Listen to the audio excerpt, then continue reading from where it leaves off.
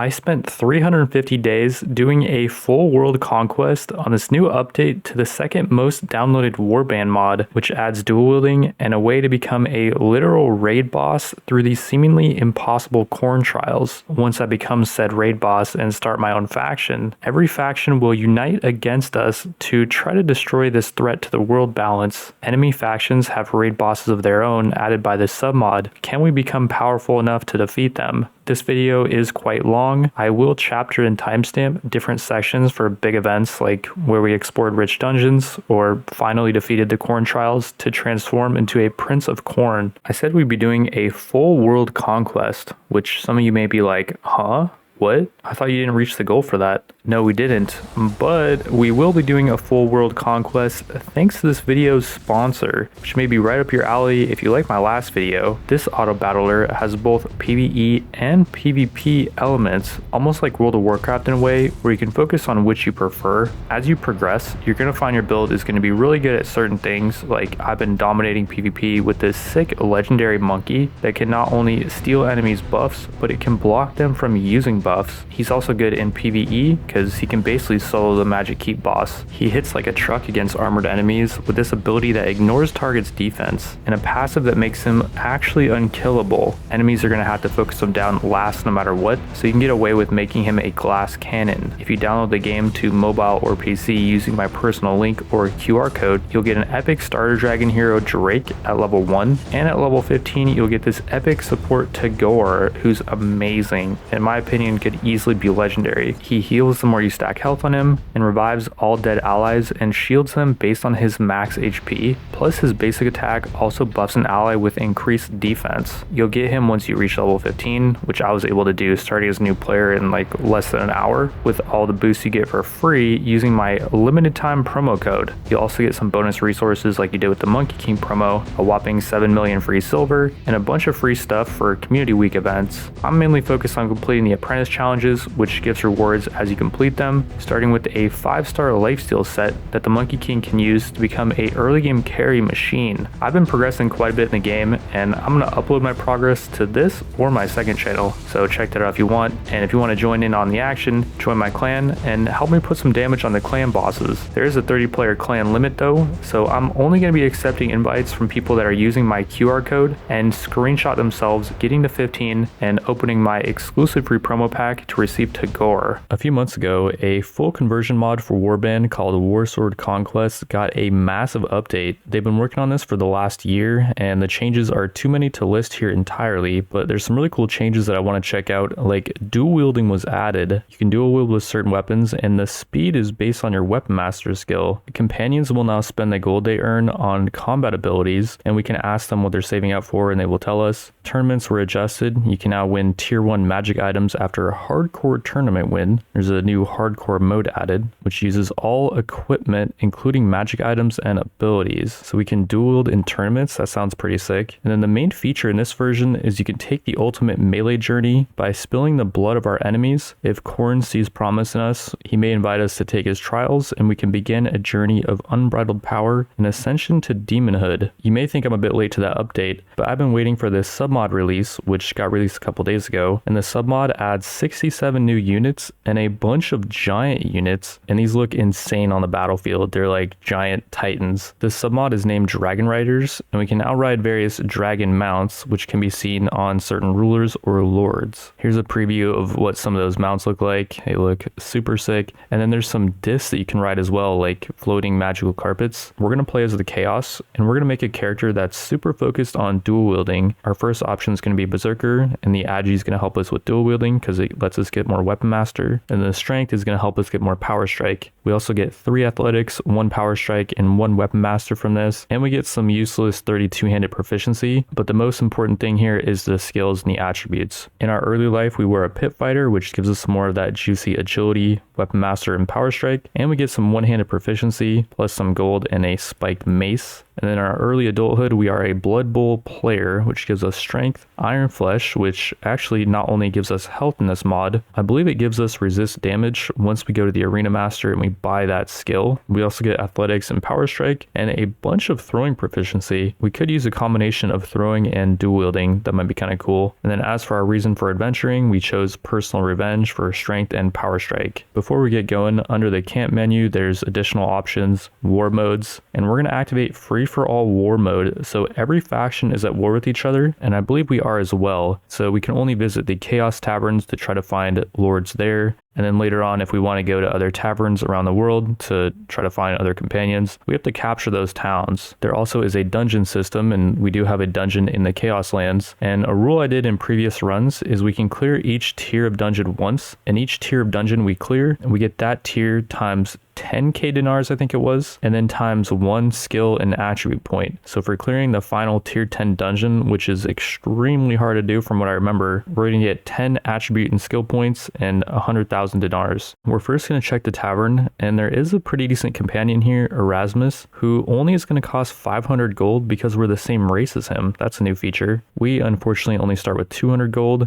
and our weapons are not going to sell for that much. I would really like to get some throwing weapons, but like these balanced javelins are 2100, these javelins are 500, and we don't even have a single power throw despite having 150 throwing proficiency. And that was definitely my bad. When I did the character creation, I mashed a couple points into strength, so we get up to 5 power strike, and then a couple points into agility, so we get up to 4 weapon master. And then I could have put some points into power throw, but I think I put them in Iron Flesh. Okay, well, first thing we're gonna do is check the castle, and we can talk to the leader of the Chaos, I believe. He has a bounty hunt task, so we can try to do that. I don't know if it's gonna be possible. Let's demand to meet the family of the fugitive. We don't actually have to find him. That's cool. And within the hour, we've secured the fugitive on behalf of the Chaos leader.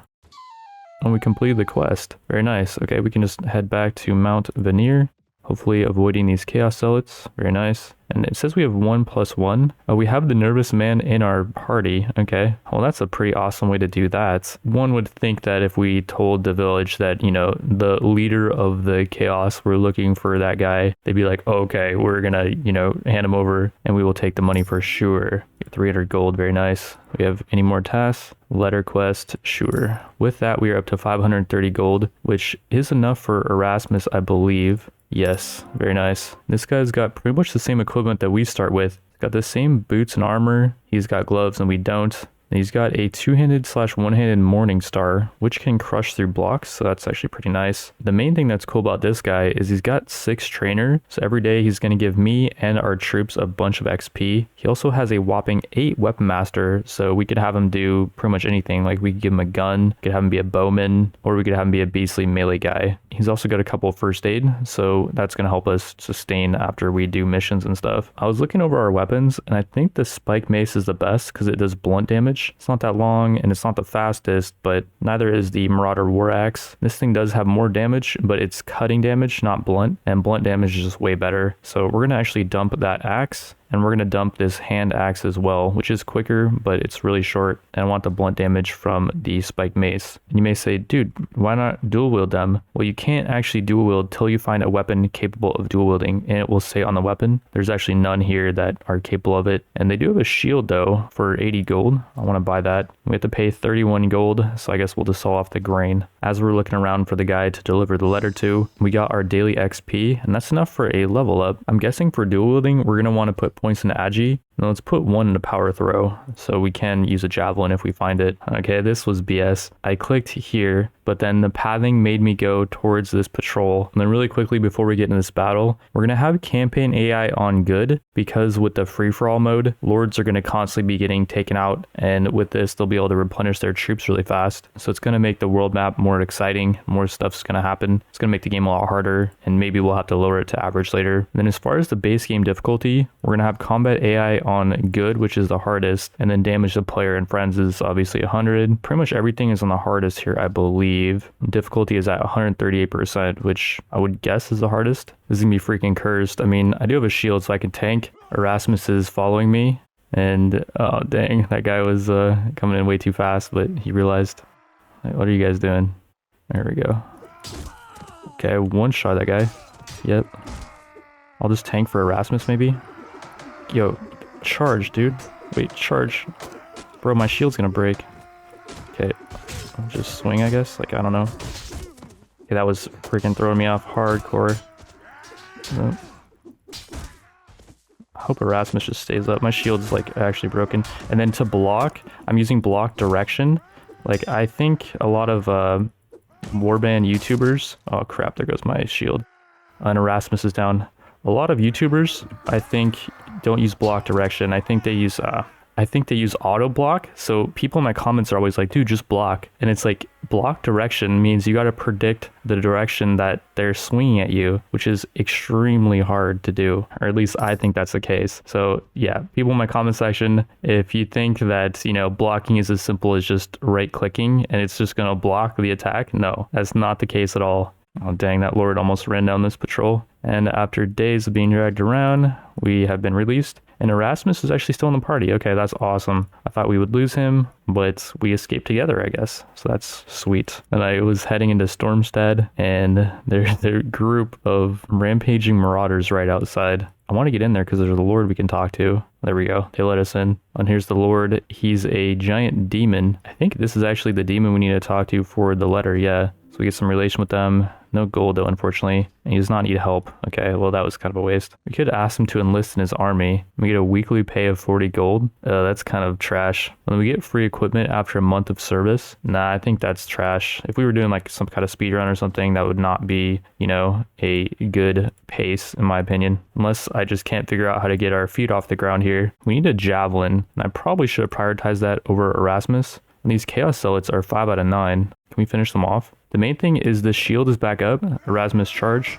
I told you to charge just now. There we go. I tank for him. He swings. Okay, yeah, we got a nice little setup we got going on here. I tank, you swing. Or you're just going to charge in. You're tanking now. I just don't want to get hit because I think if I get knocked out, then we lose automatically. Or wait, that's only in hideouts, I think. Erasmus can finish them off. We knocked him out. Or no, we didn't knock him out. Yeah, we both have blunt weapons, I think, so we're knocking everyone out, except Erasmus killed someone. Maybe his weapon's not a blunt weapon. We captured only one Chaos Zealot, so Erasmus's weapon, I guess, is piercing. Okay. We got 9 items on the ground. We will, of course, take them all. And we got 109 gold and some shared XP. Let's dump all that off for not as much as it said it was worth, because our trade skill is trash. And in this town, there is some dual-wield axes. We should probably prioritize trying to get them so we can show off the dual-wielding. We also Whoa, that was really close. Okay, let's try to ditch that guy. And there's another patrol hanging out in the village. Wait, what? We got in. We can recruit 17 Marauder tribesmen. Okay, well that's gonna be enough to take on these unbound demons, right? Well, it's 19 of us versus 1 demon with a flaming sword. Let's see how this goes. I'm gonna try to get them to charge in. They have axes, so I don't even know if they can pierce this guy's armor. He's already killed one. They're not hitting him really. There we go. I'm hitting him though. Let's see if I can just get him in the back. Oh, nice. We did kill him. Erasmus got the kill. Okay. For winning, we just got some gold and some people are ready to upgrade, actually. Let's get an axe thrower. I would imagine being able to throw axes is pretty good. And should we try to take on these unbound demons? Well, it's nighttime, so we lost them. But Erasmus trained up a bunch more of these guys. Let's just get some more axe throwers. We probably should have got 1 Marauders to see if they're good or not. And then really quickly, before I forget, we're going to sell our Chaos Zealot to the Tavern Keep for 50 gold. That gold is barely going to cover our weekly wages. We already have to pay them, which means we've been going for a week, I guess. Or it's only day 4. This game's trying to scam us. And it's the end of a new day, so we get some more upgrades. Marauder Hunters, let's upgrade them. You guys are looking beastly. Let's get 1 Marauder. What is he using? Shield and an axe, very nice. We could use more Marauders. Let's get 4 Marauders and then the rest can go into axe throwers and stuff. And this lord is actually going to give us a taxes quest. Let's definitely do that. It is just a village and we do have 0 trade skill. So this is going to take a while. And I'm not sure if we're getting less from collecting. Although right now we're getting a ton. The villagers are pissed. We're going to ignore them and continue though. Yeah, we're getting a ton of gold. And we can just hang on to this gold as long as we want actually. We just won't be able to get more taxes quests from other lords until we turn the gold in. And for that reason, maybe we should turn the gold in and keep asking lords until we get a taxes quest for a town like Askrabed. We are interrupted while collecting the taxes. The villagers want to fight us. Oh no. And we only get 4 dudes to fight these guys with. And we have to fight them with these crappy staves. That's not too fair. We should actually ambush them on the bridge. A little lag there. I do have a lot of power strikes, so there's that. And yeah, usually in these games, like I don't even try to block, like I actually block that attack. Wait, you guys charge. If I get taken out here, oh no, he realized that he just has to take me out. Oh, okay. I'm pretty sure if I get taken out, we just fail this quest. So yeah, I should just let them all charge in first, and then if they all get knocked out, then I can, you know, go in. Our quick action has successfully put down the revolt, and we get to keep collecting the taxes as our reward. Okay, well, I'm not complaining. With this amount of money, we could invest this money into equipment and then just pay the Lord back in a couple of days. And we get 5,000 gold from that? What the heck? Okay, let's definitely hold on to that gold for now. Let's check out this tavern and see what's going on here. We got some mercenary hobgoblin warriors, Kazdon, Gulax, and Luster, I think are all randomly generated companions. They're trash. We got some javelins here, 10 of them, and they require power throw too, but I'm pretty sure we have a level up. Do they have any dual wield weapons here? No. Got a large bag of throwing axes though. Those do cutting damage, which are trash. Why would you ever want those? Javelins we just picked up are piercing damage. We do have another level up. Let's keep putting points in agility. One more power throw. And that is enough so we can use our heavily javelins now. And in this village, there's 17 Nurgle Marauder tribesmen. Nurgle are different types of units, right? Let's pick them all up. These units are different than the Marauder tribesmen. We do have some level ups, by the way. Let's go more axe throwers. And then let's try a veteran and a pit fighter. Veteran has a shield, I believe, and a one-hander. Pit fighter has a polearm. Okay, we don't want the pit fighters. We want a tank line with shields. And the axe throwers are ready to upgrade to hunters. We already saw those. And then we made it back to the town that has the dual-wield axes. This is going to backfire probably because our armor just sucks so bad. But let's just pick them up. And we can't use the shield with them, obviously. So let's just put the shield in our inventory. And then we have some heavy javelins here, which are the same as the ones we just picked up. Let's get some more of those. That's going to be most of our gold. The Lord is going to be like, what the heck? Where's my gold at? And we do need gold to be able to pay wages. And we got some upgrades. Nurgle Marauders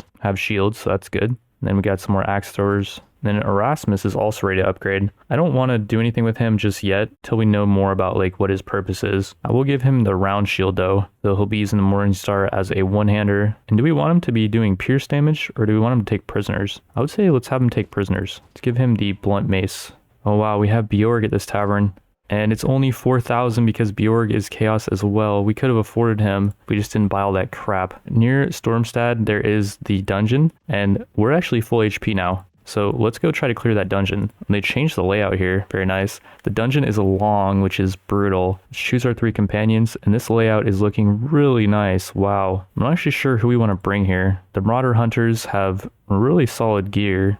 Or they had solid gear till I saw their chest pieces and javelins. Okay, we want to bring the hunter for sure. And then the Marauder veteran, again, has good helmets and pretty trash chest pieces though. They have a good shield. They're definitely good enough to bring. I like Erasmus's blunt weapon, so we're going to bring him. The Marauder Hunter, who has the throwing spears. And then I guess we're going to bring the Marauder Veteran. We're at dungeon difficulty 1, and we can increase that, which we will do later once we clear dungeon difficulty 1. The rule is we can only clear each tier of difficulty once. Enemy selection is classic random, yeah. Starting movement order is follow me. Starting shooting order is fire at will, sure, that's fine. And let's enter the dungeon. Here we go. Oh, this one's looking trash. It's really wide open, and we're already getting shot at. Man, why does it have to be one of these?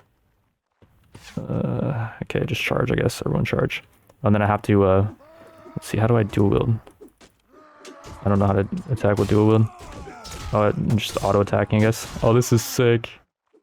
I'm attacking so quick, and like there's no way they can block and then like retaliate. Like if they block one of our attacks, then I'll just quickly hit them with another attack, right? Oh crap, this guy's throwing his spears. I didn't want him to expose himself here.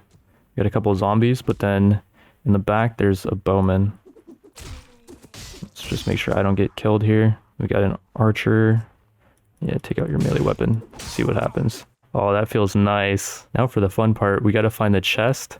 And okay, they added a glowy effect to it. I wonder if they did this because in my previous series, I was complaining so much about the chest being impossible to find. Potion of curing, well-made leatherwork, 550 value, whoa. And a warplock pistol. Yo, I wonder if I should use this or give this to Erasmus. Screw dueling, I got a freaking pistol. I'm just kidding. Orc Heavy Blitz, 3,000 value. I cannot wear that, right? Yeah, I mean, I can, but it just looks really goofy. Should I just use it for the rest of this dungeon run? Just for lols? Yeah, let's use it for this dungeon run. Wait, this kind of looks okay. I just have giant shoulder pads, and then my chest looks a little funny. I kind of look badass, not gonna lie. But yeah, on to the next room. This guy's not paying attention. What we got going on here? Beastly axe guy. I feel like that guy could one-shot us, but he does not. I'll let these guys just go in first. I think if they get knocked out, we will not have them for the rest of the dungeon. Or maybe with the new difficulty, they get revived. I'm not sure. He's knocked. Dual wield. Beast mode. It feels so good. What are these guys doing down here? I could just pass them. Wait. No. Stay up here. You moron. Okay, I'm just gonna go for the chest. Screw it. That guy's gonna get knocked, but the chest is more important. Or maybe it wasn't. This is a crappy helmet. It looks so goofy. I don't want to say what that looks like. And then heavy lance. Okay, let's just take that. And then, okay, our Marauder veteran gets killed. Not even knocked. Crap. Okay, let's just throw our javelins. Oh, we broke his shield already. Okay. And we killed him. Alright, we got to do a little swimming here. And we're on to the next level. We only have the Marauder Hunter with us. Okay, this is not going to work. Don't mind if I do. We're at level 4 now. And let's get up to 15 agility. One more Weapon Master. So we're swinging even quicker. And let's put more points into one-handers. Oh yeah, give me more proficiency. It's going to make us swing quicker, I think. And I believe we also do more damage. When I see the glowy chest over there, the glowy effect is so good, dude. Oh yeah. It's going to make doing these dungeons so much more enjoyable and less grindy. Oh, I think my armor blocked his attack. And crap. Okay, I need to start actually blocking maybe. Like learning that mechanic if I'm dual wielding. Or just going in YOLO.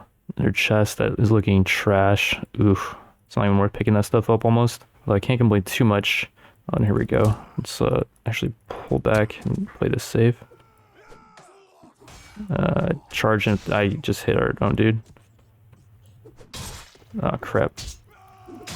And yeah, and I wonder if we can sell like the chest piece and everything else and pick up Bjorg. He is still here and he was 4,000. So can we sell the pistol for only 570? Ugh, that's not worth. And then the chest piece for 600. That's not worth as well. Just sell all this random crap. And let's just keep the orc armor, dude. Screw it. I mean, maybe the helmet is like a little bit overkill, but it's kind of funny. I don't know. Let's just keep it. Oh, and the leather work actually sells for full value. Okay. That's going to get us up to 1,100. And this guy wants to hire us as a mercenary. Might as well just do that. I think he'll start paying us. And we are now at war with all the factions that the Chaos is at war with now, which is what I intended originally to do anyways. He gives us a quest to take some Dark Elves as prisoner, but the Dark Elves are way over here, and we're way over here. It's kind of far. By the time we do that quest, Bjorg is probably going to be long gone. So really quickly, we're going to check out the Kislev lands. And if we can run this lord down, which we cannot. We're really slow because we have so many crappy units. We probably shouldn't have this many units. Oh, we're about to lose a bunch, I think, because we're about to get ambushed by some troll country raiders. And they have 3 wild chaos trolls, which are beastly. The way we'll do this is we'll have our archers, which are our spear throwers, chill in the back. And then our melee units are just going to absorb their charge. Oh, this is awkward. They have a lot of mounted units. What the heck? I should probably just get in there and start dual wielding. I should have been in the melee line, probably. Yep. Take him out. I told everyone just to pull back and follow me. I just take you out. Very nice. Stay as one, boys. As one. Take this guy out, and then we need to focus on the troll. Trolls are coming. Oh man, I can't see anything. Oh no, they're coming right for me. This is cursed. They have regeneration too, so you have to kill them fast. There's no way we win this. We just have to pull back. I can't retreat. There's enemies nearby. You guys just cover the retreat. And, okay, we can retreat. In total, we had 16 killed, 7 wounded. We did kill 8 of them. We can leave, though, which is great. We should be quicker than them now. No, we're not. Okay, well, it's 8 versus 9. Although I kind of like our odds a bit better because we took out all of their horsemen. And now I have throwing weapons that I can just lay into those trolls. And yeah, there's only one of these stupid cavalry, which are really annoying. Take them out. I kind of just messed up that whole battle though, to be honest. I feel like had our units been grouped better, we could have just focused the cavalry down. I can't actually zoom in. If I zoom in, then that's what I see. Just focus down the trolls. Those are the things that just are not going to be killable in melee. I think I missed every throwing weapon, by the way. I'm getting hit by something that's not good. I killed a troll for 1k XP. Can I just back out? Oh man, I'm dead. Can we just run? Retreat? Oh, we can pull back. Yes, we will pull back. Tell one troop to cover our retreat. Then we run. to the... Oh, jeez, they're fast, dude. What the heck was that? What are these trolls freaking running on, dude? Wait, what the heck is that speed? They're running at 6.9 movement. Okay, we're just going back into town. We're gonna heal. And we got a potion seller in town. We should buy all the healing potions. I know it's getting us further away from Bjorg. There's some other potions in here, like Potion of Mana, the Athletics to 10 for, I think, the whole dungeon. So that wouldn't be bad to buy. And same with the Potion of Toughness. I think it does the same thing. Potion of Knowledge is good. That's a lot of XP. That's like a full troll kill. Plus 5 Power Strike temporarily. Upgrades your Ignore Pain. Grants Ignore Pain if you don't have it. Become Ethereal and chance to negate damage from non-magical weapons. And Auto Sneak Success for a duration. Those are all temporary effects, so we're not going to worry about it. Here's some Archer Girls. And they're pretty expensive, but maybe they're good enough to take out that group of Chaos Trolls. And I also got to level up one more Power Throw, one more Agility, some more one-handers. And we are actually completely out of money now because we just paid our wages. So we cannot even wait in town anymore because we cannot afford the money to do that. Unbound Demons. They were chasing us and now they're running. But like, if we keep chasing them, they might decide to just chase us. Oh, here we go. I think what happens in situations like this where like they were running, but then they turn around is they run until they run into a group of their own friendly units. And then they turn around and attack us thinking that their friendly units are also going to attack us. But those units were just not close enough to help them in this battle. And our archers are just picking these guys apart. They are definitely proving their worth. For winning that, we get no loot, but 215 gold and some XP. And we got some units ready to upgrade. Let's just focus on these archer girls. Let's check out their stats of the hunt leader that we just upgraded. She's got a war bow, which does do piercing damage. Very accurate. And just 1 stack of arrows or anything special. Although her armor is really good. She just has no helmet. And then she does have 210 archery skill. Whoa, that's pretty high. And then here's the lower tier units. Their longbow is really accurate. And they again have a good chest piece. And they only have 150 archery. So it's definitely worth it to upgrade them to the final tier. And then here we go. Some Troll Country Raiders are patrolling right next to us. I think they were ready to attack. Or they just don't care. And they got 1 horseman who I'm going to help take out. I'm doing the same thing where I sit back too much. And one of our melee units already got taken out. I just don't like how we're using a bunch of arrows on this one dude. Let's see if I can just get in here and take him out. I would like the XP actually. Yeah, I got it. Nice. 230. On the veteran huntswoman was not really firing, but the rest of these guys are just really inaccurate. Like I've been noticing we're missing a lot of our arrows on these trolls. We already took out 1 troll. Very nice. I could have them hold fire and wait. Hold fire. Let me get the last shot. This is a mistake. Mistake, maybe? Oh, I got the kill. 1000 XP, baby. Let me just finish you girls off. I don't know why I'm not taking out my dual wield. Don't mind me. I'm just going to hit you in the back. And there we go. 8 renown for that. Very nice. Got some items. Nothing special. Although we did get 430 gold from defeating those guys. We have another group of trolls over here with 4 wild chaos trolls. I don't know if we can take them, but let's try. Before we do, let's just level up these guys. Even though they're pretty trash, let's just get everyone as maxed out as we can. And this group has 5 riding units. Okay, I think what we're going to do here is just take these guys out. They're trying to go up the hill, which is good. Kill, nice. Take out this guy with the spear, or whatever that is, javelin. Or not javelin, polearm. Nice. Okay, that worked really well. Right now it's actually looking pretty good. Like I'm seeing we're just peppering those trolls. Did we take any out yet? I only have 7 spears, but throw spears into them. See if I can hit anything. I'm surprised we haven't taken out any trolls yet. Or wait, we took out 1 already. And there goes 2 more. Okay. Well, I think we win this. Yep. And I got a kill on another one. Whoa. I'm getting so much XP. As far as the loot, we got a chest piece that looks more appropriate for me. Although I'm still going to use my orc one. It's way better. And the loot is just trash. Because we have so many units in our party. The main thing though is 2 more archer girls are ready to upgrade. Another veteran hunter, sure, why not? And then I now have 3 level ups. I wonder if I should get a mount and put points in a riding. First, let's put 2 more points in Agi so we can get 1 more weapon master. And then we get a bunch more one-handers. Oh, then here we go. 5 chaos trolls. Do we want to fight these guys? We're not fully healed up. We have 3 mercenary veteran huntswomen though, ready to go. The layout is unfortunately looking pretty bad. There's no real hills for us. And I tried to retreat 3 times to, you know, get a better battlefield, but I was not able to. I should be throwing. I should actually be having my, no, don't let me get hit here. I don't know who got a kill on that guy, but very nice. This is an enemy. Let's try to take out this guy as well. Very nice. And then that guy in the back is throwing spears at us. Okay, we're not even going to beat these guys, maybe. They're just destroying us. We got to retreat after this for sure. And I don't know if we can outrun them, but we definitely cannot take the trolls here. Oh man, we need a mount for sure, I think. Yeah, we're definitely gonna need a mount. Can we just retreat now? Yeah, oh wow, we just lost so much. We lost most of our bow girls. We only have 3 left. And then we're just gonna disband these guys to make us quicker, because I don't think we can get away. We might be able to, but oh.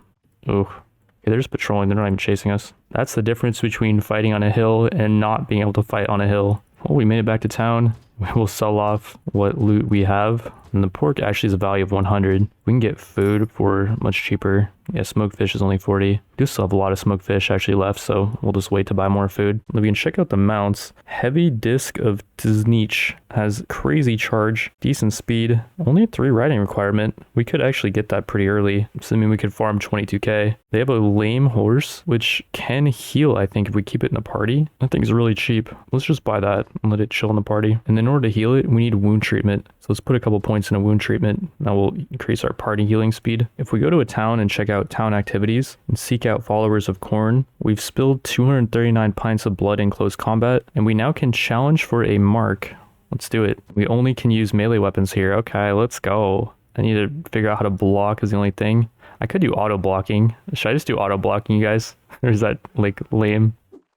Oh, what the frick, dude, that scared the crap out of me. Okay, for the sake of this tournament, we're just gonna do auto blocking. I'm already freaking dead probably. Oh jeez. I'm pretty sure I blocked. Okay, for losing that, we lost 5 renown. Return when you are more powerful. Okay, well, we rested for a couple days, and we're gonna try this again at the opportune time. Things are looking pretty good so far. Block. I'm gonna do auto blocking for this, just because I don't think people want to see me just get wrecked over and over and over when I just went to the marketplace and I got ambushed. This guy's got a gun. He shouldn't go into the marketplace at night. This guy's not trying to reload though. Okay. I like in these ambushes how like you gotta actually find the dudes that are ambushing you. You could just head to the marketplace. Like I'm pretty sure this is the tavern. Can I just go to the tavern? Yeah, the door is locked, but it's not locked because as soon as I take out the other guy that's quote-unquote ambushing me, I will be able to enter the tavern. Oh, jeez. That kind of scared me. Is he gonna hit me? No. Got too many jukes for you, buddy. Hit him before he reloads. Crap, he got the reload off. He's gonna hit me. No. And for winning that, we got some XP and some gold. Okay. And we got a flintlock pistol, which is not bad. We just need some ammo for it, though. Surprised those guys had no ammo. Well, we waited here for a few more days. We're going to try this again. Oh, yeah, we're going to solo that guy. Yeah, that's going to be possible. Juke him to the right. See if I can just stunlock him. No, it's just no chance. It's been a week in the dungeon reset. It's a medium one this time. We're going to choose Erasmus, the veteran huntswoman, and the veteran leader. Can we do the veteran leader on 2 as well? I think we can only take one of them. Let's take the veteran huntswoman. And already, this one's looking pretty wide open. Nice headshot on that guy. Sometimes we do crazy damage, and then sometimes with our cutting damage, it's just like we don't hit at all. Whoop, we're getting hit from behind. Just gotta go. Block. If I just hold right click while auto blocking, is that just I win button? If that's the case, that feels pretty cheesy. And I just realized we can see the HP of our units in here. That is new. Wow. Big ups to the devs for that. And we found the chest, which I never would have found if there was no glowy effect. So that thing was blending right in. Got some gauntlets that are for vampire. They look awesome. And a potion of XP. Very nice. We'll drink that once we're out. I don't think we can drink it just yet. We got some more units. Jeez, there's a lot in this supposedly easy dungeon. So we can take out the guy with the melee weapon. The two-hander, rather. You guys got him right? 3v1? No, you do not. I just got hit. Okay, well, unfortunate, but it's okay. We did get the potion of knowledge, so we'll drink that. Gotta level up. We're up to level 9. I just don't know what I want to do with my points right now. Like, how I want to go about this, because it doesn't seem like we're really getting much stronger as we're leveling up. Melee just seems so freaking hard in this mod. I took a break because it felt like we were kind of hitting a wall, and I did some planning on what we want to do next. The game is called Mount and Blade for a reason. We definitely want to mount, so we're going to start putting points into riding, then we'll keep mashing points into agility, and put some proficiency in throwing. And then we picked up this crappy companion from this tavern, who only costs 150 gold because he's part of our race. I picked him up because I saw he had javelins on his back, and he actually has 2 sets of them. I'm going to jack one of those, and then we could leave one on him to have him be a throwing dude. Although you can see his stats are extremely trash. He does have 2 pathfinding and 1 spotting, but his combat skills are really bad. And companions do take 3 pieces of loot at the end of each battle, so I'm just going to jack all of his equipment, and his boots are actually more armor than the ones I was using, so I'm just going to put those on. And then his helmet is actually way better than our helmet, so we just got 2 upgrades for 150 gold. 3 upgrades actually, because we've got more javelins. And then we're going to tell the dude that we need to part ways. Thanks for everything, bud. I'm sure you'll make good use of that 150 gold. I'll give our old helmet over to Erasmus plus the javelins, which he cannot actually use. We could give him 1 power throw, but I kind of want to just wait until we can find some cartridges for this warp block pistol, because he has 8 weapon masters, so he'll get gunning really quick. Right next to the Chaos Lands, there is a Chaos Dwarf Lord. But then over here, there is a Chaos Dwarf Village. I wonder if that Lord will be able to get to us in time. Oh, and there's some deserters here or something. 14 Chaos Dwarf Warriors. I don't think they'll attack us if we try to loot this village. And if we try to loot it, the villagers are going to resist. I think we get a lot of XP and renown for taking these guys out though. So yeah, let's try to do it. We got 3 archers that are just going to pick these guys apart. And this is actually going to be pretty brutal, I think. There's a lot of these freaking villagers. What if I could just tear them apart? I should actually just start throwing. Doesn't even matter if I hit. Just need to get rid of these things. Start throwing at these guys that are close. How am I missing? Oh, we're gonna have everyone get killed here or knocked out probably. Be a good amount of XP though. I don't think these guys can capture us too, so this is just free XP. Yeah, this is good. Wait, I need to get in here. This is actually gonna be pretty fun. Oh, there's a freaking goblin with like a decent weapon there. Can you just take all these guys? They can't pierce my armor, I think, unless they hit me in the head. Got the goblin. Holy XP, dude. This is nuts. We need some way to like lifesteal. I think there is magic that we can learn to lifesteal, but we're not going to try to do magic yet. I think that's going to come later. I wonder if these guys can actually pierce my armor with their cutting weapons. My armor's actually really good. Dude, this is nuts. Holy moly, I'm not even trying to block. And then, yeah, I've decided that I'm actually going to not do auto blocking. Let's actually fix that right now. Block control is going to be by mouse movement. There we go. If we do want to block, I'm going to have to get good. Although with these guys, my armor is just blocking. I'm not even right-clicking to block. Okay, this is the way to level up for sure, I think. This is so much XP. Like, we must have gotten a level up in this battle, right? Although we're only getting 38 XP per kill. Okay, that's not that much. Last 2 dudes. Don't mind me. And thank you for your contribution. And for winning that, we get 22 renown. Whoa. The village is now at our mercy. We can enslave the remaining villagers or just plunder the village. Let's just do that. And crap, we get ambushed by these chaos dwarves. It's me versus their 14. I'm not sure I like these odds. I do have healing potions, which I might just chug. It's a giant waste to do if we're not in a dungeon. But I just, okay, I should be throwing, by the way. It's a giant waste to use healing potions outside the dungeon because they're just so clutch in a dungeon. But we might end up losing them anyways if we get captured here.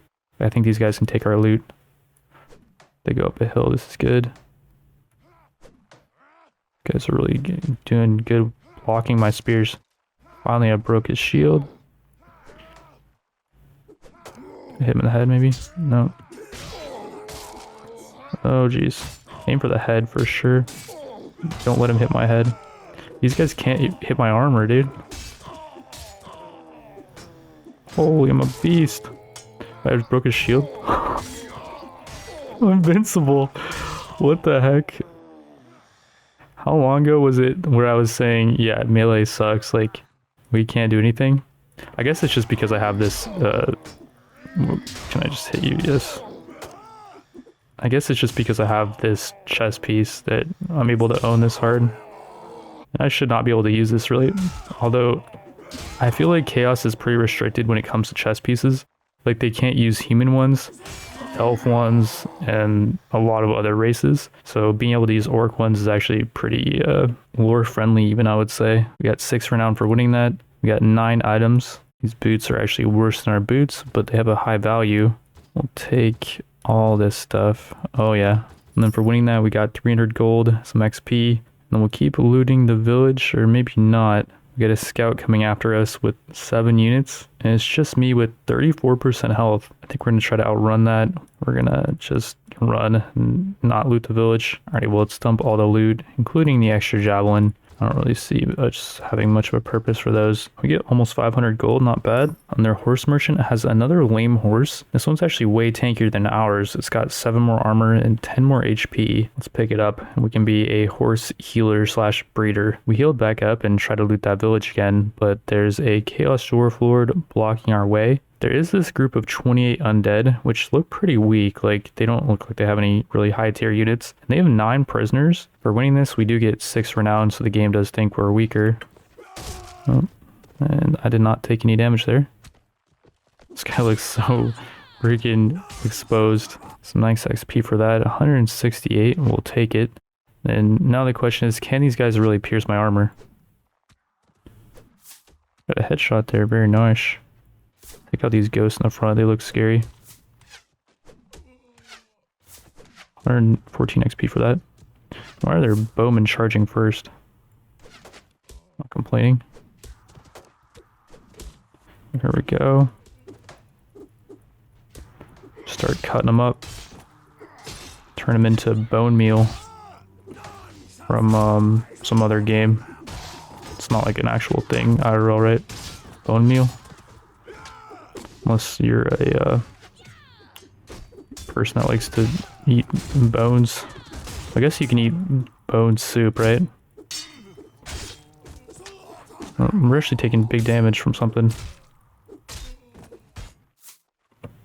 Okay, I don't know what hit me, but my HP is really low. I didn't feel my character get stunned at all, so I just assumed my armor was just absorbing everything. Alright, we got 6 renown. The question is, what prisoners do we rescue? An obsidian guard, which looks really tanky. 2 chaos pit kings, which don't look as cool as they sound. Marauder tribesmen, which we're not even going to hire. Some chaos dwarves and a hobgoblin. Those are all tier 1 units. We're not even going to hire them. We will take the skeleton warrior, and then the skeleton archer is probably better than the zombie, I would say. And then as for the loot, it's all pretty bad stuff, but we'll take it. Most importantly, we got 400 gold for winning that, some XP, and a level up. We actually have 2 level ups ready. Let's put 2 more points into agility, 1 more into riding so we can use the crappy mounts once they heal. Let's keep going to weapon masters so our dual wield's quicker. And we can just put more points into throwing to make us more accurate. As we're heading home, we unfortunately do get ambushed. Before they make it to us, we can access our baggage, and the marauder horse and the marauder hunter horse have been healed. We've only had the hunter horse in our inventory for a couple days, but I'm guessing every so often it will do a check to heal your horse in your inventory. So yeah, the timing on that was really good. We'll take that horse, and we cannot equip it. Crap. What if we retreat from this battle? We ended up killing 1 enemy marauder berserker? Okay. If we attack again, we do not have the horse. Okay, crap. I ran up pretty far ahead of our troops. I'm just going to start throwing spears at these guys. I'm just going to finally get a hit. There we go.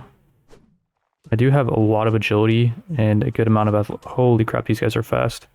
Can I outrun them even? I don't think so. I'm hearing them get closer. Yep, there they are. I just hit my armor and got it. Okay. Do we win? Oh yeah. Easy. We did end up capturing one of the berserkers. Let's toss out the skeleton archer for him. Then we looted their helmet. That is amazing. That thing looks way cool. And for winning that, we got some gold and XP, and we're about to get something else maybe. Let's open this chest. We managed to break it open, and some green gas surrounds us, and we start choking on poison. I don't know if we actually got poison there though, because I'm at 0 HP pretty much. So yeah, for now, we'll just kind of chill, dump off everything we just got. And we'll give this helmet over to our companion so it doesn't look so goofy. We can sell these prisoners at a ransom broker, 96 for the skeleton, and 140 for the berserker. I guess it's been a week since we failed our last dungeon. We can try again. It's medium. We can try out these new units, the obsidian guard, the pit king, and then we'll bring our super good archer girl. And already here we go. They're charging us. Can't really see too well. Kind of cramped. I did actually put that guy in his own group. I think he just got hit. Our spearman guy. Yeah, he got hit really good actually. Here I am trying to line up everyone perfectly. We got our tank, and then this guy's kind of behind the tank. And we got our archer girl ready to go. But I don't think there's actually many units left. There's a couple actually. There's 3. Whoa. I should actually help take this guy out. The polearm. Okay, very nice. And there goes our 2-hander guy. That is why you want your melee units to have shields in these dungeons. Oh, and look at that chest. It's so well hidden. Or it used to be. And finally we have some cartridges. They are bad ones, but we'll take it. Erasmus can finally use the gun. And balanced lob choppas, 41 range cutting damage versus 34 pierce. I feel like our throwing weapons are better with the pierce. Maybe the cutting damage is better against non-armored targets though. And already next room. I'm not sure our tanky dwarf healed at all, but I'm guessing we're not going to be doing too good here because we only have 2 units. I have our archer behind me on top of the stairs. And hopefully she can get some shots off. Oh yeah, it's working good. She's at the very tip top of the stairs. Yes, okay, that worked. She's chilling. And we got our obsidian guard right behind her. And here we go, another dude. Oh yeah, this setup is nice with these stairs. Another freaking rat. This guy's throwing weapons. It's just a slave though, so he was throwing like poo or something. Oh, we got some gunmen. Okay, RIP our archer probably. Although maybe I could just charge them actually. Never mind, actually they're chasing us. This guy just get to the very toppy top. And whoa, that was close. I take damage. Oh yeah, I'm taking damage even when I hear that like ting noise. Doesn't mean the armor's fully absorbing the attack. Let's see if I can duel this guy with my javelins. Easy peasy. Whoa, jeez. That's kind of scared me. We got the chest in a very hidden spot yet again. Not the greatest polearm, but a potion of knowledge, we'll take it, and some salt. There's even more units in here. This was a crazy dungeon. For level 1, you can just imagine how many units you're going to find in level 10. Just when I thought we were done with this dungeon, there's another freaking rat, and there's one more. There's just no way. This is supposed to be a level 1 dungeon. Before we go to the next room, we get this option to use a potion to heal ourselves, which we are not going to do because we're pretty healthy. I'm pretty sure the healing potion heals you to full. There we go. Jeez. It's kind of hard to swing in this room. You got to swing it like up and down, or you're going to hit the side. Whoa. I have our units just kind of chilling back. Oh, nice hit. Both you guys are doing some work. The chest over here, I kind of just want to run to it.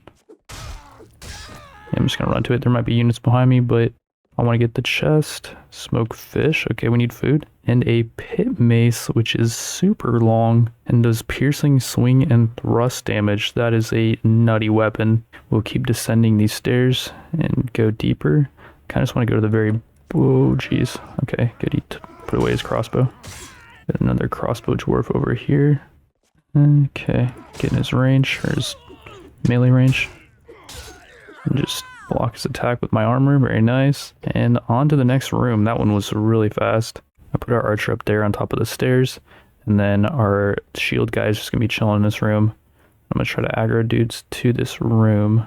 Okay, I'm having our shielded guy follow me. Just in case. Okay, wait. Can we run? Run away. Wait, pull back into this room. No, you're being stupid. Why is it when I tell them to follow me, sometimes they just don't? Holy moly, I'm just chopping. It's a bloodbath. And our archer actually got a kill there. I think we cleared out this room, I would imagine. No. Dude, this is like a horror game, I swear. These dungeons are freaking scary. I reposition our dudes a little bit. Our archer should be able to get hits on these guys. Yeah, she's able to get shots off. Oh man.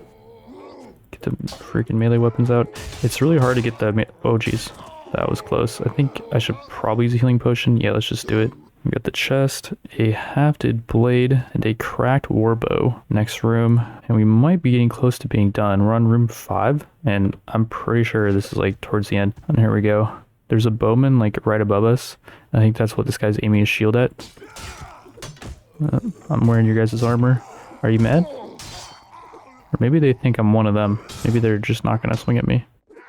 And we got to level up. Another point in agi. And I'm thinking another point in athletics just for these dungeons. Being able to outmaneuver these guys is actually super useful. And then athletics, I think, helps with dodge skill later once we learn that skill. Imagine finding this chest. Like, there's no way. It's hard for me to even click on it, even when I know where it is. Potion of strength. We can use that in the next dungeon. Very nice dwarf helmet, and it actually doesn't look that bad. I just like the look of ours a lot better. It's 5 less armor, but we're going to use ours. And a one-handed elvish sword. We're on room 6, and this room is one that we're just going to have to charge in. Just got to YOLO it. Holy moly. We are going to have to chug a health potion probably. Getting ready. Yep, there it is. I was just watching my health bar. I'm not even... Okay, use it. And we're out of health potions now. Please just win. I don't know. Are we out of units? Yeah, we're out of units, I think. Oh no. Holy crap. I just want to win. I don't... Oh no, I was going to say I was going to run to the end, dude. I was going to ignore the chest and just run to the end. Oh man. Well, it wasn't a total loss. We do have items we can sell. We're just going to sell these throwing axes. And then I think we'll hold on to the pit mace. Maybe give that to a companion. Sell the dwarf helmet and the elven blade. And the potion of strength doesn't sell for much. We'll just hold on to that. The potion of knowledge only sells for 50. Might as well just chug it. We can sell the salt for 200 though. In this mod, there's an option to create a permanent camp for 100 gold. And we can leave Erasmus here, plus all of our troops. And I'm just going to go out and do some soloing. Oh wow, we got a Chaos Lord fighting a Kislev Lord, and another Chaos Lord is nearby to help out, and holy moly, what the heck are those things? Giant demon beasts. We got some chariot horses, chariot crews. Whoa, okay, that is sick. I don't know if that's part of the submod or the base game. The giant beast things are definitely a part of the submod. I'm not trying to take any damage here, so I'm sitting really far back. I'm not really able to get much footage on the giants killing stuff. We did win the battle though. We got some relation with the lords. Their lord did get away, but we got a wild chaos troll, a bloodletter, which I think is the guy that has the giant sword, right? We captured a couple enemies too. Very nice. We'll dump those units off at the tavern keep, and we'll dump the chaos troll and the bloodletter off at camp, and then we'll just dump the chaos zealot probably. We could use them in a battle, but I'm gonna go out and solo some units. I gotta make sure to start hitting my shots here. So I've already wasted 10 throwing javelins, and I've only taken out one of these guys. Magical shield protects him from damage. Ooh. There's no magical shield on that hit though. Big XP for that kill. And 230 for that one. We got 8 renown for winning that, quite a bit of gold and some XP. Pretty deep in the Kislev lands. We got one of their lords being completely overrun. I helped out the chaos, and I ended up capturing one of their lords here. And on the way home, we ran into 2 more of these demons. And they do have that magical shield effect, where it will sometimes block. Well, that one did not get blocked. And neither did that one. Neither did that one. And okay, we're just hitting a lot of shots here. And now I'm just kind of trying to wait to see if I can find more of those demon patrols, or to see if the Kislev people will try to get their lord back and they'll send me some money to let him go. And we also found a potion seller in this next tavern, and I should buy the other potions that give the temporary buffs. Probably not knowledge, it's too much. More pain's 200, that's pretty painful. Potion of speed's only 100. That sounds kind of fun, let's buy it. And potion of toughness is 200, ouchie. We'll just get it though to try to ensure that we win the next dungeon. I decided to disband the camp because I wanted to go raid some villages. And as we were heading to do that, I checked this tavern and Thrud is here, and he's only 2250 because we have Erasmus in the party. I guess now if companions like someone, their cost is even lowered, and this guy is insane. If we just sell the pit mace and the flintlock pistol, which we don't care about, that is enough to pick up Thrud Wow, his weekly wage is insane, 268 dinars, but his skills are also insane. 100 strength, 155 HP, 10 iron flesh, power strike, power throw, weapon master, shield, athletics, and 400 all proficiencies, so he can literally do it all. 7 constitution as well, so he regens quicker on the world map. And then he's got this massive thread axe, which does 60 damage, bonus against shields, and then his thread helmet's pretty good. Thread body's decently tanky. Thread boots are also really good. He's just missing out on some gloves. He doesn't have any riding skill though, so we cannot give him a horse. Well, we are completely out of money now. Hopefully we can finally raid one of these dwarven villages. Well, I don't know if these guys are at war. Seeing a chaos lord is a good sign though. We could first try to steal cattle, and the village has 300 cattle. It says we can only steal 1 head though because our looting skill is so bad. We only stole 1. Yeah, okay, that's trash. We're just gonna loot and burn the village. And these guys are just going to hold here. And I'm going to run in and just start owning. Give me my XP. Probably just fast forward a lot of this because I'm sure you guys don't really want to see me own villagers for, you know, 10 minutes of this video. I'm getting owned already, actually. Jeez. I'll fast forward if I get, you know, beat up too bad by these guys. I shouldn't let them surround me. It's hard to see though. Like, I couldn't even see that guy with my armor. I'm getting beat up really good, actually. Jeez. Everyone just charge. We have the troll that can just probably solo this. And I'm already down, okay. For some reason, I can't move the camera. This is the only angle we're going to get, I guess. I don't really want our companions to take damage because I want them healthy for the next dungeon. So this is a little bit of a oopsies. Okay, well, we're going to continue looting the village. And we did loot it. We're going to loot it manually. And oh yeah, there we go. Some nice stuff here. We can't actually carry it all because our inventory management is not good enough. We'll dump this smoked fish, keep the chicken, and we'll have to just ditch the rest of this stuff. And already time to sell. And we're probably just going to sell everything, I would imagine. Oh man, I'm seeing 5k already. Holy, 5.9k, and I think we deserve some cheap cabbages to eat. I also found another companion for 150 gold, and he sucks, so we're just going to jack his stuff.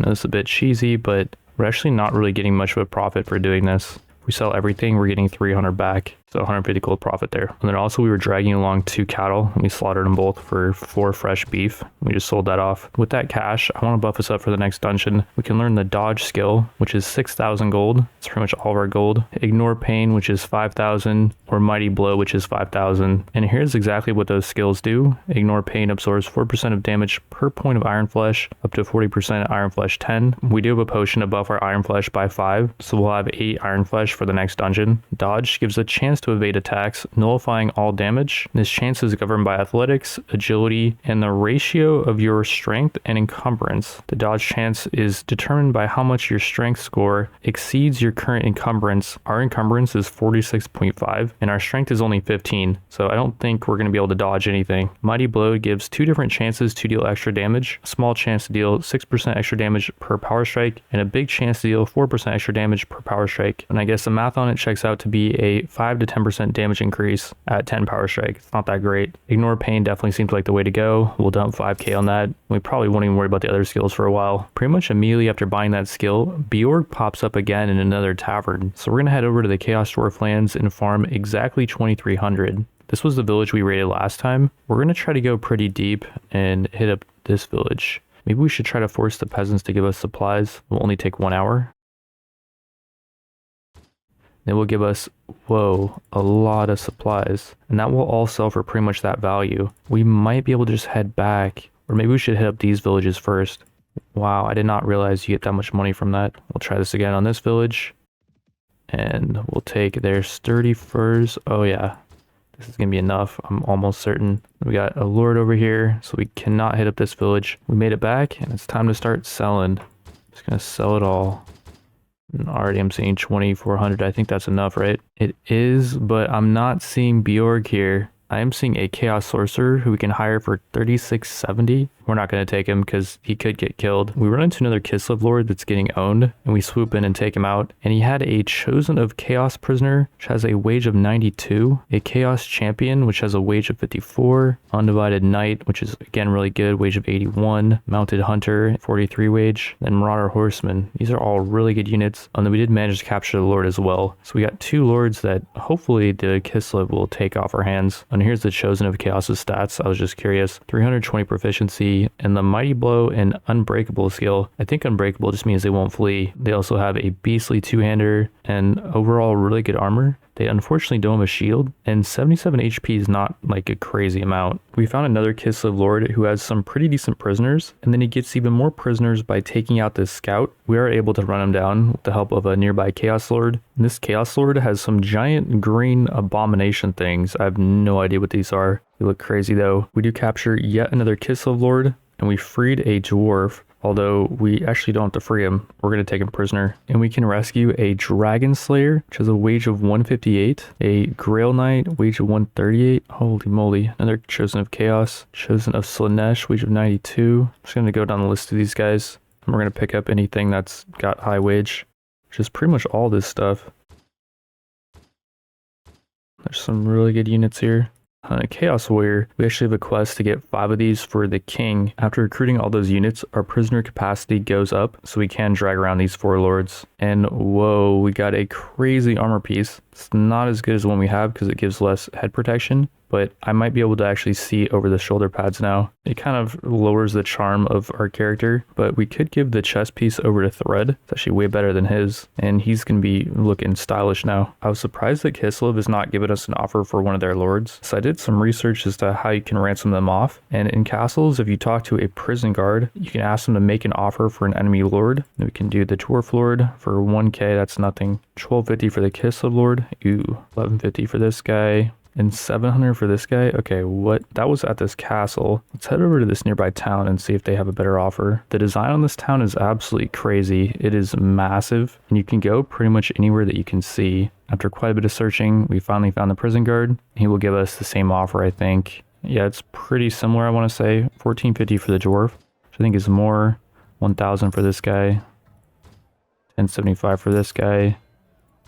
And 800 for this guy. We're just going to take it. In that tavern is a very rare magical vendor, Darius the Apprentice, and he has a ton of cool stuff. Most of it is extremely expensive. The only stuff we can really afford is the Hydra Blade or the Sword of Striking. These are both really fast weapons. The Sword of Striking is slightly slower, but it has a thrust effect, and I think Thread will make good use of that. So we're going to give him the Sword of Striking. And at the bottom is an extremely fast dagger, but it has basically no reach. It's really cheap, so I'm just going to pick it up and try it out. And then also in this tavern is another one of these crappy companions. We're again going to strip this dude. He does have a shield, and I think I'm actually going to use this for the next dungeon. I sold his stuff for 184, and then there's some gloves here. We can buy those for Thread. And then how about this battered chaos shield? This thing is freaking massive, I think. Yeah, it's huge. If we compare it to the Marauder shield, yeah, it's way bigger. And it's way cheaper than the Nurgle Warrior shield. And it's only slightly worse, 1 less resist. I almost forgot there's a potion seller here. We're just going to buy the healing potions for now. And then before we hit up the dungeon, I want to check to see if we can find another cheap shield for a Thread that's big like the one we just picked up. This one's actually worse and it's more expensive. Okay, never mind on that. I'll use the crappier Marauder shield, and I'll give Thread the better one. Let's give Thread the Sword of Striking as well, and heavy javelins, and then some regular javelins. He's really good power throw, and the gloves as well. We're ready to go back in the dungeon, and this time we're going to bring Thread, not the Chaos Troll. Let's do the Chosen of Slaanesh on number 2, and then the Dragon Slayer for the 3rd one. The reason we're not bringing the Chaos Troll is 1, it's awkward, and it tends to get stuck in the dungeon, but 2, high-level players and companions will attract worse enemies, and gunshots, explosions, large companions, and summoning all the chance of attracting enemy reinforcements. I think the Troll would count as a large companion. Here's the Chosen of Slaanesh. It has the dodge skill, 77 HP, 320 proficiency, and crazy good armor, plus a one-hander or a polearm. I think it can have either of those, and a really good shield. And then here's the Dragon Slayer, 133 health, Mighty Blow, Unbreakable, Advanced Ignore Pain 65%. So I think it shrugs off 65% of damage, which is nuts. And then 6 Magic Resist, which I think is a ton. It does not have a shield though, and its armor is terrible. So I think it definitely needs that damage reduction. And then this guy dual wields. It doesn't say how much damage the left axe does, but the right axe does 44 piercing damage, which is nuts. I really want to find myself that set so I can do piercing damage. I will be using all the potions here. I'm just gonna dump them all, and I'm gonna be super strong. Potion of Knowledge, sir. I leveled up off of that. We can go up to 24 agility, so we have 8 weapon master, some more on one-handers as well. And already here we go. It is a short dungeon. I'm just gonna have everyone charge, and I'm gonna actually put my shield out. I can actually use the shield with my dual wield weapons, but I doubt I can dual wield, obviously. There's a chest near the entrance, which is amazing. These guys are probably really scary. I'm swinging really slow here. Like, where is that chest? Oh, it's down here. Just grab that really quick. Got some heavy skink javelins. Are those better than ours? I would say slightly not. And then a elven helmet. Alright, these dudes are just charging in. Just probably not ideal. Dragon Slayer one-shots that orc though. Very nice. It's a pretty low tier orc. And here we go. You guys need to pull back actually. Not sure where Thread went. He's way back. Dragon Slayer's beasting. Oh, I thought I blocked that. Okay, you guys can help. Or no. I had them hold position. My shield's freaking busted. Just gonna try to block some arrows here. Receive 9 damage. They're just shooting through my shield. I think I'm too big. I'm just gonna have everyone charge. This orc is dual wielding. Oh jeez. Savage Orc Berserker. Thread is just gonna annihilate that dude. Yep. A couple more orcs left. And yeah, we do have a pretty high tier composition, which is why there's so many of these dudes. Whoa. Chosen is getting his butt handed to him. Already on to the next level. Oh, my shield is not out. Already got hit. Yeah, you guys just charge. We're just too close to these guys. Try to tank this dude though. So I can just block for my allies. Gotta block some shots here. So far so good. We have a chest over here. Let's go grab that. Crappy helmet. But then thick chaos shield. This thing is nuts. That would vendor for like 4K, I want to say, if we were buying it. Sell price is 2,600, so buy price would be insane. The Chosen of Slanesh is dead? Wait, what? I have no idea what happened there. Thankfully, this is only a short dungeon. We are going to get crappier loot, which does suck. But, yeah, we probably wouldn't have survived. Whoa. I wonder if I should heal. That was a big hit. These dungeons are freaking nuts, dude. Apparently these dungeons were balanced for you to be fighting the, I'm just gonna tank for you guys. Can you guys go in? Okay, I'm just gonna heal. Oops. Thought I hit H. I don't know what I did. I think I hit Control H, and that was the healing cheat for Warband. It made me lose my UI. When we come back though, we can see that it did in fact use a healing potion. I really don't like these rooms where we just get thrown to the action and we have to just YOLO in. I feel like that's not really in the spirit of Warband. We should have time to just sit back and... Okay, it's another one. We just don't have... You guys aren't running in and... Are you guys just gonna sit there? Okay. I'm just gonna block. Our Dragon Slayer's almost dead, but it's okay if he gets killed, to be honest, because he is increasing the difficulty of this place. And I feel like, well, we don't want to have him get killed just yet. If it were up to me, I think I would be bringing more tanky units rather than a dude that's dual wielding. I should just tank for him though. Let's get in front. Like, what is he doing right now? I told him to charge. It's like high tier undead, I think. Yeah, I only did 21 damage to him. Red got him though. Here we go, the chest. I want to loot it, but let's just take these undead. There's 3 more coming. Or 2 undead, 1 normal dude. You're just gonna charge in there. Try to block for you. Thread's just chilling back. I don't like the fact that Thread is throwing weapons, actually, now I think about it.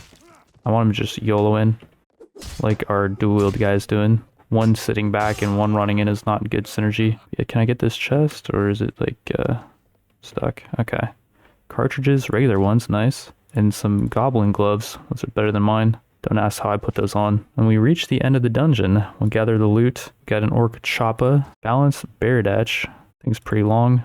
A helmet that looks not good on me. Then Axe of Slaughter, decent cutting damage for a one-hander, not long at all though, and causes 10 to 20 health damage every hit that penetrates the opponent's armor. What is health damage? Does it just suck their health? It'd be cool if it actually sucked their health and gave it to me. I hope there's a weapon like that. And I just realized we did not use the dagger that we just picked up the whole dungeon. Oopsie daisy. For clearing that out, we got 20 renown, 340 gold. Plus we get some bonuses like the 10k extra dinars and the 1 skill up. Before we checked it out, let's try to get the Blessing of Corn again. We've spilled 916 pints of blood. I probably should have used Thread's weapon for this.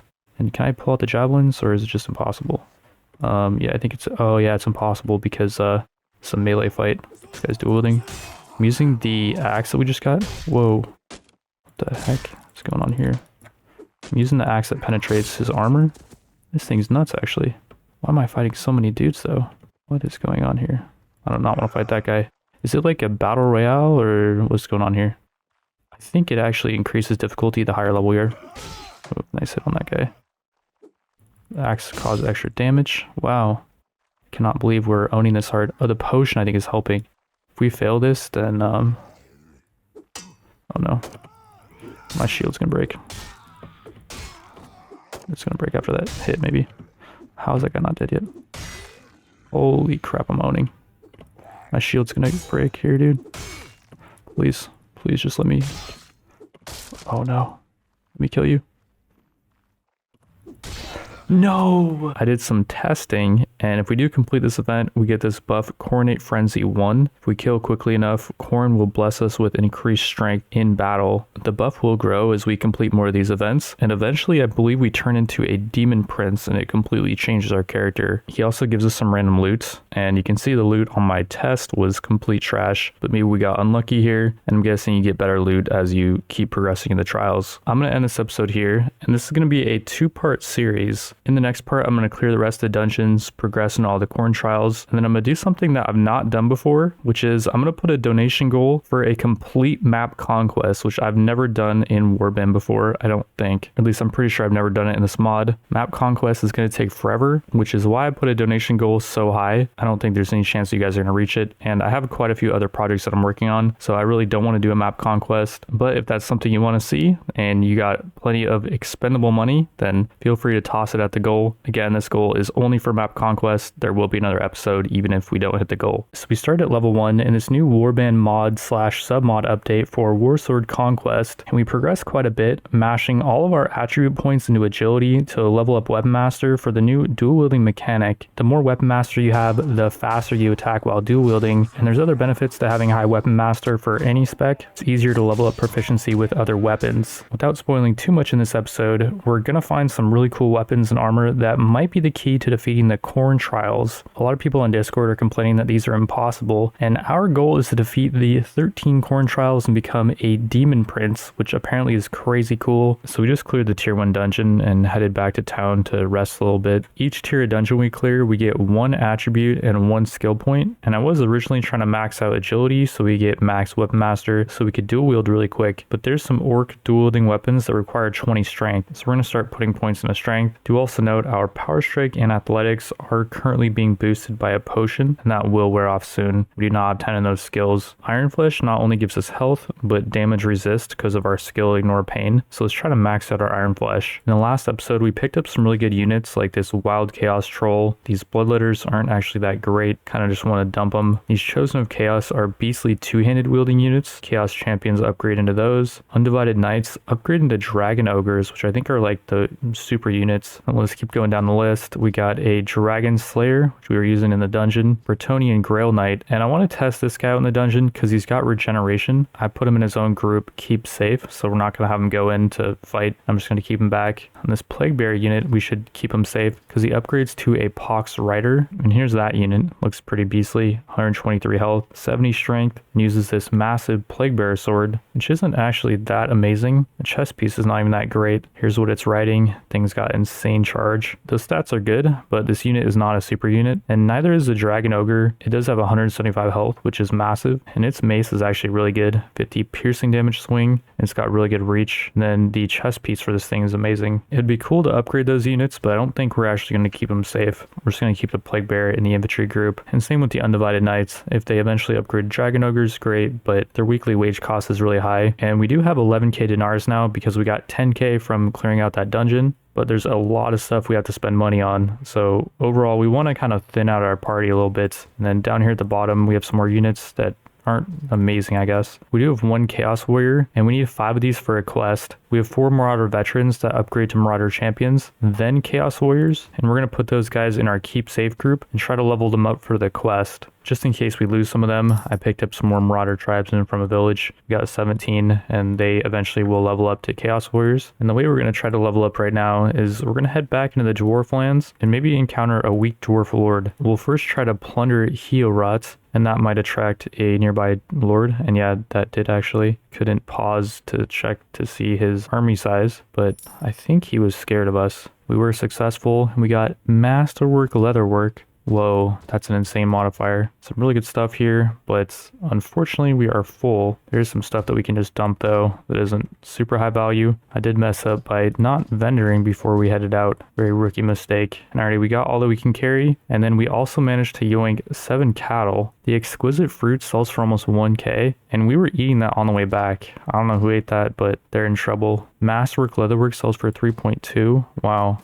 For just raiding that village and selling some random crap in the inventory, we almost got 10k, plus we slaughtered all the cattle for an extra 1.3. I'm looking at the weapon vendor, and I'm seeing this pretty crazy polearm that has a reach of 210, does piercing damage, requires 18 strength, but we're pretty close to 18 strength. I'm going to grab that for 11k, and for now, I'm going to give that to Thrud, because it's almost double the length of his Thrud axe, and does less damage, and doesn't have the bonus against shields, but it does piercing damage, which I think is just way better. In this tavern, there's also, I believe, 2 sets of Chaos Ogres. Yeah, 4 total. And they'll join us for 3,400. I know I said I want to cut down on our wages, but these guys are pretty nuts. They have a 56% damage reduction, I think. 93 health. Their armor is really good, and they have this weapon that actually isn't that great. It's pretty short for something that is being wielded by such a beastly dude. Each of those guys also does have a wage cost of like 200, but what I'm hoping is we can get that money back by taking on some Dwarf Lords. Let's try looting this village now. We'll see if any Dwarf Lords want to stop us.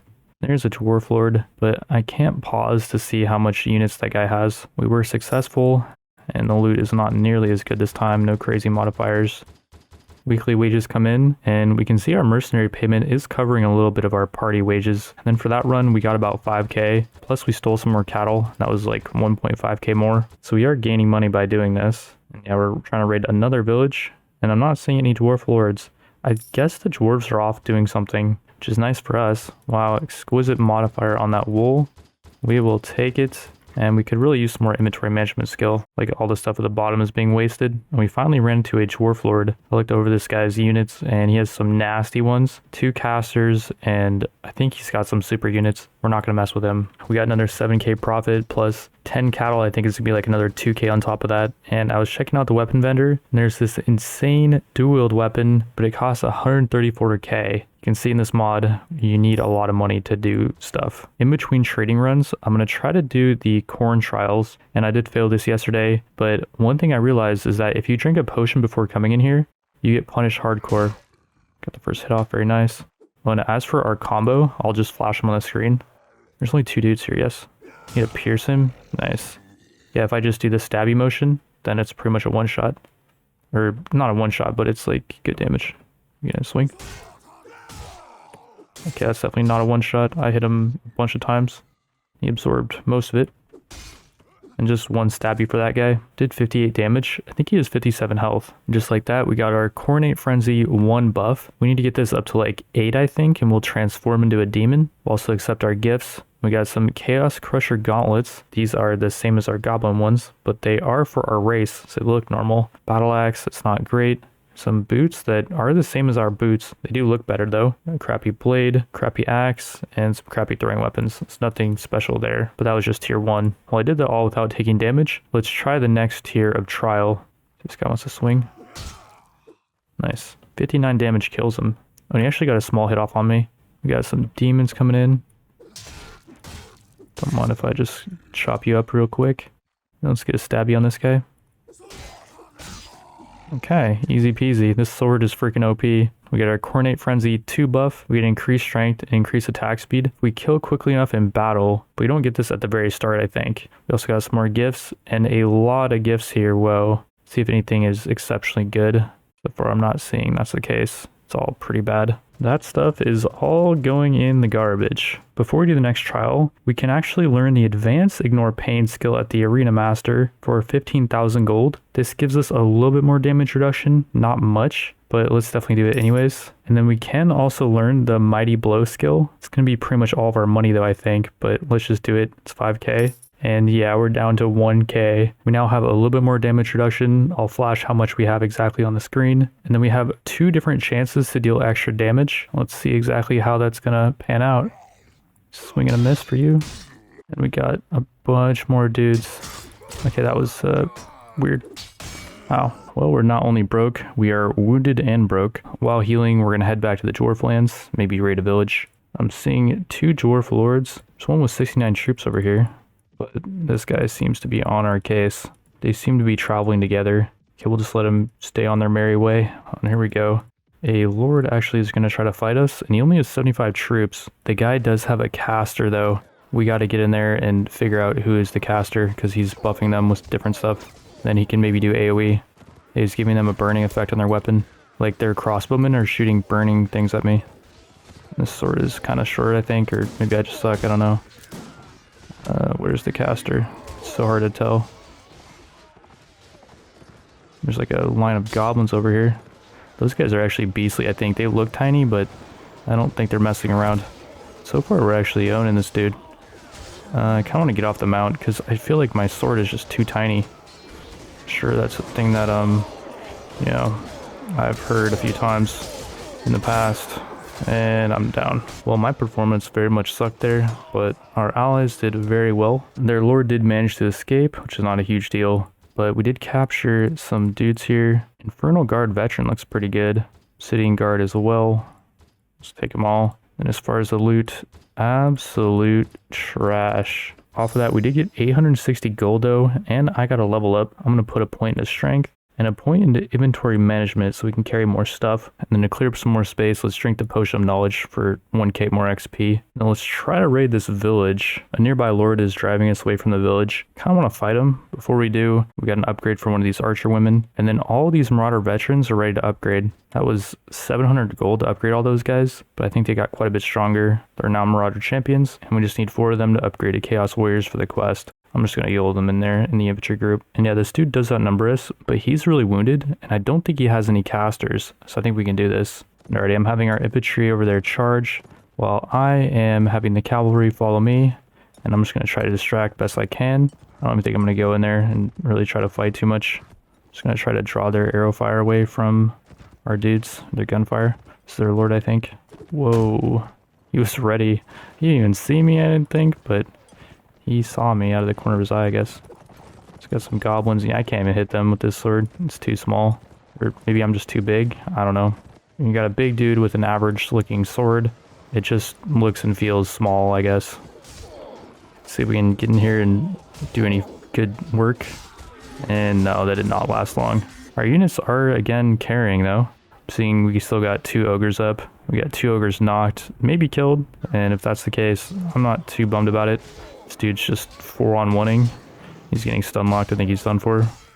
Never mind. He actually gets 2, 3, and he finally goes. We have 8 versus their 14. We have 4 versus their 13. I think we have to back off. I don't know what units we had up, but I don't think they were good enough. And yeah, we're just gonna have to run away. And we're not gonna be able to run away, I guess. I think if we ditch the prisoners, we'll move quicker.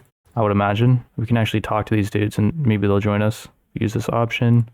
Not interested. Okay. We'll just dump them. And then we'll dump a couple of our infantry. Maybe all the Chaos Ogres because they're all injured anyways. And they're costing so much per week. And then I don't want to dump the Marauder champions, but they are non-mounted. So they're slowing us down. Demonette, sure. Anything that's non-mounted. Chaos Pit King, yeah, let's just dump that. Alright, hopefully we're faster now. No, we're not. We have to pull back, leaving some soldiers. We'll leave 1 soldier, yeah.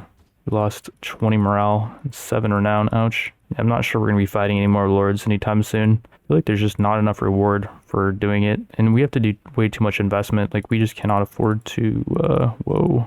That was close. And we made it back. We'll sell the profit that we got for taking out that lord, which is like nothing. Our wages come in, and yeah, it is not looking good. On the bright side, this dwarf village is ready to be looted again. Unfortunately, one of their lords has nothing better to do than just chase us away, which we got lucky earlier. I don't know how we got away with looting so many villages. The villagers are resisting, and I'm watching Thread just sit here absolutely struggling trying to kill just one of these crappy little goblins. I'm not sure if that's the best weapon for him to be using, and that's not good. We got ambushed by a group of, I don't even know what. I think it said it was a group of chaos zealots, but then a bunch of undead also joined them.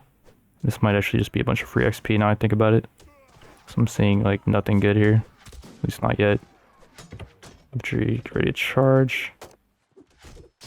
Just help me out. There you go. I do wish there was a way I could lifesteal, because like right now it feels like I shouldn't be going in, because I just should not take damage. I want to be ready for the dungeon or the next arena battle or whatever that thing is. There is like 78 of these dudes though, and we only have like 13. So I should definitely get in here and spill some blood for corn. And we got a frenzy going on because we've got the buff now.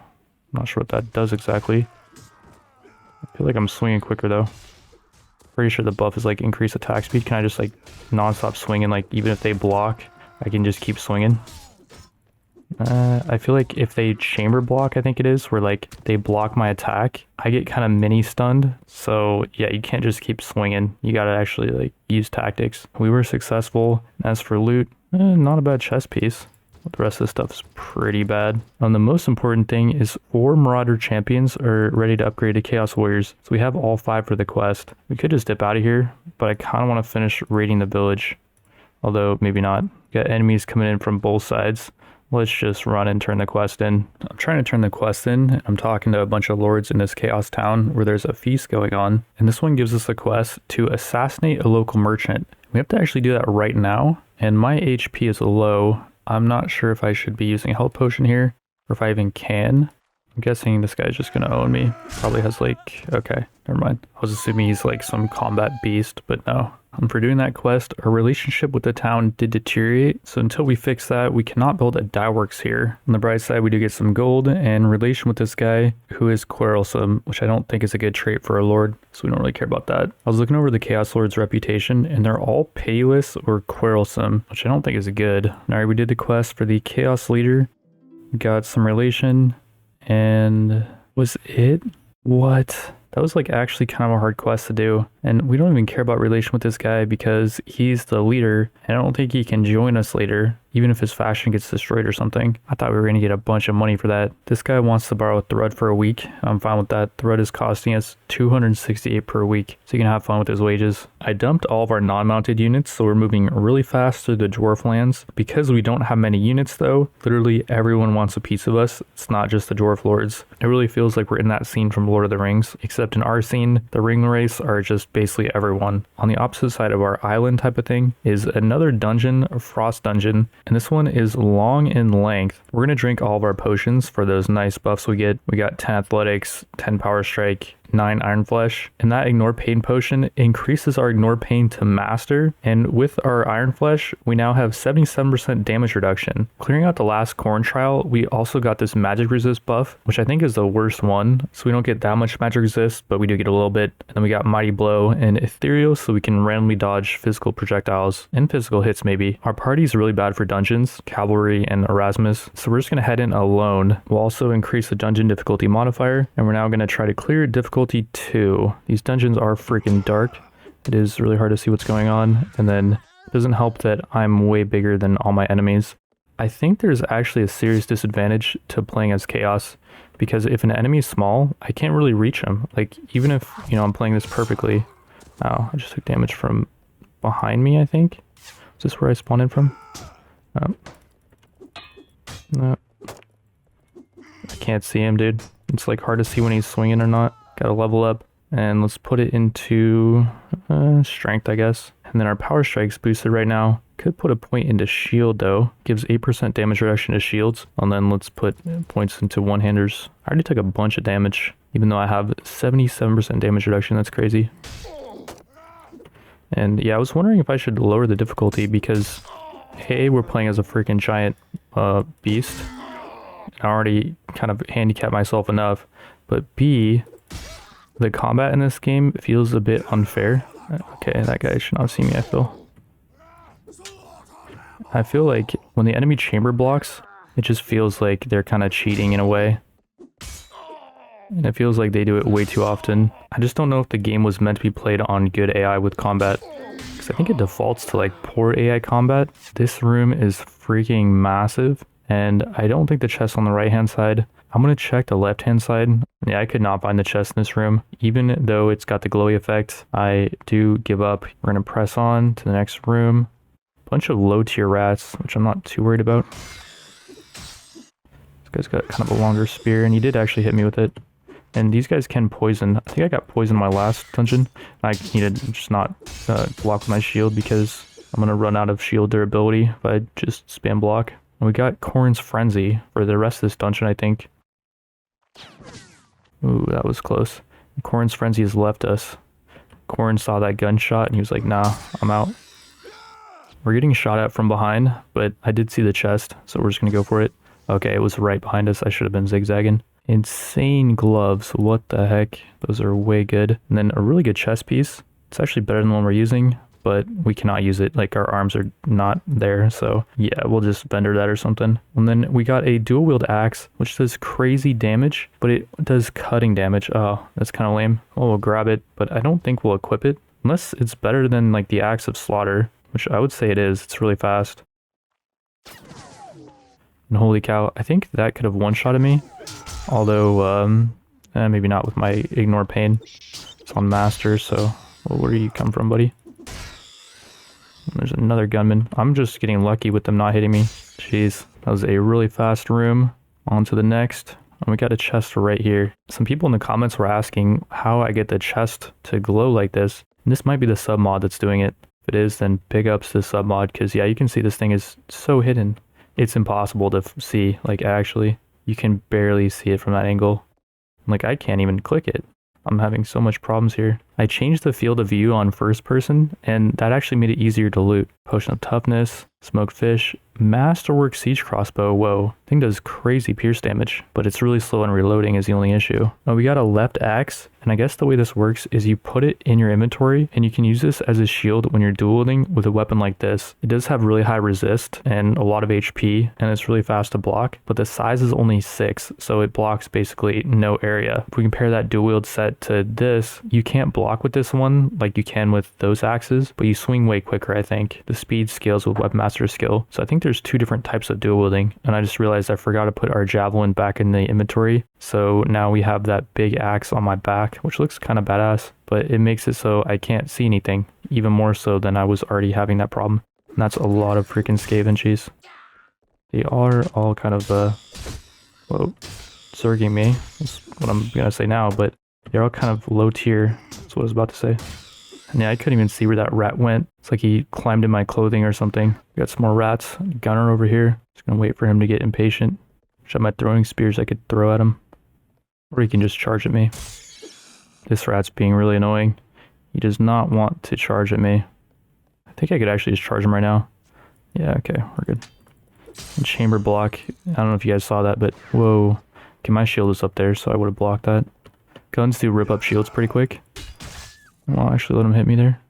Yeah, I took no damage though. I think that was a chamber block, or maybe it was just a standard one. Yeah, on to the next room.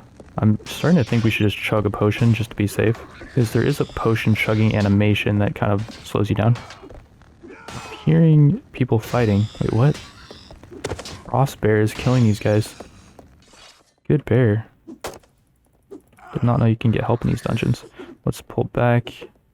Can't see anything at all, as per usual. Part of me is thinking, like, I should just change my character model to, like, a dwarf or something. There's an easy way to do that. What the heck is going on? Frostbear's just owning these guys. I think that is supposed to be an enemy of us, maybe. But for some reason, it's also an enemy of the Skaven. Maybe because it's like part of Kislip. Oh no, I have to fight it. Okay, 604 XP for that. It was already wounded from fighting the Skaven. We got a tricky chest here. I think might be impossible to loot. Oh no, I got it. I'm gonna take some fall damage though. Moot armor, which I think is for hobbits. Yeah, that's like not for me. Long barrel pistol, some bolts for our crossbow. I did not take any fall damage, very nice. And we got some dead Skaven over here. And on to the next room. Okay, that was free. We're on room 5. So we have at max, I think, this room and then like 2 more. We haven't even popped a single healing potion. That is what's up. I think on this room, you can actually just run to the next room. Okay, never mind. And okay, I don't know what just blocked me there. Like, I'm going to try to figure out what's going on with the combat. Because my shield's going to break. By the way, I can't use it. I'd rather just use my face on this guy.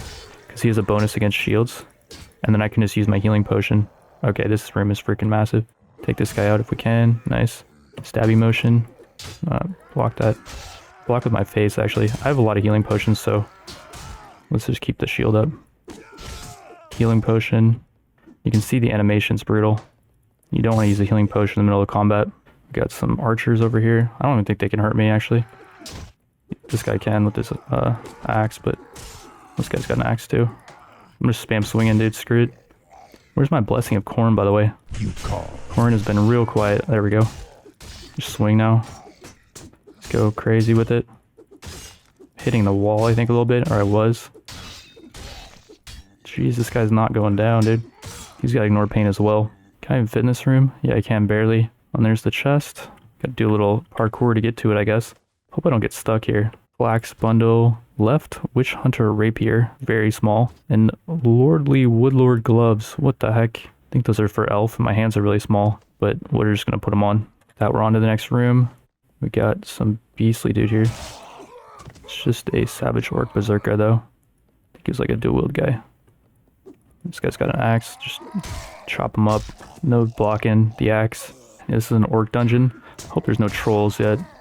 Because you can run into trolls, and that's where it's nice to have throwing weapons. And I keep forgetting to put my javelins back in my inventory. Oh, this is bad. Let's pull back a little bit. No, I gotta use stabby because I keep hitting the walls. And actually, these guys are hitting the walls too. So it's good to fight on the stairs. Their swings are getting blocked. I see the chest. It's being guarded by a black orc immortal. Can I fight this guy? Fight this guy in a spot where like he can't really hit me. Or never mind, not necessary. Let's put another point into. Let's just hold off. Actually, we don't need another shield. Our shield's been fine for this whole dungeon. This guy's not paying attention at all. I don't know how he didn't hear that. Should have hit him with a stabby, but that's fine. We got another chest, and it's all trash. We got some throwing weapons though. Let's put those there, and then actually let's use the heavy javelins. They're better. These are bent. You don't want to go in with the bent javelin. Oh, and there's a dude guarding the exit. Pretty sure this is the exit. Imagine if he beat me. Already on to room 7. This could be the final room. It's either 7 or 8 rooms. And this one actually is pretty fast, so I'm kind of excited about it. Undead. Room A. Yeah, this is way easier than, Whoa, what's going on? Is my shield small? I don't know why I thought I had a small shield there for a second. Just ignore me. Yeah, just swing at these guys, I think. They're just crappy undead. Although there could be a gunman in their back, so just keep kiting backwards. Is there any gunman here? I'm not seeing so. Chamber block, I think, or just regular block. How does he block a stabby motion, though? I guess he just blocks right in front of himself. And yeah, there's a gunman. I think actually that hit me. Yeah, I'm pretty sure my ignore pain soaked the damage. Yeah, I'm soaking all the damage from these guns because they're trash. But at the same time, like 77% damage reduction, plus my armor. Could just run to the exit. Is it worth looking for a chest? Nah, I don't think it's worth. Let's just keep going. The chests, well, they've been okay, but we can't go while enemies are nearby. Well, a decision's been made for us. Then again, I haven't been having problems with enemies so far, so might as well look for the chest. Could just pop a healing potion. I'm just gonna do it just in case. Might as well. We have 6 left. Finally found the chest. Of course, it's in the last room I check. It's cheap honey, heavy Kosaibo, 38 blunt damage. Use that for taking prisoners if that's a path we wanted to take. And we reach the end of the dungeon, gather our loot, and this is our special item, I believe. The enchanted shield has crazy HP, 40 resist, which is also crazy. It's just way smaller. I don't even know if I can use it because my character's too big. We also got a masterwork orc klaba, 35 blunt damage. It's pretty good for taking prisoners. A sneech wizard hood, which actually is chaos, and it has more armor than what I was using. Pick up the light hand crossbow, and the balanced crypt sword. For clearing the tier 2 dungeon, we got 39 renown, some gold, and then before I give us the extra bonuses, like the 2 extra skill ups, plus the extra money, I want to wait for our potions to wear off so it doesn't mess with our character at all. Before our potions do wear off though, I'd like to head back home and try a corn trial with our super damage reduction. So we're going to beeline back home immediately. We do get engaged on by this group of 4 units who I think thought that they had backup. Take them out really easy, and we get 2 of these really good helmets off of this battle. This Marauder helmet is better than the one I'm using. There's always a bunch of these dudes guarding this bridge. We are able to outmaneuver them though, and already we made it back home. We're going to start selling off the loot. 1330 for this dwarf chest piece. We could save this for a dwarf companion, but I'm not seeing any in the chaos taverns, so we're not going to save it. Masterwork siege crossbow sells for 2270. It's much better than the warp block pistol actually. Okay, we'll give that to Erasmus for now. I also gave Erasmus one of those good helmets that we just picked up. Then I wanted to give him like this hobbit armor or the dwarf armor, but yeah, we just can't do it. It looks way too weird on him. And yeah, I guess just to free up inventory space, we'll sell the warp block pistol, and let's sell the hobbit armor, this pistol down here. Do we want to take prisoners with this orc mace? I would say there's probably better legendary items that we'll find later. Sell the rapier as well. I would like to hold on to this stuff, just maybe to, you know, kind of hoard, but we need inventory space. Sell the immortal axe as well. The Kona Saibo, it's not that good. We're just going to sell it. These bodkin arrows hurt to sell. They have 3 pierce damage. We just have no inventory space. I don't know if we'll sell the hood because I don't think Thrud has a good helmet. We will sell this barbarian helmet. And then do we sell the axe of slaughter? People were saying this thing actually is really good against armored targets because it will always stun them with the extra 10 damage, and maybe it will even hit enemies if they block. I want to try that out more. I'll probably give Thrud back his axe, and then the dual wield weapons, I'm not sure if we want to hold on to those. Then we got some shields. We actually don't need this one. And then I still haven't used this dagger yet, but I will hold on to it for now, I guess. And then yeah, let's try out the corn trial. We have 10 extra enemies because of our potions. Okay, this is not going to happen, but we could get some extra experience here, which is always useful. And speaking of experience, we have another level up, put 1 point of strength, and then our stats are still being boosted by the potions. So we'll just hold off on using our skill ups. And here we go. Let's see if I can just get a little bit of XP here. Probably should try to use the other weapon, the axe here. Oh. So we can block a little bit. I think our shield durability is actually going up. Whoa. Maybe not. Okay. Yeah, this is too much. This is like, I can't even fathom what's going on here.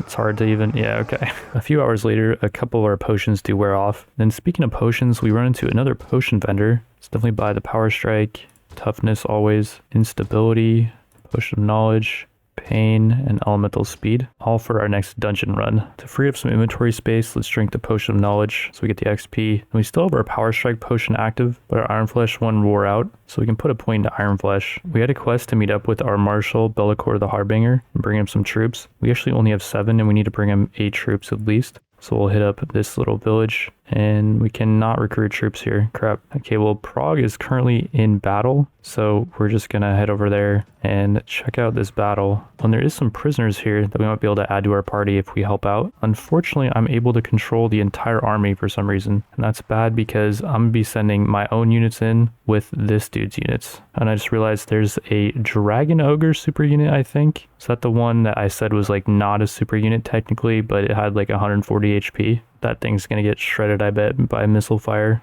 And there's an enemy caster that's giving her allied troops shielding. Thing's model's kind of funny. It looks like it's floating in midair.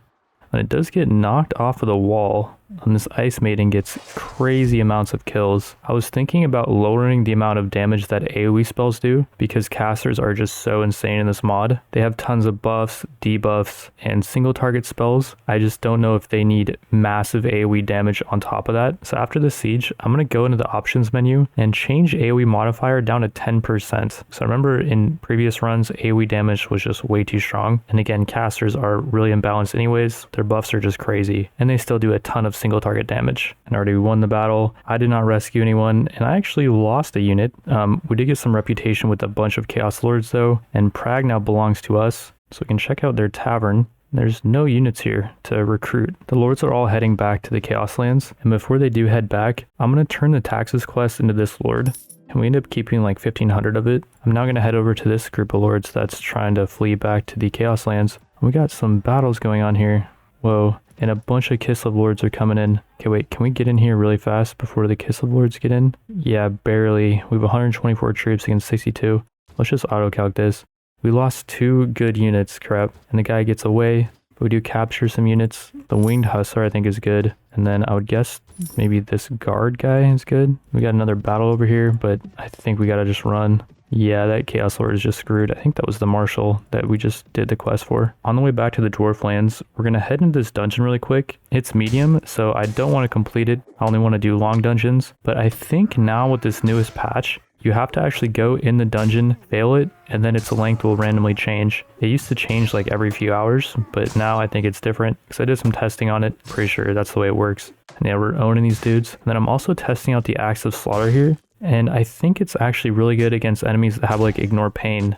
So you can see we're always stunning this dude when we hit him, whereas with our other weapon, he was just absorbing some of my hits. And my goal here was just to get the chest. And we got a really good bow from this chest. Wow, strong modifier on it. We should hold on to that. But yeah, we failed that dungeon, and it will reset after a week according to Discord. We finally get Thread back from this guy, and he has another quest to capture a Kislev Lord. It's too bad we didn't have this quest before, because we've captured quite a few Kislev Lords. He is one of the few Chaos Lords I've seen that has a good trait, Marshal, so we should try to befriend him. We run into this really crappy group of Beastmen, and they had a really powerful Undivided Knight prisoner who we were able to rescue, so we now have 2 of those. And then off of that battle, we did get a level up, and I don't usually like doing this, but we're going to put a point into Int, so we get an extra skill point. I'm going to put one of those skill points into inventory management so we can carry more loot. Right now we're carrying so many potions, so our inventory is kind of full. And then we're going to put another point into Iron Flesh. Since we now have some more space in our inventory, I want to go try to raid another Chaos Dwarf village. Right now my HP is not great. I'm at 45% because I did get knocked out in that Beastman raid.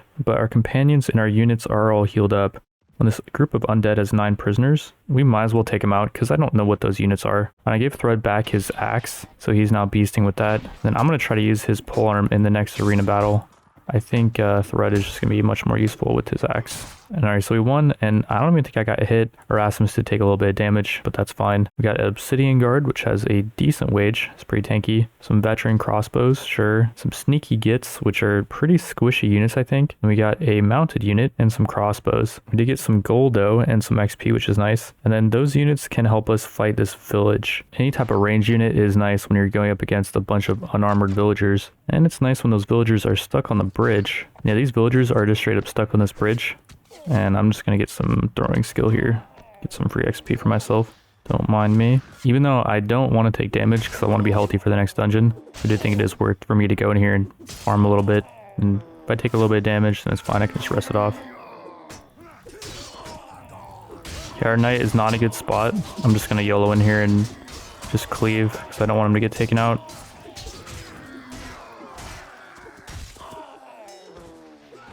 We were successful in taking out the villagers. We were not successful in looting the village, though. These dwarf lords are going to stop us. It looks like the entire dwarf army is heading over there to stop us. They really have nothing better to do right now. We got a random event for Thread. He won the Rear of the Year award, and it's irritating at first, but we realize that it's great publicity, and we get 99 renown for that. And speaking of renown, we get 200 renown for clearing that tier 2 dungeon. Plus, I finally remembered to give us the 2 attribute points, which we'll put into strength, and the 2 skill points, which we'll put 1 to Iron Flesh and 1 to Power Strike. Pretty deep in the dwarf lands, we run into this Chaos Dwarf patrol that has 19 prisoners. I think we can take them. The enemy is charging with their little goblin cavalry first. Little goblin cavalry horse archers. So you just straight up charging it. Okay, maybe I don't have advanced horse archery AI on because that was some stupid AI. I'll try to turn that on after this battle.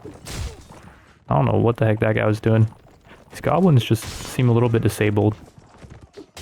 We are managing to lose a few units, some crappy ones. I'm gonna try to get in here and, well, the knight got away actually.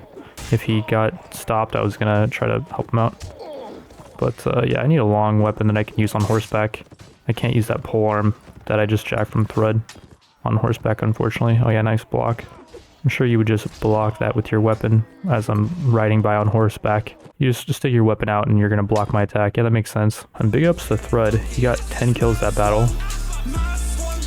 And then we rescued a Chosen of Sneech, which has crazy wage, looks beastly. And a Doom Knight, which is even crazier. It's riding the little disc thing I was talking about. Sneech Knight, which is pretty good. And then some Blue Horrors, which are interesting. They're part of the Archer group, so I guess they are spellcasters. I doubt they do buffs and stuff. The loot was really bad, but we finally got some bolts for Erasmus for his beastly crossbow. We're now going to use those units to loot Trollbow. And this village is pretty troll. They actually think they can win here. I'm not sure how they thought they're going to win. We have a floating carpet guy who's absolutely just owning. And I did see some projectiles coming out from our new caster dudes. After slaughtering the villagers and waiting a few more hours, we do finally manage to loot their village. And we will be taking all of this yummy stuff, or as much of it as we can carry. I do have a lot of crap in the inventory that I'll be trading out here. And then as I'm doing this, you may notice in the bottom right, we have 24,000 gold now. And that's because I gave us the 20,000 for clearing out the tier 2 dungeon. 20,000 may seem like a lot, but I showed a vendor in the previous episode where he had items for like 140,000, I think it was. So in the grand scheme of things, 20,000 is not much. We nearly make it back home, and I was going kind of on autopilot here. This Dwarf Lord just came out of nowhere, but I barely managed to evade him. I think he was looking for some of our loot and maybe some of that 20k. Maybe these guys are as well. I got ambushed when I'm heading into town. I tank that shot like a freaking champ. We got some gold plus a flintlock pistol, which replaced something in our inventory. We'll be able to access that once we have a castle. And hides of this place sell for basically nothing. It's definitely not sell the hides here. Sell pretty much everything else though. And the flintlock pistol only has a value of 43. We're back up to full HP again, so we're gonna toss ourselves into this meat grinder. And I'm gonna try out this beastly two-hander polearm thing, which I think can... okay, that thing sucks, I think. Yeah. I just give up on that weapon. I'm just gonna throw it in the trash. It just swings so slowly. And, okay, that guy just absorbed my hit. And, like, I'd hit him in the face or something.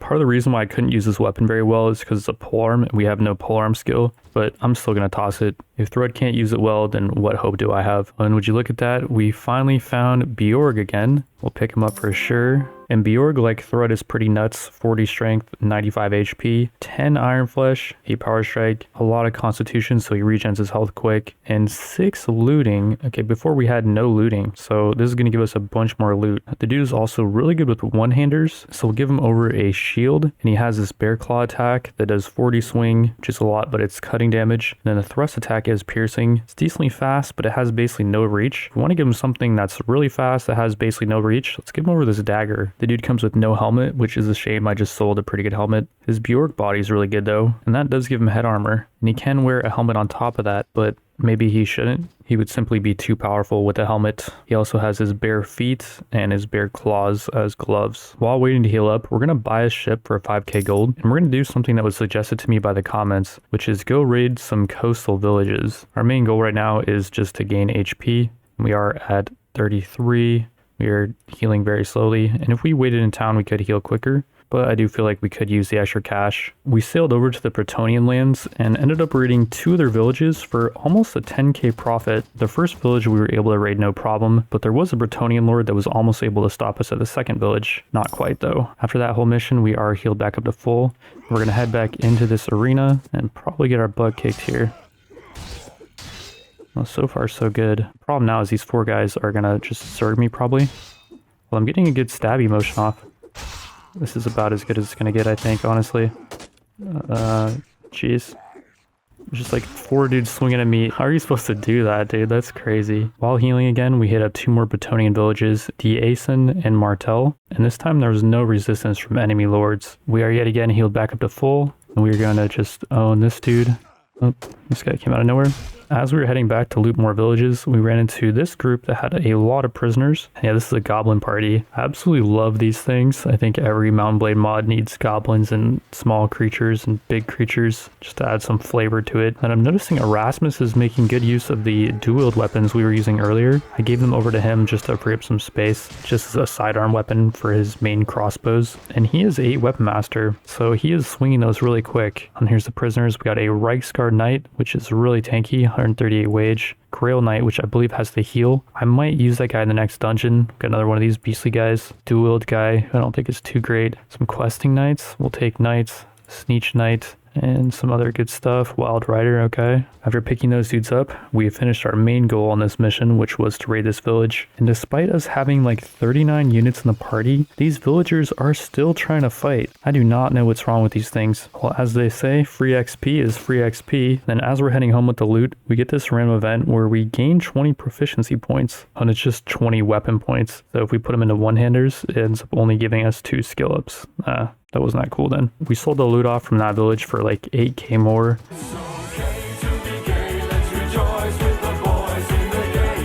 And then as I'm checking taverns, I started to pick up any companions I see and then strip them and sell their gear. So it's easier for me to tell who is just some random crappy companion and who's like an actual merchant or a vendor or something. It just kind of makes it easier on the eyes, I guess, if the dudes are naked. This Beastman Dev Thrall has 3 surgery and 3 first aid. I think one of our companions has 2 first aid, but I don't think anyone has surgery yet. So we should probably keep this guy around in the party just for a temporary surgeon. He's only level 2, so we're going to be able to level him up through trainer probably. And just in 2 more levels, he'll be able to get 4 surgery and 4 first aid. I also found this long barrel pistol off of a Skaven companion and some cartridges, so he'll be just chilling back with the gun. Earlier, the Chaos stole Prag from Kislev, and Kislev right now is taking that back. While they're doing that battle, I looted this village, and on top of the almost 9k profit, we got 18 cattle from this. I accidentally slaughtered them all and did not have room for all the meat, so some did go to waste, but we still got 1600 from it. And I was checking the horse merchant, and they have one of these discs of sneeches, which are really fast, and they have good maneuver and good charge and HP, and it's only got a 3 riding requirement. I want to pick this up for sure. And this thing looks sick. It's got a spinny little thing on the icon. I've never seen something like that before. That thing was 12k, and then we had to pay our weekly wages, which were quite a bit more. So you can see how cash just kind of escapes you in this mod. You need a lot of it. We're now healed back up to full, and Gavenholm dungeon is now long. I checked it like 3 or 4 more times because you can see your runs completed are 2 out of 9, and it was medium, so I had to reset it. And you're actually able to reset it every couple of days, I think, as long as you don't clear it. And yeah, I drank all the potions, and with our Iron Flesh now at 12, we have 85% damage reduction. And then here's the Grail Knight. He does not have damage reduction, but I believe Ward 6 is just a random chance to ignore an attack. And then he does have regeneration, which is nice. His armor is decent as well. He's going to spawn in with one of these chest pieces, and then the rest of his stuff is good. And he's always going to have this long arming sword plus a Grail Knight shield. We are only going to bring him in here because he's going to not make the enemy level too high. He's level 45, and I don't even know if it's necessary to bring him in. But we got to take this dude out. Oh, that was awkward. He's got good moves. He's doing some good jukes, and I'm getting shot at from behind. Let's take out this guy though first, just because I feel like he might have piercing damage on his weapons. I'm just going to let these guys hit me in the ass, just so our Grail Knight doesn't get taken out. He's about to get taken out already, actually. Well, maybe we don't need him. And he actually just got hit by this archer. I'm going to try to block for him. Oh. I'm actually going to keep him pretty far back here, because I can take these guys. Let's take out the guy with the two-hander. Just throw into him, and this guy's being really good tank for him. On the Grail Knight being stupid. I told him to sit back, but I guess I didn't tell him to sit far enough back. He's actually getting healed up though. He's already healed up to half. Or more than half now. Nice. Got the chest. Interesting shield, but I don't think it's that good. Vampire Dagger has a lot of thrust damage. Not the best gauntlets. The next room is a undead room, which is looking pretty free. You can help me, dude? There you go. You got this. I'll just tank for him. My shield's just so tanky. A rude awakening for you. And I got to the exit and could not find the chest, so I backtracked the entire dungeon and found it at the entrance. Got some bolts, crap, and heavy jards, which are actually better than the jards we just picked up. We also did get a level up in here. Put another point of strength, and then we cannot level up Iron Flesh or Power Strike because they're being boosted. So let's put another point of riding so we can use that disc once we're out of here. All right, room number 3. I don't even know if it's really worth it to go for the chest. I think I might just try to beeline to the exit. It's a new room. I'm seeing a lot of, whoa, what the heck is going on in here? These guys were up to something naughty. Why did you just run at them? He just got one-shot pretty much. Okay, yeah, he's dead. It's not good. I'm gonna have to use some potions here, I think. These guys are looking beastly. I'm just watching my HP right now. I'm not really focused on combat. These guys are laying at me from the side. They're not really doing much damage though. Oh, this guy just took some freaking punishment. Chaos Dwarf, Dark Lion, huh? I don't know where this guy came from. I'm just gonna heal. And we're just gonna get pounded while I'm healing. And already the exit's actually right here. I kind of prefer being like Frodo here and going alone. And that guy actually shot twice. I was not expecting that. I saw him shoot once and I was waiting for him to reload. But no. Can I just run to the exit here? I'm totally down. I do not care about the chest loot that much. I know, like, you guys probably do, but we haven't really found much interesting stuff in the chest. And yeah, let's just keep going. I'd rather just save the healing potions if I can. Oh, the chest is right there. What the heck? This guy's cheating. I'm not supposed to be able to ride stuff in here. Okay, let's try to regain our bearings here. I got kind of stun locked seeing that guy have a mount. And I didn't have my shield out there. Yeah, it's weird. Like, you have to pull your shield out at the start of a dungeon. You don't automatically have it out, which was kind of throwing me off too. Just keep swinging, I guess. Got a freaking goblin behind me, chomping at my legs. But yeah, let's pick up the chest. Hardened corn gauntlets are not as good as my elven ones. And then elvish boots are actually way better than mine. They look way too goofy though. I can't wear those. The rest of that room was pretty easy. On to room 6, which is another dwarf room. I really don't like these dwarves because they're not only hard to see, they usually end up taking like 3 or 4 hits. I'll just ambush this guy really fast. And this guy is probably alerted. No. There's some other dudes over there, but I'm just gonna run by them. Don't mind if I do. I'm pretty sure the exit's like right here. Yeah, it is. Just stab this guy real quick, or not. I'm just gonna... Oh, there's chests over there, but I don't care to get it. I'd rather save the healing potions. Oh, and I can't exit. Okay, well, I messed up. I have a bunch more dudes coming, actually, now I think about it. So I messed up pretty bad here. Probably gonna have to chug healing potion. I think the only thing you can do here in this situation is just swing. I don't think there's any point of blocking, really. And I guess we'll get the chest after all. And as for the chest loot, pretty much garbage. We're now on to room 7, which is a goblin room. Could be a mix of goblins and dwarves. Looks like it's just gonna be a lot of goblins. Do the stabby motion or overhead swing here. And they are gonna get stuck on the wall. They're kind of pushing me back. I got my frenzy buff. Swing. Do the chainsaw. Fast attack machine gun swing. So I can get the poke down. There we go. Some overhead. And we got the chest, and it's pretty crap. We got another level up. Not sure really what to do with that. Put another point of strength, and then save the skill point for Iron Flesh or Power Strike probably. Then we'll keep descending down the tower. And we made it, and there we go. We finished the dungeon, and we got a Skaven Warp Grinder polearm that does 73 thrust damage. It also has a bonus against shields, can crush through blocks, and it's venomous. Holy cow, this weapon's nuts. The fact that it only has a thrust attack is going to be very interesting. The rest of this stuff's looking pretty bad. This thing has a high value. But yeah, it's all trash. We're immediately going to head back to the nearest town, which is either Askerved, Stormstad, or Bay of Blades. I think Stormstad is closer, so we're going to head there. And we're going to try to make it before the potions wear off, which we did not make it, unfortunately. Okay, well, now give us the rewards for clearing the dungeon. We got 37 plus 300 renown and 500 plus 30k gold. We also get the 3 attribute and skill points, and we already had an extra skill point left over. Just going to mash them all into strength.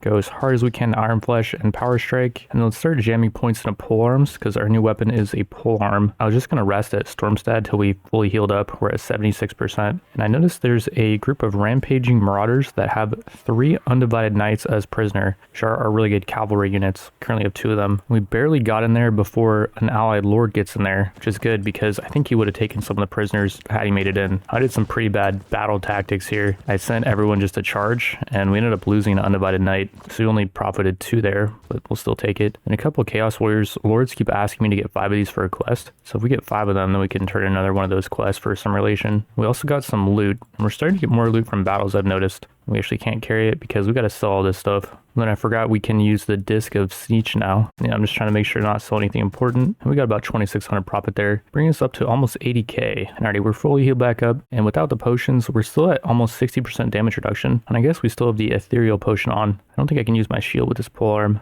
It wasn't letting me swing it. Oh, jeez. Okay, no polearm yet. We need to buff up our skill with that. I'm probably gonna lose this, but that's okay. We're gonna grind more weapon skill on these stupid villagers that keep trying to charge at us every time we loot a village. And when we're not doing that, I'm checking taverns. In this one, we find a new merchant, Marcus the Wise, who requires us to win 10 tournaments, or we can be level 30. And we're quite a ways away from level 30, so we're probably gonna have to win 10 tournaments, but that's something for another day. In this tavern was also a potion seller, and on top of all the usual potions that we buy, we also bought a potion of disguise. We're gonna chug that before heading into the Doom ship for a quest that we've had for quite a while. Thing's about to expire. We got to talk to random villagers and do this dialogue. We're trying to sell Arabic tapestries. Would you like to buy some? This person's like, WTF are you talking about? So I could not find the spy, and I even did some research, and apparently you're supposed to come in during the day, but I checked during the evening, midnight, and afternoon, and I could not find him. While the sneaking potion was still active, we hit up a few more taverns, and this one had a Skaven merchant that has some really fast throwing weapons. I think we can just rapid fire these, so I picked up both of them. And then also in this tavern was yet another potion seller, so we got even more potions and our potion of disguise back. We yet again run into the magical vendor Darius the Apprentice, and we have a bit more cash so we can buy a couple more things, like this Chaos Demonsmith Warhammer. It does 50 blunt damage. It's not the quickest or the longest weapon, but it has an effect where if we're evil, which I believe we are, the bound demon in the Warhammer will grant us a bonus effect at the end of the something. It's only 5k, so we're going to pick that up and try it out. And then this repeater long rifle apparently is one of the best sniper rifles in the game. It's really accurate, and I think it can shoot twice, but it's 50k. This rune musket is a bit less accurate, but it's way cheaper. I want to buy this for our medic so he can level up quicker. And speaking of leveling up, this dude did get a level up. We're going to put a point into int, and then 2 more into wound treatment. And then I also have a level up. I'm going to put 1 point of strength, another one in power strike. And then I'm going to do something I should have done a while ago, which is invest in productive enterprises. Apparently you only want to build 1 weaving dyeworks, even though it's by far the most profitable, because if you build more than 1 enterprise type, you can flood the market. So yeah, we'll build 1 weaving dyeworks for 1900 per week. We should get that back in 6 weeks. We cannot yet do a productive enterprise at Mount Veneer because they don't like us yet. We have to do a quest for them, but we can at Stormstad and Askerved. At Stormstad, we'll just build the next most profitable one, which looks to be a tannery, or wine press actually. And then at Askerved, the tannery is more profitable, so that worked out. At Stormstad, I think it was, we ran into yet another potion seller. Yeah, we can buy everything, but we're completely out of space now. We're just filled up with potions. We'll drink both the potions of knowledge and then buy the potion of disguise. That can come in handy. Then I'm just going to chug 1 set of the potions, and I'm going to throw myself into the arena. We are getting advanced ignore pain for this battle from our Warhammer, even though we already had that. Yeah, basically I'm just gonna freaking toss myself into this chaos and try to get as much XP as I can from farming this, even though we're gonna get owned because we have so many enemies to fight. Although right now, so far, it's looking okay, kind of. I'm getting overrun though. I can't really see anything, like it's just chaos on my screen, literally and figuratively. It was kind of working out though. I got a few kills. But yeah, we're down. We're now immediately going to drink another healing potion, and we're going to head right back into the thick of it. I'm going to use the excited elephant, I like to call this. And we're going to try to get some skill ups here with that and just see if we can, well, we're actually one-shotting with it. But yeah, you can see the emotion is very suggestive. That is why we've given it the nickname that we have. But you can also see our polearm skill is not good enough yet, so we're not going to get too much done here. And you get the stabby motion down. If I stab from like a specific distance, it actually always one-shots, I think.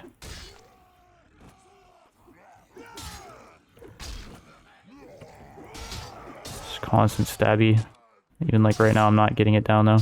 It's looking kind of promising. Like I'm pretty low, but I've taken out most of them.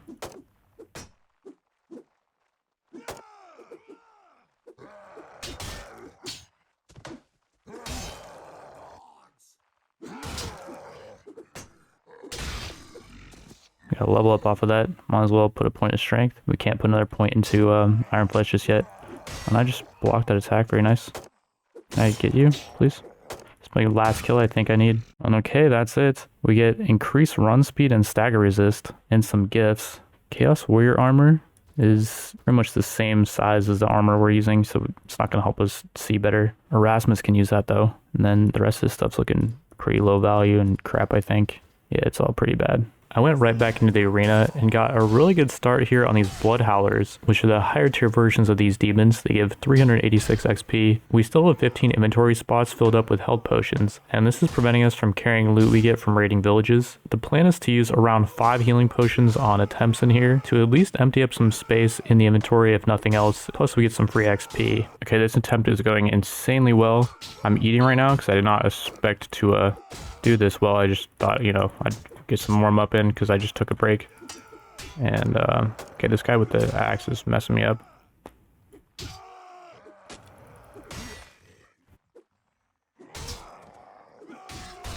Oop, that wasn't a good hit. I think I just took, yeah, 17 damage. Ouch. That was a headshot, I think.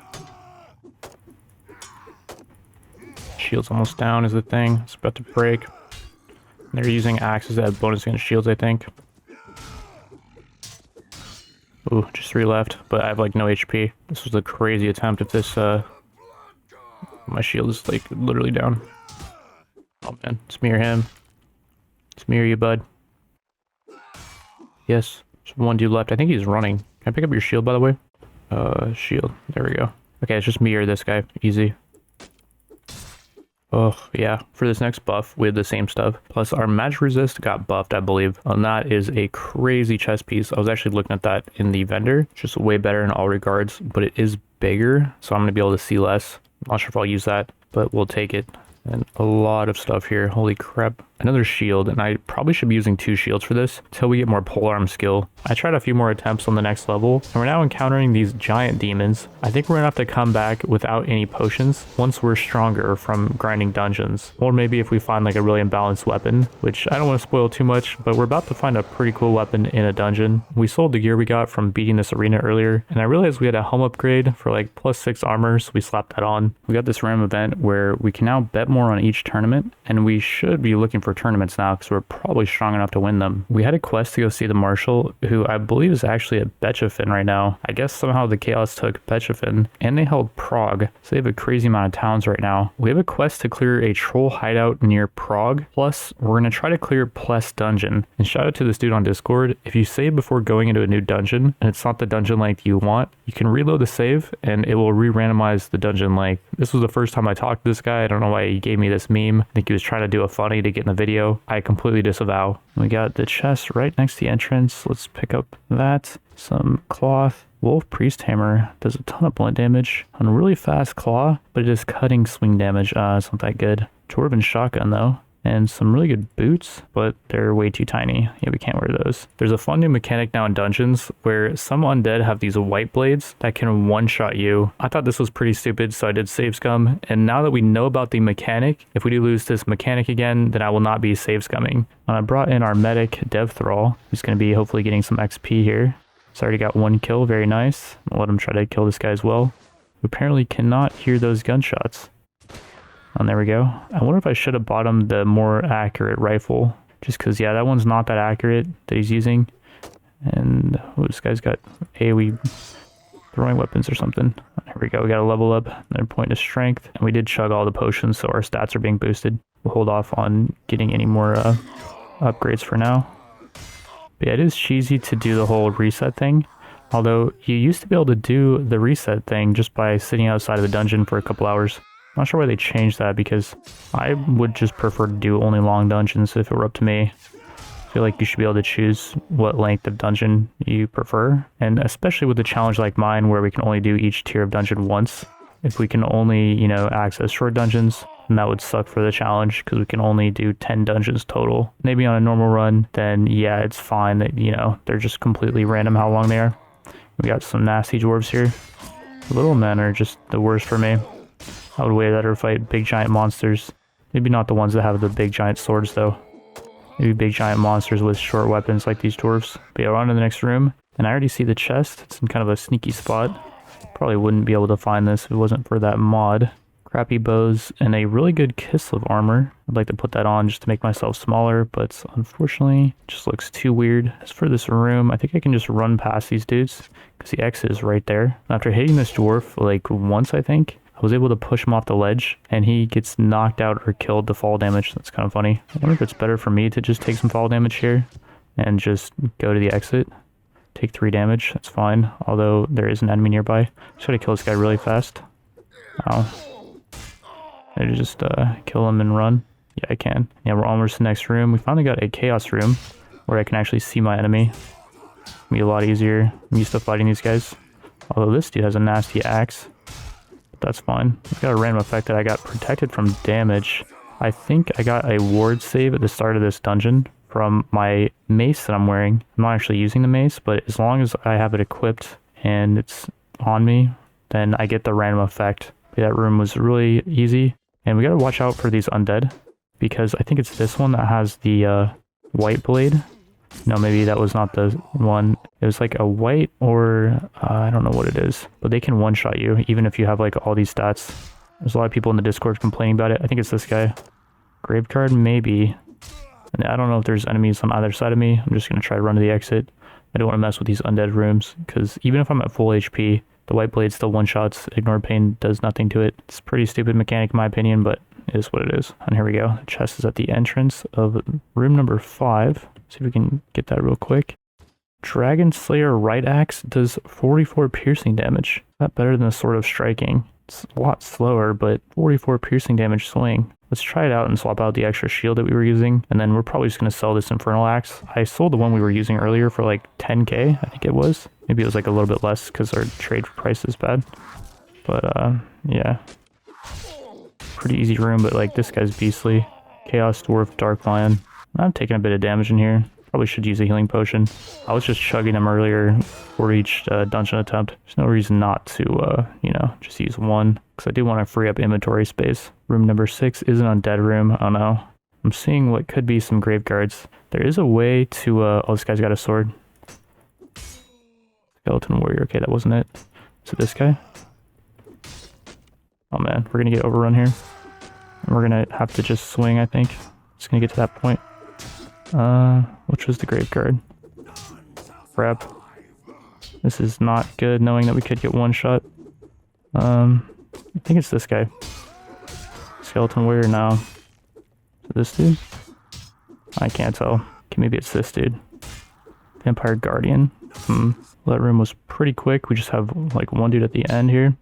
This guy's looking beastly, actually. The way he was moving quick. That was a grave guard. That guy could have one-shot us. Chest is looking not so good. Pretty crap stuff. Room number 7 is just a goblin room, so I think we have this. Dragon Slayer left axe. So we got the combo. I don't think there's any point of dual wielding them, unfortunately, but we can try it out. And a Janissary Officer Musket, really high damage, but not the greatest accuracy or speed. It's kind of like a sniper rifle and crappy pistol. And alright, that was room 7, I think. That was it. We got the Whip of Agony, 50 swing, which is a lot, but it's only cutting damage, 90 speed, so it's not the quickest. 150 reach, though. It's pretty long. Head hits deal 20% damage and always knock the enemy out, and it bypasses ignore pain. Whoa. That's a really cool weapon. We also got a thick orc blocka and some random loot. Whoa, this helmet's really high value. 56 head armor. Can we wear it?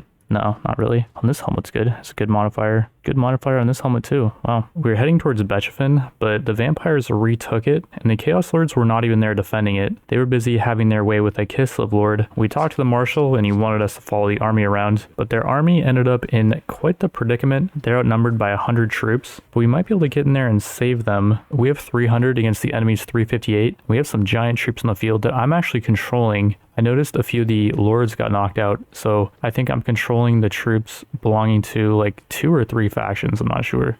Whoa, that is a very nice model on that girl. And we can see from the front, the model is even better. I just told everyone to charge because half of the troops were charging and half weren't. And so far, it's actually looking really good for us. Maybe Kislev troops just completely suck, I don't know. It's looking like that's the case right now. And we knocked out so many Kislev that they're getting reinforcements. And I'm not yet shown off this disc, which does do charge damage, but the charge only really affects the first person that you hit. Charge is not that good in this mod. Oh, I'm getting owned. Could use a healing potion here if I felt the need to. I probably should just for the XP, and yeah, I'm actually going to. I'm gonna use a healing potion, dismount, because I don't really care too much to fight on my mount. Rather just, whoa, I'm getting owned here.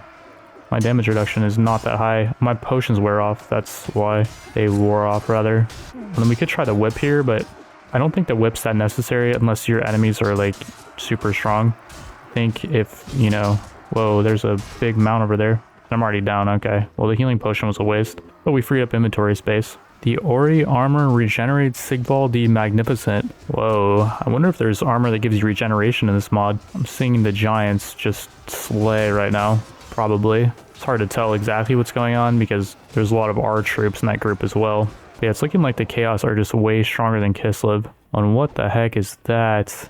Yo, what are these monsters? I think it's got a glowy effect that's moving on the weapon. It looked like it was just some purple stuff protruding out of the model, but no, it's actually moving along the model. Wow. For winning that battle, we got relation with one of the Chaos Lords. We did capture this dude, and we got a bunch of relation with all the factions that hate him, which we don't care about the relation. We captured another Lord, get more relation, another Lord, get more relation. One got away, bunch got away, it looks like. And I managed to lose quite a few units. We were at like 45 units before that battle. We're down to 25. We lost all of our undivided knights, I think. The cavalry just charged in and they all got killed. And that sucks because we've had like 3 around for a while. And I think one was getting ready to upgrade to a Dragon Ogre. So that is a shame, but oh well. It's less wage cost, so I can't complain too much. There's 82 items on the ground. And the best thing is not that good. So the loot here is going to probably suck. We don't have much space anyways. So we'll just start yoinking. And yeah, the stuff is not that good. To build an enterprise from one of the Chaos Towns, we got to do quests for the Guildmaster. And he sent us over to the Vampire Lands to do a ransom quest, which is kind of weird. There's a lot of fighting going on in this area. We just need to get past this castle. And the village is right there. Okay, we made it to the village. And this quest is all sorts of messed up. There's 20 bandits here. And this is not even a part of the quest. I think we have to just kill these things. Then we can start doing our quest. These bandits also really suck. Some mods, the bandits are like random and they can be like really good troops. But these are just terrible troops. We saved the villagers from the bandits, and I think in this mod, if you're evil, you actually don't want honor. So we're going to take the loot, even though it's basically nothing. And here's the bandits awaiting ransom. They were actually right outside the village. We can give them the 1,000, I think it was, for the ransom, but we're not going to. Okay, we got the kidnapped girl, and there's a lot of action going on around here. The block is extremely hot, you could say. I want to get into Darkmoor Dungeon and do the tier 5 dungeon there because we still have 1 round of potions left.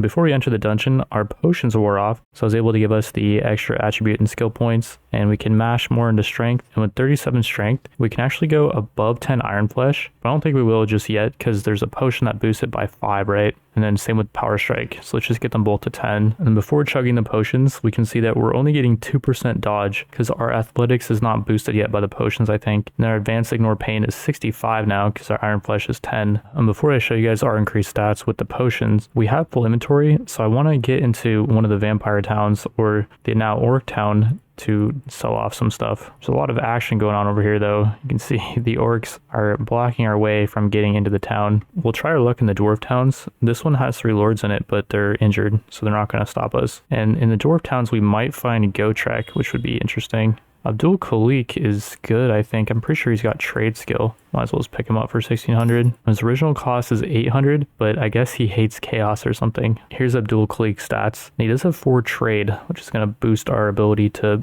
do trading. He ends up being a good horse archer as well, but horse archers really suck in this mod, so we'll probably just make him a standard archer. He's got 140 archery. While we're here, we'll start selling off extra goods that we're not going to be using. The claw sells for 3k. Wow. The vampire helmet for 1,500.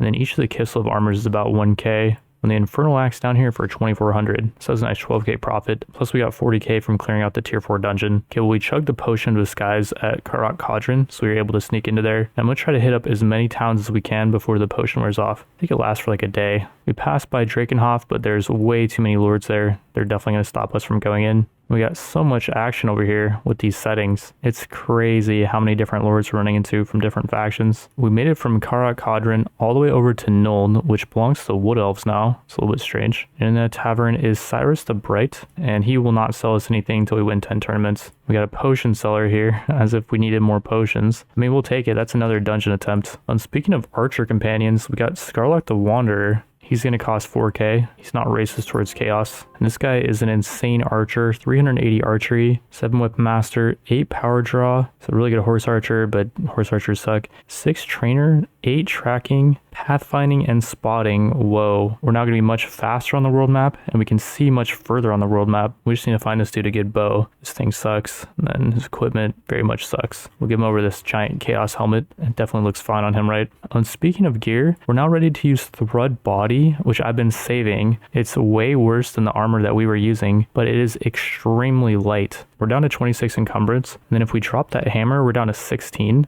The Whip of Agony only weighs 2. Sword of Striking weighs 1.5. Enchanted Shield only weighs 3.5, and that's half as heavy as the giant Corn Warrior Shield. Our helmet's 2.8, gloves are only 0.5, the Elvish ones, and then the Chaos Boots are pretty heavy. Because we're not encumbered that much though, we have 32 melee dodge. I wonder if that's worth it. Do keep in mind we only have 3 athletics. Once we clear the next tier of dungeon, we'll probably just pump points into athletics, and that should give us a ton of dodge. Not too far away from Nuln is Kurok Hearn, a dwarf town, and I would really like to find Gotrek there.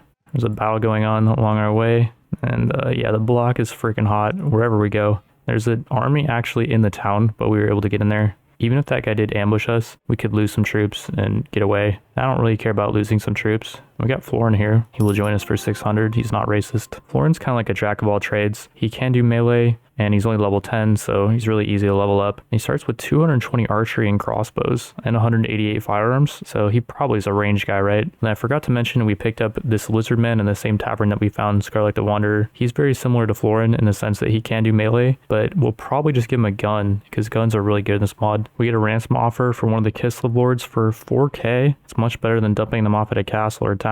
We're in the Elflands now, and we ran into yet another potion seller. To make space for these potions, we did put our armor on a few people that, let's just say, should not be wearing it, but it is only a temporary thing till we get more inventory space, I swear. These elves do have a Asrai bow with a strong modifier. Does crazy damage, more at close range. It's kind of expensive though, 11k. The shadow bow is much cheaper, and it's slightly worse in pretty much all regards, I think, but it does more damage at close range. We'll pick up the shadow bow for Scarlock for now. Plus we'll grab one of these elven arrows. 5 pierce damage is really good. I don't know what happened, but we got caught.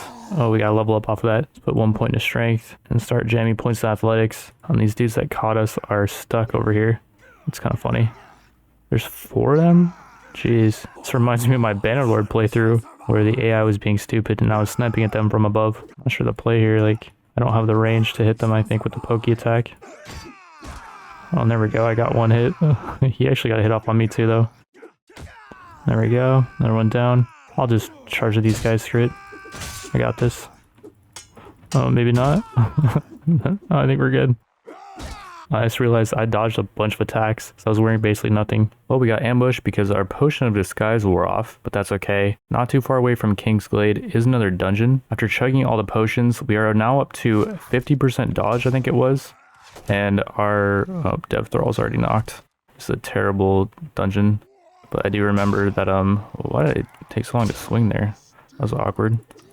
I feel like I'm like swinging slowly here or something. Although maybe I'm just used to being enraged by the dude. Yeah, I have the frenzy buff now. So I can just YOLO in here and swing. I'm just dodging so many arrows, by the way. Or my ignore pain's just... Okay, yeah, I'm dodging those. My ignore pain and dodge is doing some work here. I should show you guys really quick. Let's just show you guys. I'm not using, you know, low damage to player or something. Some people were talking about they were kind of cheating on the corn trials by lowering the damage to player, and I'm not gonna do that. I'm gonna go, you know, full hardcore. If it takes forever to do it, then fine. So really good hobbit armor. And whoa, we got a really good armor for our lizardmen. Although that's for skinks. I don't think he can actually wear that. And a crazy long lance. We'll give that to some cavalry guy later, I guess. It's a pretty small room. Onwards to the next one. I'm already getting shot at, which is kind of a good sign, actually. It means it's probably not a undead room. The only thing I'm really scared of at this point is undead rooms. Although there's a rat ogre over there. And I saw something to do with casters. Wait, I can use the whip on this guy. And it makes a funny sound. Oh yeah. 500 XP for that guy. Let's see if I can whip this guy. It's kind of slow, so I shouldn't be using it on the crappier units. I think I got poison or something in the top right. What is that? Oh. Gotta watch my HP here. This whip is freaking hilarious. I love it. I'm just watching my HP just to make sure that I don't get poisoned here or something. And these gunshots actually can do a lot of damage. Gisele's, I think. Or that's not Gisele. And that was a assassin, I'm pretty sure. I took out a warlock for 500 XP, was that? That was their caster. Dude, the whip is actually satisfying to use. It's got 150 length too, which is really long. But I'm getting shot at in the back from something, which is fine. I'm just gonna take this chest. And nothing good here. This is terrible. I'm not even gonna loot that actually. We do have 85% damage reduction, and I think it's capped out at 85%. I don't think you get any higher than that. But I do think with our current damage reduction, we're okay to not use a healing potion yet. Although we are pretty much running out of space, so maybe I should just use one. Let's see what's in this chest. A lot of throwing weapons. Heavy venomous star. I was actually thinking about using one of these. It's gonna lower our dodge chance a little bit, but in case we run into undead, those could be really good. Large bag of steel bolts. We're not gonna take that stuff. We got a Gotrek guy over here. Dude looks like Gotrek. Giant Slayer. Yeah, that guy's a beast. We got some more dwarves coming in hot. I think it's another Giant Slayer. He can't take the whip though. That was just a regular Slayer. No Giant Slayer. Today. Oh yeah, the whip is nice. Ooh, it feels just kind of weird using this whip too with this outfit that we got. Feels like I'm way too into some kind of weird roleplay. Another Giant Slayer just owned by the whip. Yeah, come taste the whip. I'll actually just bring it to you guys. Yeah, just take some of that. Just dodge your hit or absorb it or something. I don't know, I'm a freaking beast. Like, imagine this thing coming at you in the dungeon. These guys should just run. For this room, I did chug a healing potion. Yeah, I think we're just full-time whipping, actually, at this point. The whip is just so good. The range and the fact that I'm moving as fast as I am means I can position. Well, these guys are moving kind of quick. Feels like there's just so many of them, so it's kind of awkward. In that situation, the sword probably would have been better. This guy's a beast. I think he just poisoned me. Yeah. My stats are lowered. I'm not taking damage, I don't think. So ready to pop a healing potion if I need to. We got a beastly dude coming in. He wants to get whipped, I think. Well, you want some of this? You want some whip, big boy? I'm back against the wall. That's not good. Oh, jeez. I wasn't actually back against the wall. I'm just gonna slap him till he goes down. There we go. Gotta make sure I focus on headshots with those guys, because it has a chance to just knock him out with the headshot. This guy's a caster, by the way. We got a chest with a really good gown. What the heck? Decent dwarf helmet. I'm seeing 3 buffs in the top left, or debuffs or something, because it took me a while to progress in here. I was trying to figure out how to cure the poison. I thought I had curing potions for it, but I guess not. So yeah, these guys got some buffs on them, or something's going on right now. This guy's swinging quick, but there's no match for the whip. I probably should just try to run to the exit here. There's so much going on. I keep forgetting that I can't just run to the exit, actually. Oh, jeez. I need to pop my healing potion. I just popped it, and it didn't do much. I think it's because of the poison. Yeah, I'm pretty sure poison, like, affects your ability to heal. Let's pop another one. On to the next room. So use a potion to heal from this menu, and we healed a full, even though we were poisoned. So that was really good. And I don't know what's going on here. I'm already getting casted at. Yeah, in these rooms, like, I feel like not having time is really lame. Like you should always have time to well, this guy's got ball and chain. It's a beastly thing.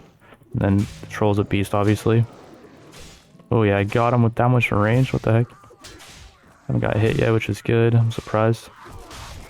Let's just run to the end here. I don't care about the chest. Chests are getting better as we're progressing in levels, but I just want the final loot. This guy's blocking us. No, you don't. Enemies are still nearby. Oh, this guy was blocking us, maybe. Now we can go. Alrighty, final level, I think. We still are being affected by the poison. I'm just gonna ignore that guy. This chest right here. Although, yeah, I probably shouldn't take it, but I will. Right claw is a high value. The rest of this stuff sucks, though. Okay, I'll just try to take them one by one. Don't mind me. Just gonna whip you guys. Oh man, this thing is ownage. This is the weapon of choice. I might be able to do the trial now, actually. This thing owns, man. Oh. You can own a little bit. I don't know where this guy came from. Guy just came from behind. Let's use a healing potion. I just realized I'm like never blocking. I'm just constantly swinging in this dungeon. It's kind of funny. I just don't feel the need to block with the whip. It feels so powerful. Alrighty, that is it. We made it. And we got a Hydra Blade. That is terrible. I could have bought one of those from a vendor. I mean, it's not a bad weapon for a companion or something, but it's cutting damage and you can literally buy it from a vendor. I almost feel like I should be able to save scum and redo it or something. On the bright side, we did get a really good shield.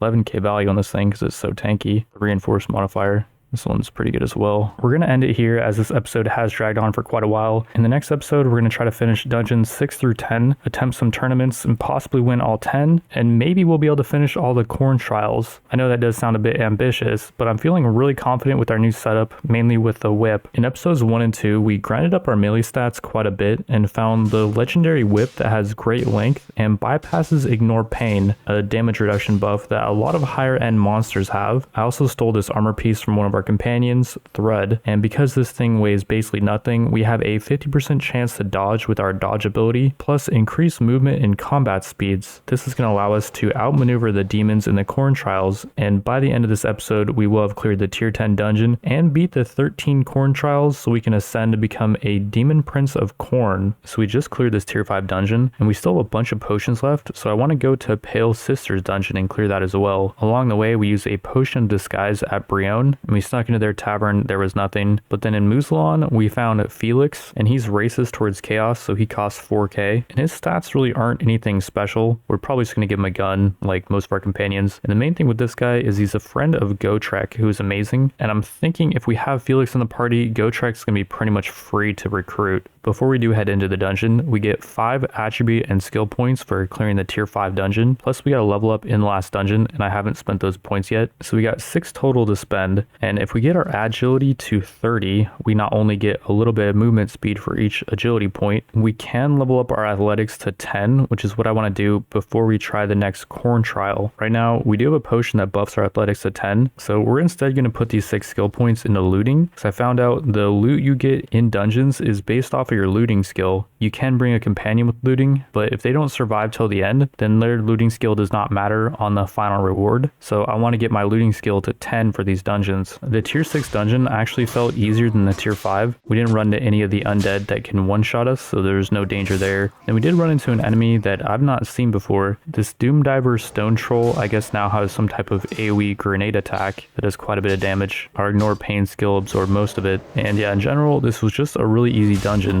so we're just going to fast forward through it. The special item we get for this dungeon is a very interesting dagger. It does 40 piercing damage and it's venomous, so it can debuff enemies, and its speed is okay, it just doesn't have much reach. I want to free up some more inventory space, and we still have a ton of extra potions, so we're going to head to the next dungeon. Along the way, we sneak into a few taverns owned by the quote-unquote good factions. Good is relative, but you know, they're labeled as good. And we pick up some more racist companions. Bugman's cost is increased by 3 times because he hates chaos, and he hates Scarlet the Wanderer and Florin. He also has some magical effect that gives him health regen, and it's not his armor or weapons. I guess it's just built into his character, so that's kind of cool. He is good at firearms, so as per usual, we're probably just going to give him a gun, and his main benefit is his 7 engineer skill. I found a chart that shows what random events companions get, and his are not great. I'm only going to keep around really good companions from now on, because the more companions you have, the less chance you have of getting the good companion events. And like our next companion, this hobbit, has pretty bad events. The amulet does give him a ton of dodge, but he's a ranged character, and I don't think this amulet is something that we can steal. I think it's just built into his character. And his negative random event really sucks. He pisses off a town, so you cannot build an enterprise there, and it destroys the relation with the Lord. He does have 254 archery, but only 3 power draw, and his 8 strength makes it nearly impossible to get him high power draw. So yeah, he's booted from the party, and we're going to replace him with arguably the best companion in Warsword Conquest, Augie Boggy. At a quick glance, you wouldn't think so looking at his stats. He's a really good medic, and we're going to replace our current medic with him.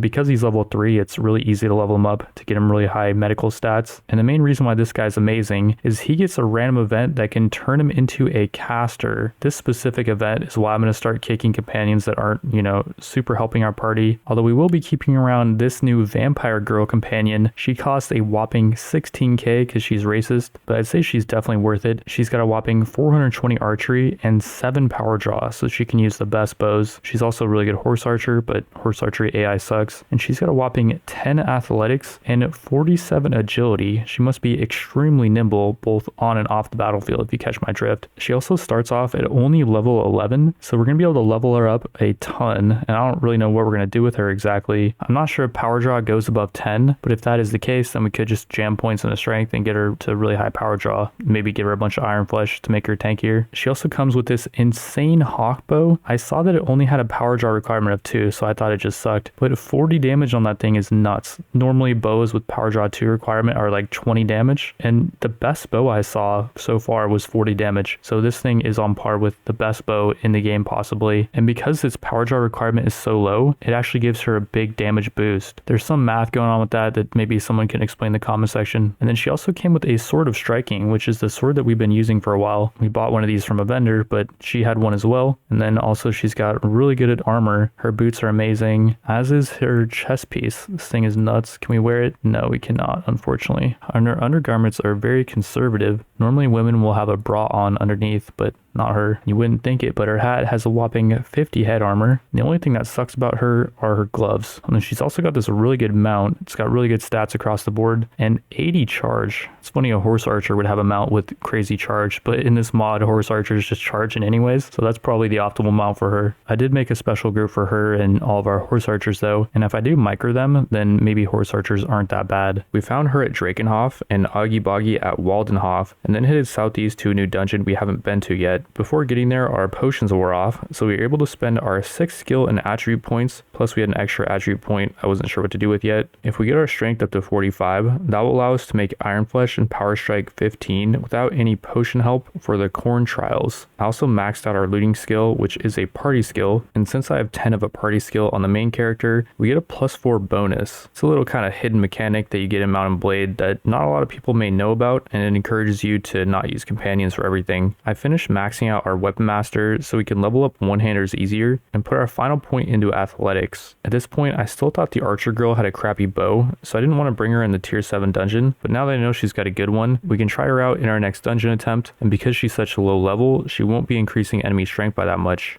Room 1 was actually pretty brutal. We get surrounded by a bunch of rats, and the whip is not good in this situation because it doesn't swing fast enough. We do end up taking quite a bit of damage, and we get poison here. And before the next room, we're going to use a healing potion so it heals up to full. I think that poison effect might have actually been venom. There's 2 different effects, and one of them I don't think makes it so you take less healing from your healing potions. Yeah, I'm just showing you guys the power of the whip here. All these enemies are not as strong as they look. Chaos looks super terrifying, but they're really not that strong.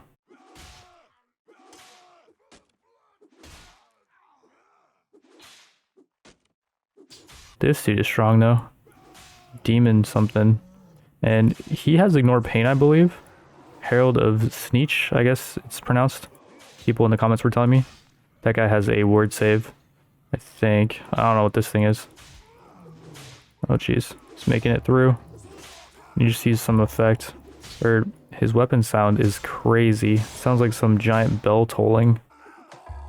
This room, the dagger actually might be more useful. Swing piercing damage, which is crazy too, because it's just so easy to use. Just unfortunately getting ward saved or dodged by that guy.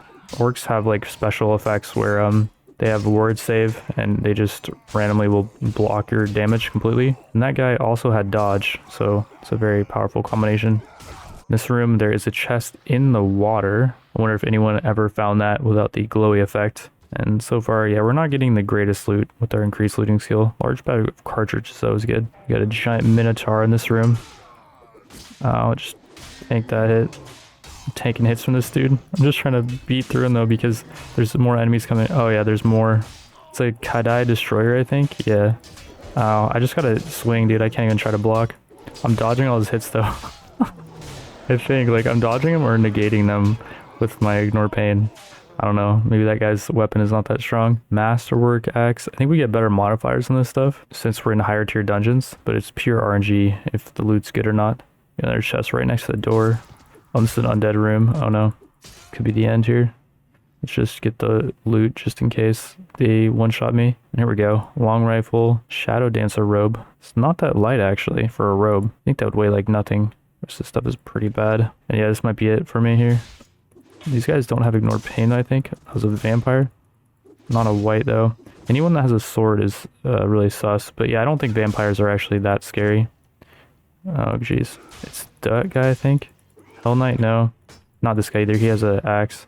I need to get up here and try to use the ladder to my advantage. Skeletons with swords. Those are the ones we gotta watch out for. Graveguard, yeah, that was it.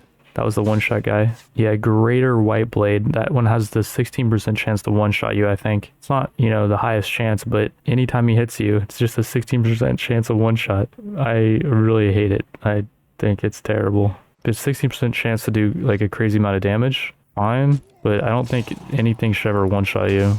I say that as I one-shot all these enemies, but I'm the player, okay? I'm supposed to be a beast. I'm the main character. I'm supposed to have plot armor. We got Corn Frenzy.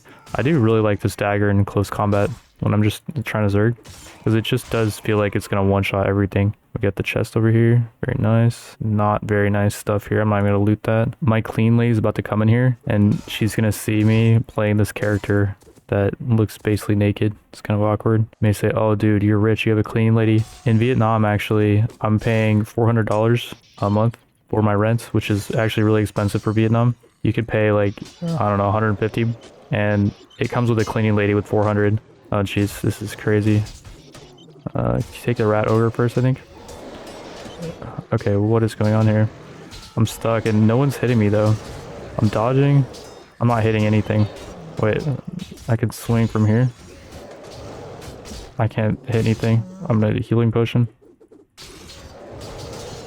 Get out of here, dude. No. Dude, I'm gonna make it out.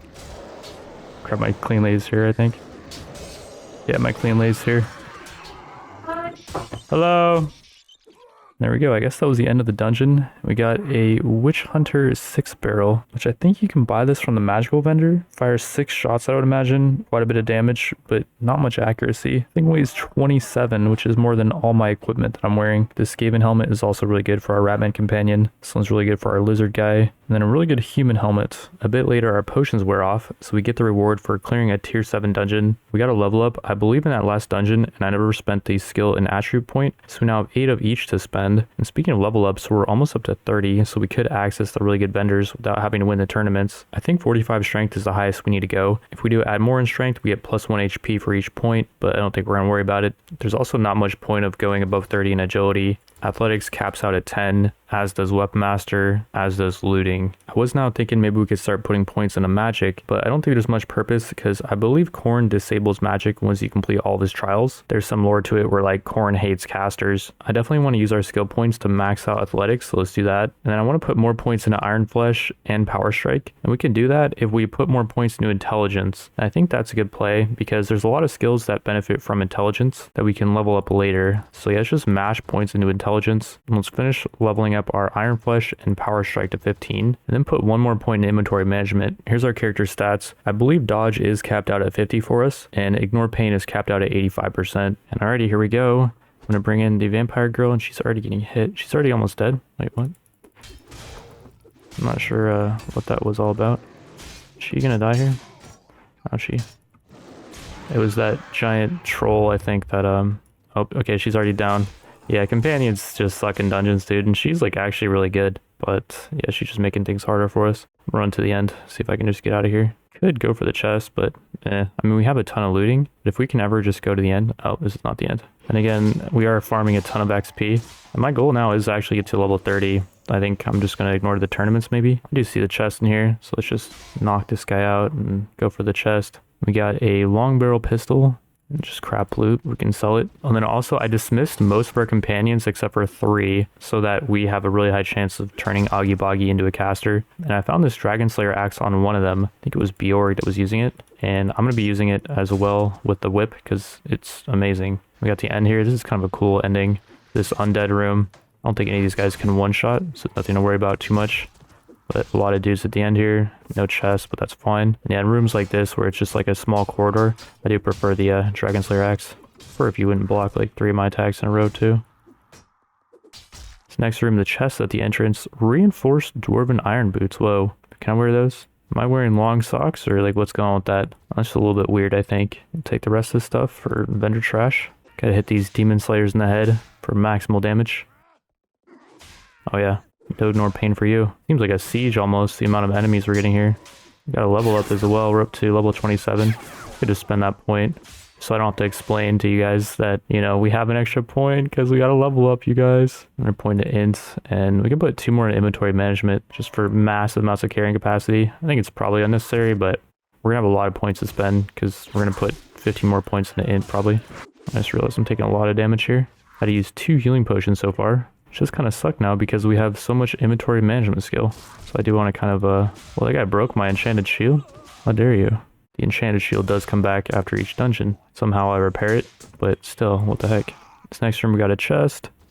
And again, nothing good. But you can see our inventory space is massive, so we'll just pick it all up. We're already on what I believe is the final room, which is awesome. And it's a goblin room. So we didn't have to fight any undead for this whole dungeon run. That was amazing. And we just got a bunch of free XP. I could even get more XP if I brought in some beastly companions. Like, Thrud is currently out doing some work for a lord. But if I do keep him around, which I may, Thrud is just so amazing, so it's hard to justify, you know, not keeping him around, just so that we get a higher chance to turn Augie Boggy into a caster. His random events I don't think are that great. We already got the rear and gear or whatever award, so we don't need that one. I'm actually taking big damage here. Oh, I'm going to have to drop a healing potion in a second. I'm just going to drop it actually right now. I'm poisoned.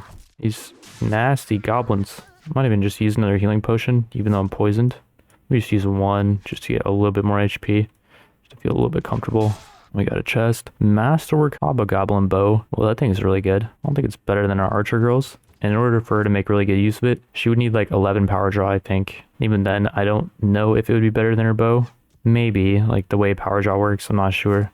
Let me know if you know in the comments. And already, I believe we made it to the exits. And we did. We got pearl necklace. You gotta be joking, dude. Okay, that is like some kind of stupid meme. I'm going to put an extra 0 on the value of that because, yeah, 15k for clearing a difficulty 8 long. No, that's the value of raiding 1 village. Like, come on. We've entered most everything we got for clearing that dungeon for about 9k. And then we sold the pearl necklace for its adjusted value. Plus, we got all the bonuses for clearing the tier 8. With that money, we've been checking taverns at all of these evil factions. And down here to the south, there's a good faction. Actually, the lizardmen are considered good. In their tavern is a merchant that I believe was added by the sub mod. It's got some crazy stuff, and all these weapons up here and ammo and stuff, like all these grenades and whatever, they all do AoE damage, but I think that damage is nerfed by my settings down to 10%, so it's not really worth looking at anything that says large AoE or small AoE next to it. There is this Dragon Slayer crossbow, which is nuts, super accurate, super damage, and shoots 5 shots, but it costs 160k, the new value of the pearl necklace. So we're basically trading the pearl necklace in for one of these super items. This Rattling gun, I think, is pretty nuts. I think it's just like a machine gun. It uses warpstone cartridges. One of our companions that we dismissed had those, but yeah, I don't know where to find them. This rifle doesn't look anything special. This man skewer, though, is interesting. Crazy damage. But then it also turns into a polearm. And then down here, we got some weapons that are ranged / one-handed, and their damage is crazy. 75 swing on this thing, 110 speed, but we don't know how long it is. And this one's got less damage, but it's quicker. I was doing some testing, and these two seem like they're the same length, but then this Gork's Choppa seems a lot longer, but it does 75 cutting damage only, not piercing. Because these are thrown / one-handed weapons, I don't think they're usable in the Corn Trials, and none of these weapons are, as far as I can tell. This is a really good thrown / polearm spear, as is this one. I think they're pretty similar. And then we got these crazy throwing stars that have 125 damage and 60 count. If we compare those to mine, there's just no comparison. And then over here we got the Bow of the Hunt, accurate,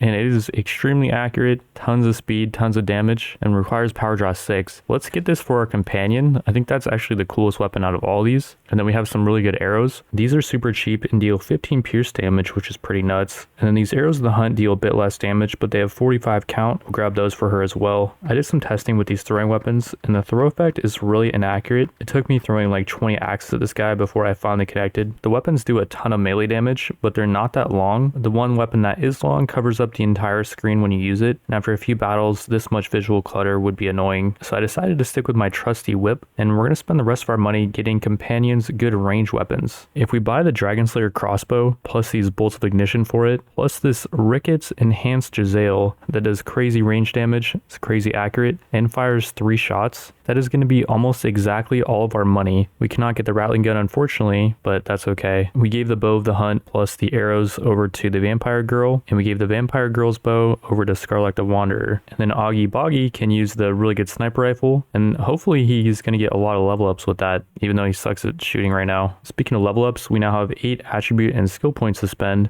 and part of me wants to max out Constitution because it makes potion effects last longer, and we're actually just going to keep putting points in intelligence. And can we actually get up to like 15 Constitution? No, it currently caps out at 10, but that's fine. Let's put the rest of our skill ups into surgery, and I want to get 10 surgery on the main character, so there's really low chance that our units die. Recently we rescued one of these Crimson Kill units from a Forest Goblin army, and these things are nuts. The Crimson Kill axe does crazy damage, and then they have the left axe to block with, so they're kind of like the weird dual wielding type. Their equipment is really good, it's really tanky, and then they have Ignore Pain to make them even tankier, plus 120 HP, and 530 one-handers, so they're going to be just swinging those one-handers super fast, and they're going to deal a ton of damage. We rescued 3 more Crimson Kill units off of this Forest Goblin army that was on the river, so it was a boat battle, and this battle is pretty funny. Bjorg yeeted himself off of the boat here in an effort to try to take out one of these goblins. Bjorg's not our smartest companion, and that's the last we're actually going to see of Bjorg for a while. I did dismiss him after this because that was just too pitiful of a showing. We ran out of Ignore Pain elixirs, so we've been checking taverns to try to find a potion vendor, and in the Beastman town we can try to do another trial. We currently have no potions on, I believe, or maybe the ethereal potion is on, but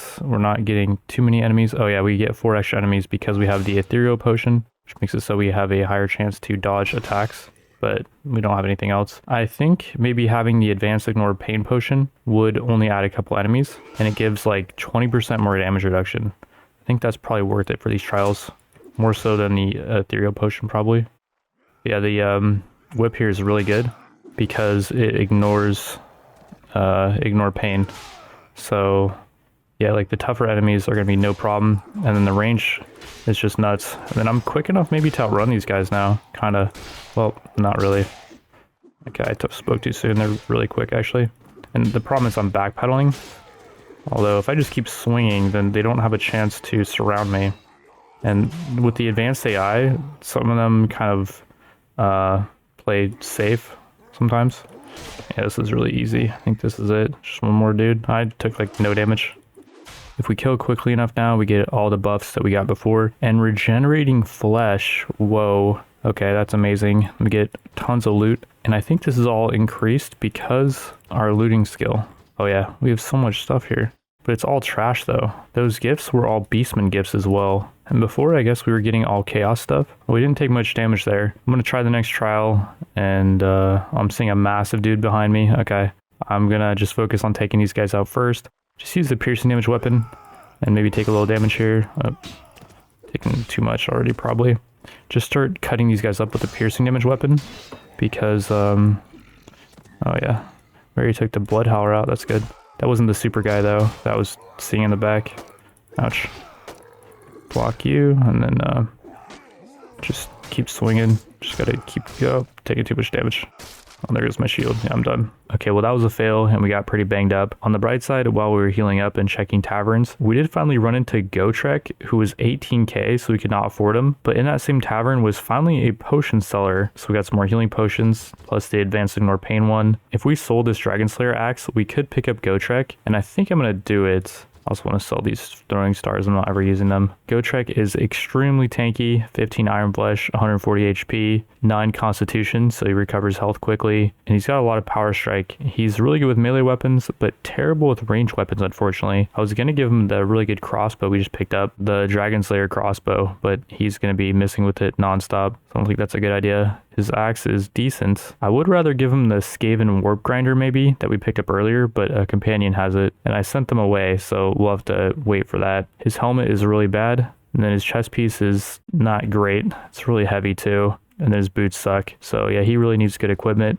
There's this option you can do with companions to send them away for a few days, and they'll increase your right to rule. So we're going to do that with Gotrek. And then when he does come back though, part of me is thinking we'll just dismiss him, because he's lowering the chance we can turn Augie Boggy into a caster, which is so important. We still do have Ulrika, who I don't think has any random events yet, and Scarlet the Wanderer, who does have random events. So Scarlet could be detracting from that chance as well. Scarlet is giving us 8 pathfinding right now though, which is really important. Although I don't know if pathfinding affects your ship movement speed. And right now I am doing a lot of ship movement. I'm heading over to Camp of Skulls, where we're going to do the next corn trial, and there's a dungeon nearby. We'll chug the Ignore Pain potion and the potion of knowledge we just bought for the extra 1000 XP, and then we'll attempt the tier 6 challenge, I believe. We're only adding 2 enemies with the advanced Ignore Pain potion, and I believe we have 85% damage reduction, so that's pretty good.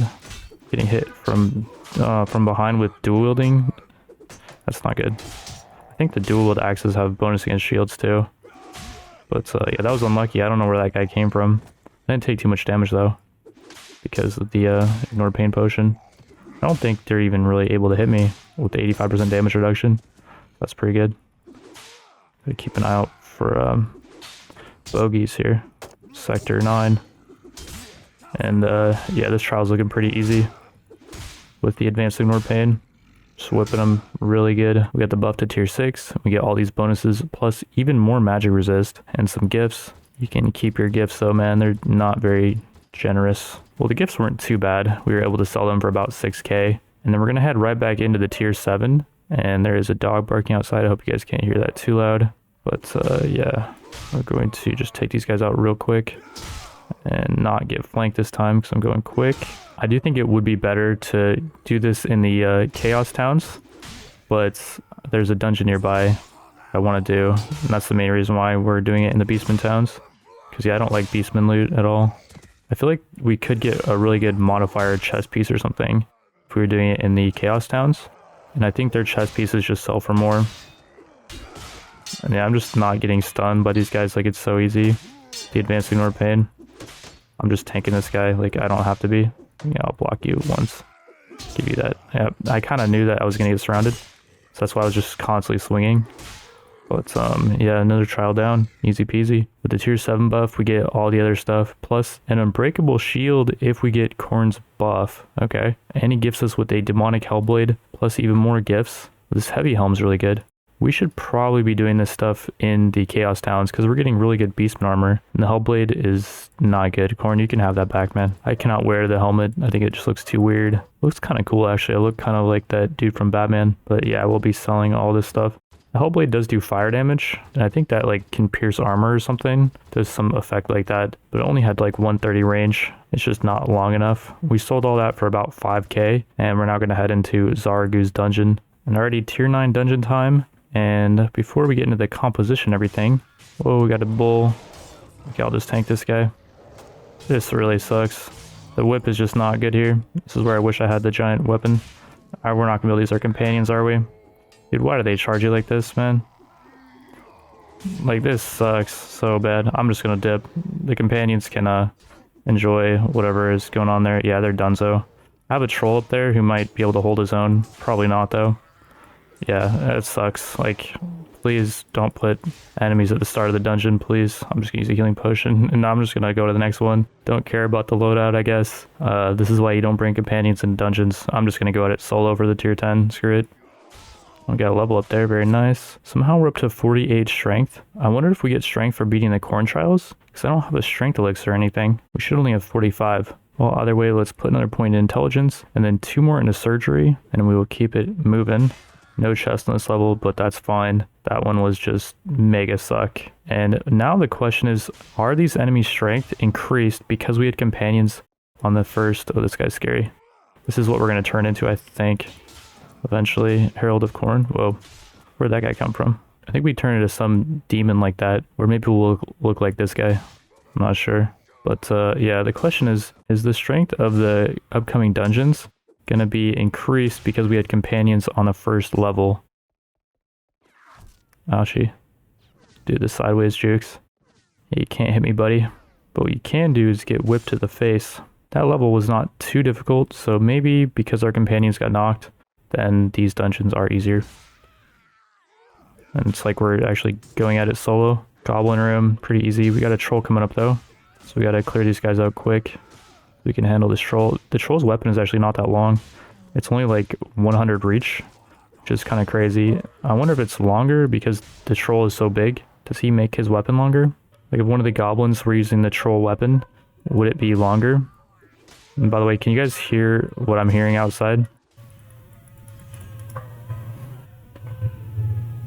every so often, like maybe every hour or so, this guy will drive by with his little cart and he's selling like food and stuff, I guess. And the dogs really love to bark at him. And so I think that's what's going on outside right now. But yeah, I'm stuck with my back against the wall kind of here. So far it's working. I've only used one healing potion I think in this dungeon too, which is pretty good. Considering how bad it's been going. Like, considering the start was terrible. We have got a lot of XP here. I feel like we're on good pace to get to level 30 pretty soon here. Yeah, that room was really easy and short, so I like it. We have enemies, whoa, on both sides. Again, we're getting charged by the entire dungeon. Why not just put all the enemies in this room, honestly? I feel like that would be, you know, more in line with what they're trying to do here. We'll skip the next couple rooms because they weren't too difficult. And here's what we got going on with the tier 9 loot. Crown of Night, no head armor pretty much, but 2+ magic resist, which is crazy high. And then damage protection based on winds of magic. With the most recent Corn's Trial buff, we have magic resistance 4, which is not as good as magic resist 2. So the question is, do we want to lose a bunch of head armor or more magic resist buff? And is the damage protection buff worth it? Winds of magic change throughout the battle, and at worst it will be a 10% damage reduction. According to this guy, the damage reduction caps out at 80% and applies after ignore pain. So what was maybe a 15 damage hit to the head could be reduced down to like 3 with good RNG. In the Corn Trials, I don't think there's any winds of magic, so the helm probably sucks here. I did not realize this at the time, and I go on to use it for quite a while longer for testing purposes. We made it back to the Chaos Lands, and our Ignore Pain potion is still active, so we're going to be trying the trials again. I am not fully healed up, but if we do fail, then we could just drop a healing potion. We have like 7 left.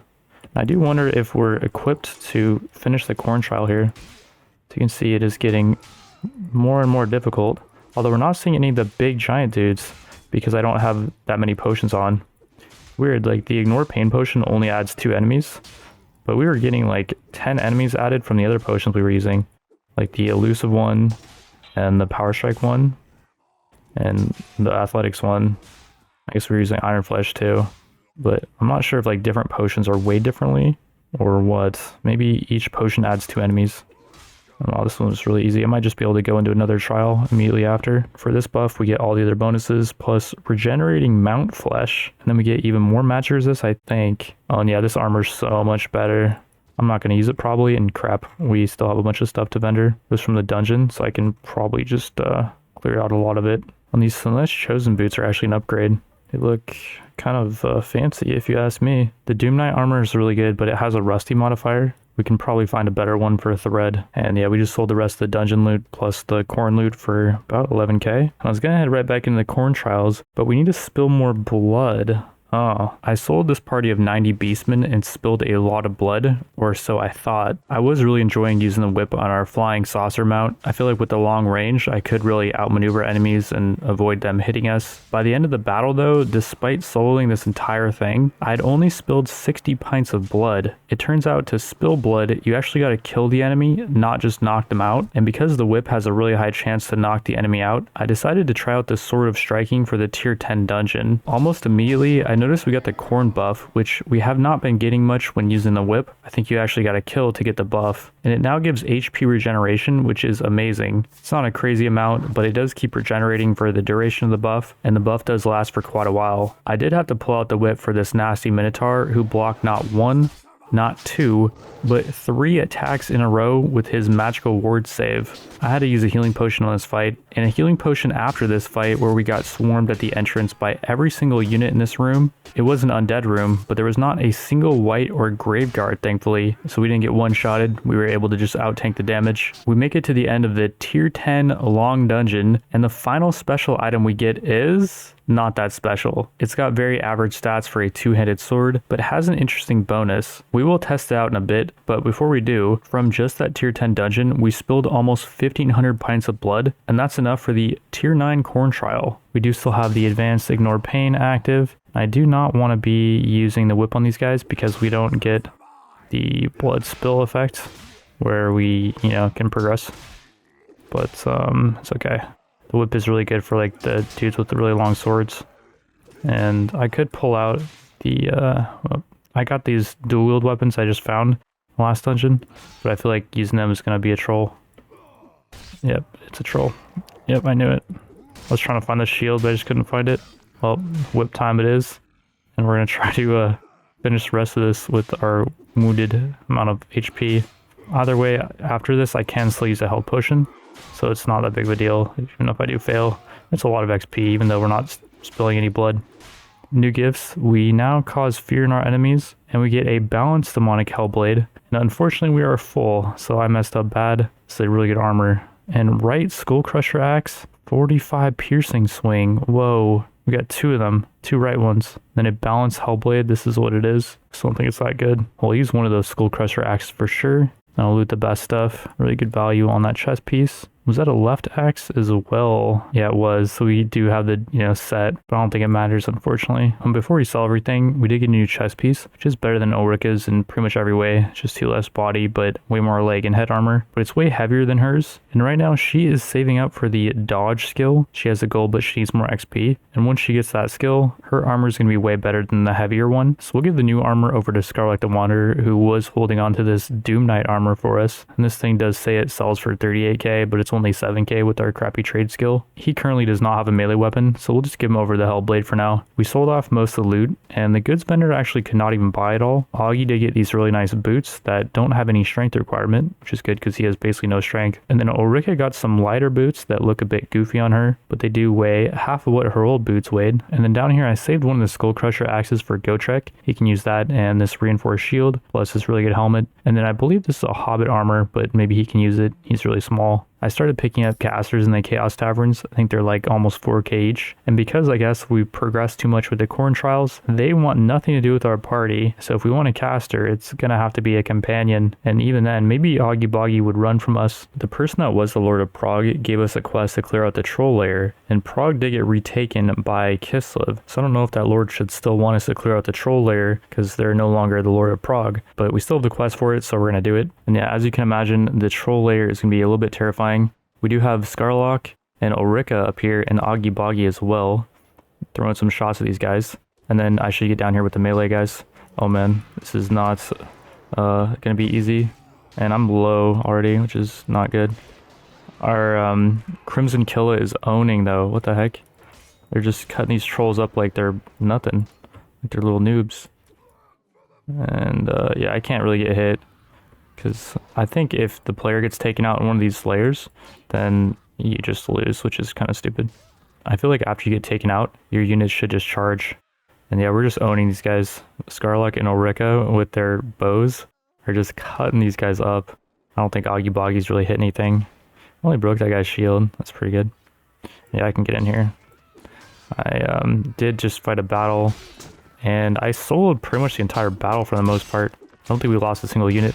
We picked up some more units. Right now, I'm just trying to spill some blood for corn and finish up a few quests that we've had for a while. Alrighty, Wild Chaos Troll Hideout down. We got 96 items, and it's a bunch of garbage. After clearing out the lair, we can head back to Prague and try to find the guy who gave us the quest. Found him, and we get 1000 gold, 2k XP. Augie got a level up, and I'm 30 now, so I can access the really cool merchants. Our potions finally wore off, so we can assign the points for the tier 9 and tier 10, which is 19 attribute and skill points. And then we've had 2 level ups that I have not spent yet, because I wasn't sure what to do. We're first going to max out intelligence, which gives us more skill points for each point we put into intelligence. And then we're going to max out our surgery. And I'm thinking let's max out pathfinding as well, just to make us super fast on the world map. 10 pathfinding on the main character will be 14, and then 10 surgery on the main character gives us an 81% chance that our troops are not killed and they're only wounded in battle. Something I've never really done in a playthrough is max out persuasion, which makes it easier to convince lords to join us later. And I want to do that. This skill is not based on charisma in this mod, it's based on intelligence. So we can actually keep charisma at 7. There's really no reason to level up charisma because it's just prisoner management, leadership, and trade. And those skills are all not necessary. Like, you can carry more prisoners. It's nice. You can make some money with that. And leadership lowers your party wages. That's obviously really good too. And then trade gives you more profit for trading. But I just feel like there's other stuff that's more important. And we're actually going to put more points into intelligence so we can max out engineer. With 14 engineer, I believe we can attack a lot of castles and towns instantly. We don't even have to spend time to build siege equipment. Now the question is, what do we want to do with our last 10 attribute points? We for some reason are up to 50 strength now. I swear we stopped leveling strength at 45. I think we're just getting like 1 every time we clear a corn trial. We could level up more strength for more HP or more agility for more movement speed and weapon points. But I'm thinking we should put 10 into intelligence so we get the extra skill points. And then there's a lot of options here, like trainer would be good. We can give daily XP to our troops that are lower level than 30, or we could go for wound treatment to make the party heal a lot quicker. Or what about first aid? It says first aid caps out at 80%. And I think the way this works is if we enter the battle at 100% HP and we lose all of our HP, after the battle, we'll heal back up to 80% of our HP. Let's let our companions do first aid and wound treatment, and I'll put points in a trainer to help level them up. I'm just not sure how many points because we still have options like riding. There's some really cool dragon mounts and stuff that require like 6 riding, I believe. And I kind of want to scope out a mount before we spend the rest of our skill points. So we'll keep trainer at 6 and we'll save the rest of our 4 skill points for now. While we're on the topic of skills, Augie Boggy is now 6, and I did put more points into intelligence for him, which is why he has extra skill points over attribute points. We'll make him be our wound treatment and first aid guy, and having 5 of each is pretty good. If he does turn into a caster though, it would be better if we save our points and put them all into mana control, magic power, and magic control. And there was that beastman guy that could be our medic. Maybe we should actually save his points for now, or we could just put 1 point intelligence and then get 1 more wound treatment and first aid, and then we'll save the rest of his points. Ulrika also has 2 level ups, and we can get her up to 30 strength, so she can get 10 power draw. She just needs 1 more level up for that, and not that much XP because she's only level 13. And then with her bow, I don't think we want to go above 10 power draw because it's power draw requirement plus 4 is the max power draw you want. Scarlock also has a level up. He's level 28, so it's gonna be really hard to level him up, and he does have the 8 tracking, pathfinding, and spotting, and 6 trainer. I do think for now though, we're going to send him away to spread a right to rule, and then we're going to dismiss him until Augie Boggy gets his caster event. With 14 pathfinding, we're now moving at 12.1, which is crazy. And what do you know? In this next tavern, we find Adeline, who, like Augie Boggy, has an event that can turn her into a caster. The town of Altdorf is not defended very well and has a ton of prisoners. If we want to attack it with our 14 engineer, it's only going to take 1 hour to build the ladders. Yeah, let's do that. We can do our first siege battle. This town is looking crazy. What the heck have they done? This is not vanilla for anyone that's curious. This is definitely all custom made, which is nuts. And yeah, I'm just going to get in here and start cleaving. And I'm going to try to spill some blood for corn. Make corn happy. Could also use the two-hander. It's just not really very long. I'll just test it out just to this is their caster in the front. Not sure why he's right up in the front like that. Troll gets knocked out. And we did lose another troll as well. I think he got killed, but that's fine. Less wage cost is something that I'm not gonna cry about. We do have the ability to ambush caravans on the map and extort them for money. You guys are just taking my kills. Go away. Let me do some testing on this sword, please. Crimson Killa wants some action. And he gets knocked out. As we're traveling around the world map, because we're at war with every faction, I've been asking caravans for money, and they've been giving it to me.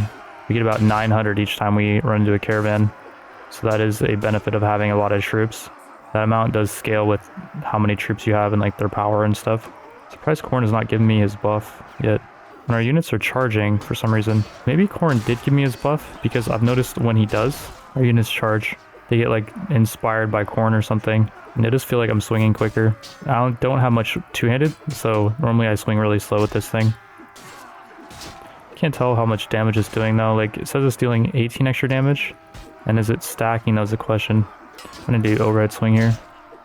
7 extra damage, 15. Seems like it's just completely random. 18.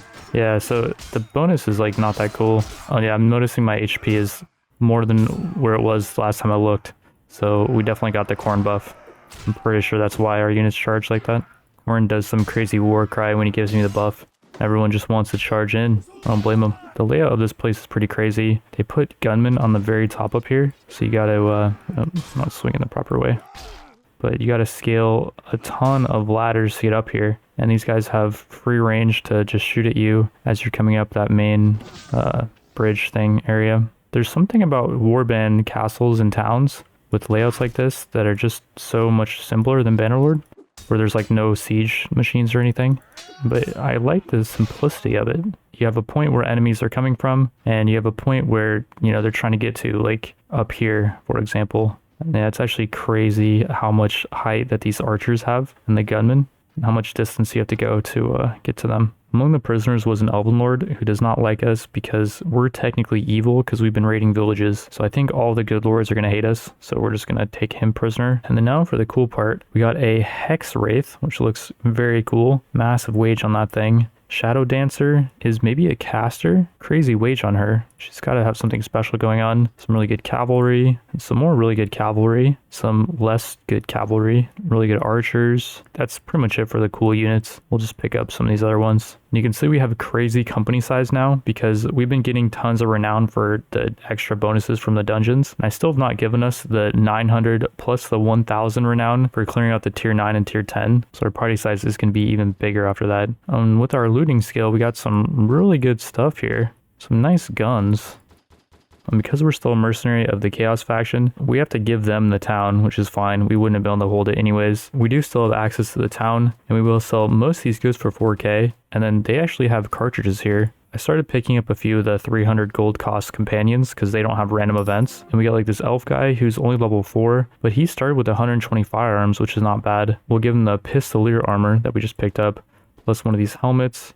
And we'll give him the Empire musket, I guess. Better than his elven bow, I would say. We just got some gloves from that battle, plus some boots. He's actually kind of kitted up. Just need to give him some cartridges. He's ready to go. And then we had a couple more guns like this Witch Hunter 6-barrel and the Rune Musket of Reloading. I'm not really sure which one's better. The 6-barrel fires 6 shots, but it's a lot slower at reloading and it's less accurate. Probably just give the Rune Musket to Adeline with some cartridges. Take away her bow. I got ambushed trying to sneak into a town, not realizing that my disguise potion were off. But one bonus about being a freaking monster is, yeah, you're just way too strong, even with the stupid staff that they give you. Here's the Shadow Dancer unit we picked up. She's got the dual wield combo where she uses the blade as a shield. And this one's really fast and it's decently long, does a good amount of damage. And then her armor is really light and it's overall pretty solid. This allows her to have 50% dodge. She's got the dodge skill and ward save 5, which gives her a pretty good chance to just block damage if she does not dodge. She also has 540 one-handers, so she is a beast. We're gonna bring her, a Crimson Killa, and Ulrika into another dungeon, and we're gonna do a little challenge. Okay, we're gonna fail the challenge. It's one of these stupid rooms. Holy crap, that's a lot of trolls. You guys just need a charge or something? Yeah, I have to manually like select you guys to charge, which made me take my hand off my keyboard. And okay, our Crimson Kill is already down. I love how like I'm just saying we're gonna do a little challenge, and then in room 1 we just fail the challenge completely because yeah, it's just not possible. I do kind of want to finish off the rest of those trolls. It's so much XP. Ulrika is getting smashed. I don't know. It's kind of risky. My shield's gonna break. Well, Ulrika apparently was still up, but she had no path to the exit, so she gets knocked out as well. This room's looking pretty nasty. Room like 4 or 5, I think. Oh man. What's going on here? There's everything wrong with dungeons. I just run past you guys. I just run past them. Oh man. This guy in the middle is like some beastly dude. They're all actually beastly dudes. They're not the regular Minotaur. They have like super armor and super weapons, I think. I'm about to use another healing potion here. I already used one. I was able to walk my way out of that. And I probably should have used a healing potion. Getting greedy with it. Yeah, I'm gonna use it. This guy's got super length with his weapon. Could have pulled out the whip, but I'm thinking you actually get more blood spilled when you kill the larger tier enemies. So I didn't want to potentially knock him out. Final room is an undead room. We've been waiting for one of these. That was a white, by the way. So he could have had the one-shot weapon. These guys can't. I'm just not even paying attention to the dudes in front of me. I'm just trying to look at the dudes over here. I think this guy is one of the Yeah, that was a white. This guy cannot have a sword because, well, he was using an axe. The one-shot weapon is for sure a sword. It can be a one-handed sword or a two-handed sword. And yeah, this is a fitting room for the final room. This is a scary room, but I think we made it. I don't know what's wrong with that guy. He was stuck on the, whatchamacallit. Enemies nearby. These guys are fine. They're not the terrifying ones. And can you just go down, please? Thank you. And we reach the end. We've got the Burning Blade of Garbage. Dude, what are these items, man? Thick Chaos Helm sells for a lot. Tempered Dagger. Large bag of Warpstone cartridges for that rattling gun. We did get a few upgrades in the dungeon, but vendored most of the loot for about 14.5k. And we did vendor 2 of our special swords that just aren't that special. Gotrek also came back, and I was able to give him some upgrades, which freed up some inventory space. And then there's an option to have someone use their connections, which I'm not sure what that means, but he's gonna be gone for 5 days. I probably should have kept him with us for a little bit longer because Iron Rock has 250 prisoners. I'm seeing 11 Squig Riders, which are really good units, and 10 Giant Slayers, which are also really good. I wonder if we could take 395 orcs. There's an Orc Lord nearby, but if we just get in here, besiege the town, it's only going to take 1 hour to build the ladders. It's done pretty much instantly. We might as well just try to do this and spill some blood for corn. Got some notifications saying that something about our battle size or something, but yeah, they have a shaman buffing them. We do not have any casters, unfortunately. Maybe I just need to get to their archer line somehow if I can. This is gonna be brutal because the orcs got buffed in a recent patch and they look really cool. I never really talked about that, I think, but yeah, they look kind of like I forget what. I was gonna say Shrek, but I don't think they look like Shrek, right? I'm noticing our archers in the back are not doing anything at all. Sometimes in sieges they get kind of glitched, or maybe they're doing fine. Let's just charge in with our infantry. It's better to charge in than just get peppered by their archers nonstop. And then I'm just going to try to yellow in, actually. I should have this sort of striking on me, because in situations like that where I just need a beast, having a 140 speed weapon is really nice. And yeah, I should probably help the melee as they charge, maybe. People are getting kills up here. Seeing a lot of light blue. If we just win this battle, even if we lose like pretty much everyone, it's worth it. We'll get better units, I think. We get a lot of cavalry, and we can use those to move really fast on the world map. We can just trade all of our infantry for cavalry. Oh yeah, our units are owning. They're really powerful. I should have been charging like this the whole time. And the enemy got reinforcements. Oh crap. How many units do we have? We have 36. The enemy is 200. Holy moly. I'm gonna have to start doing some work here. I think I just got the buff. And our archers probably are charging, right? So I got the buff. No. I didn't get the buff yet. I'm swinging fast though. Not sure what's going on. Could also use the whip here for easier kills. I could like keep my distance more, but I'm really trying to just spill blood. It's the main goal. Main goal is to spill the blood, and then the second goal is to get better units. Oh yeah, we're getting some good chopping here. We get hit in the head though, I think. We gotta level up. That's 2 more skill points. We could put 2 more into trainer. Let's do that. And we finally got the corn buff, so we're gonna get a bunch of health back. I was wondering if I have to use a healing potion. Whoa. Good timing on the corn buff. Corn knew that we were about to maybe get knocked out here, actually. If I don't be careful. I don't want to take these guys. There's a bunch of archers up here that I want to kill. We only have 13 units left, so if we do fail this, I need to make sure that I'm ready to back out before all of our units get killed. Or just use a healing potion. And yeah, this is all their archers. I should have been up here probably immediately. I should have charged this point. I think we would have taken a lot less casualties, because they've just been unloading on our dudes. And I don't think our archers are able to shoot them, because they're too far away from the infantry. Or they're like behind the infantry, I guess. These guys are all pissed off at me. Not sure if they're doing damage. This is a lot of blood being spilled though. Are you not entertained, Corn?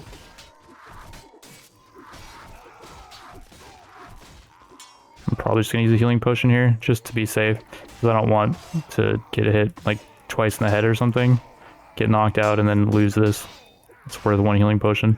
We finally lost the Corn's frenzy buff. He saw us use a healing potion. He was like, "Oh, you're a puss." Alrighty, now we just gotta finish off the rest of these infantry.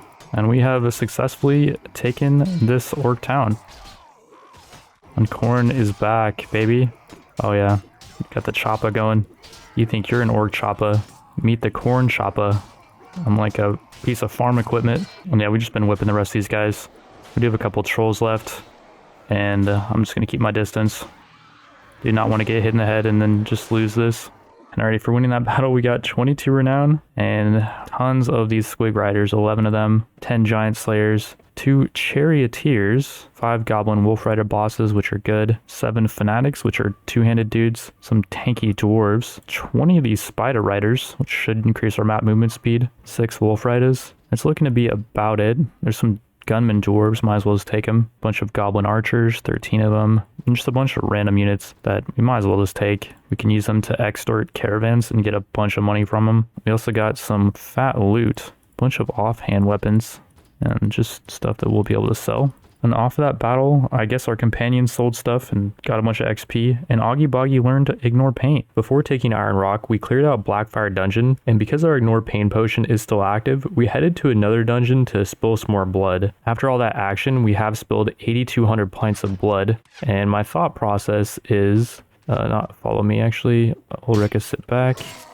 I can't really see anything because, well, it's kind of a dark room. Maybe I just have a bunch of lights on in my room. It's an undead room, although it's undead from the undead faction, not the vampire faction, so I'm not too worried about it. My thought process here is originally I was only going to allow us to do 10 dungeons, and once we cleared the tier 10, then that was it. But with the whole blood spill mechanic, I'm going to change the rules so that we can keep clearing dungeons for farming blood only. And then once we farm enough blood to clear out the final corn trial, then we can stop doing dungeons and then we'll go for world conquest if that's something that, you know, we're going to do. We got a chest here and nothing great. We'll take the musket though. And this room's looking pretty brutal. 2 of our companions are still up, but they're very injured. And Ulrika got knocked, of course. I don't know even how, because our companions should have been guarding her. But yeah, she got knocked. And the Shadow Dancer is charging. Okay, everyone just charge, I guess, maybe. We're now on room 3. And I don't expect our companions to last too much longer. Probably just have them charge, I would say. And then I'll just try to tank best I can. There's a chest over here, though. I kind of want to grab that. Companions can follow me, I guess. They're getting bowed at, so I think they're pretty screwed. And that thing had a really high value. Why was that? Oh, that's the weapon our special unit is using. And then this robe is actually crazy. Can I wear that? I mean, I can technically, but I don't think that's really who I am, if you know what I mean. But yeah, speaking of World of Conquest, so someone did a massive donation to get us towards a donation goal for that. But overall, it seems like people are not, you know, too hurried on trying to see that World Conquest. So I think what we're going to do is this will be part 3, and then, well, the Shadow Dancer is done, so probably, yeah. This video is going to be part 3, and then World Domination is going to be part 4, and I just don't know when that's going to be, though. What I'll probably end up doing is work on other stuff and then wait till I get a sponsor for the world domination part, because usually that's the part that's most grindy anyways. And then if I get a sponsor, then, you know, we don't have to do the crowdfunding thing. And when I say we don't have to do the crowdfunding thing, we don't have to do the sponsor either. Like, I'm not, you know, hard pressed for money right now necessarily.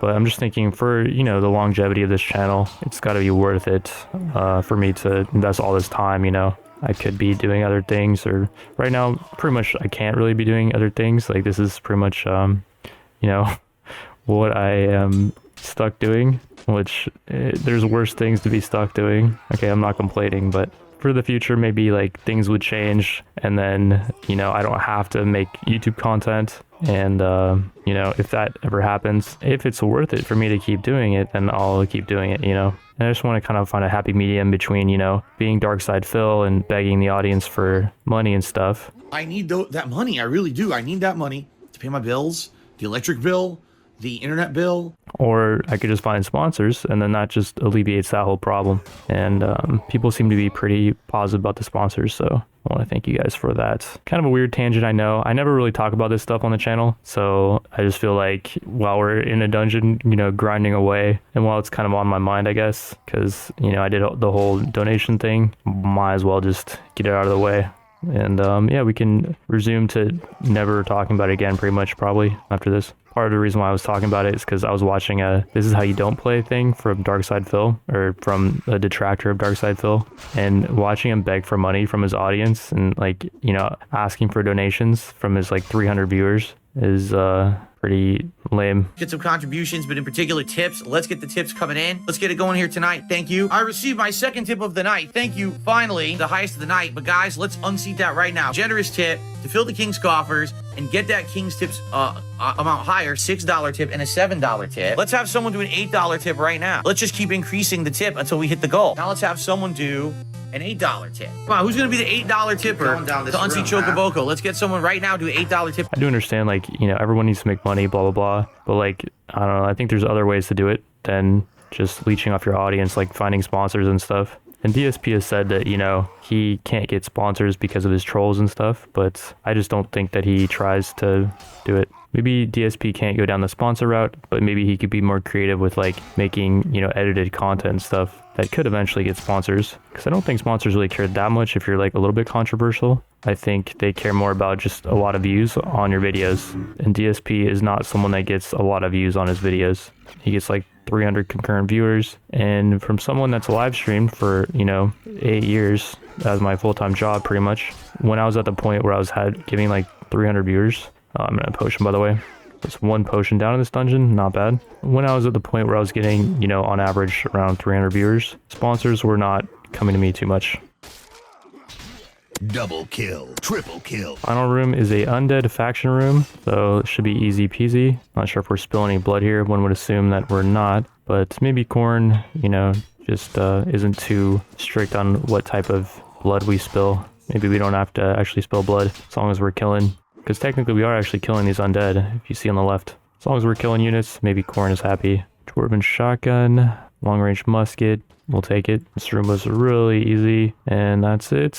That's for the loot. Blackbeard's pistol. Someone on Discord is saying it's really accurate for a pistol, but that's about all that it's got going on for itself. And this cloak is interesting. It's a headpiece that gives tons of armor to other body parts. It's extremely heavy as well for a headpiece. 8 more weight than the one we're using. It has no strength requirement, so I really want to give it over to Augie. It gives Augie a little tail, which is kind of cute. We got a random event that says Augie has grown fond of you and appreciates your understanding of his talents. He hands you a gift he personally made to show you his gratitude. Oh no, we got the Augie event that's completely useless. The book does nothing, I'm pretty sure. There's a tournament going on in the Goblin Towns, and we can now use this option because I guess we're high enough level, and we can play hardcore mode, which I think means that we're going to have all of our equipment. I'm going to bet the max amount I can, 500 gold. And yeah, we're going to be fighting in this tournament. I don't know what the heck that girl's doing riding a spider like that. I guess the tournament is all about having spiders. Like even the undead can ride the spiders. Is this a goblin tournament? And yeah, round 1 was really easy. We'll keep betting 500 gold. Take that guy out, and can we ride his spider? Oh yeah, we can. They've got some trolls. That's not fair. I was about to say goblin tournament should be easy, but I don't know if they have trolls like this. I could take out the whip for the trolls actually. Might as well just do that. There we go. One down.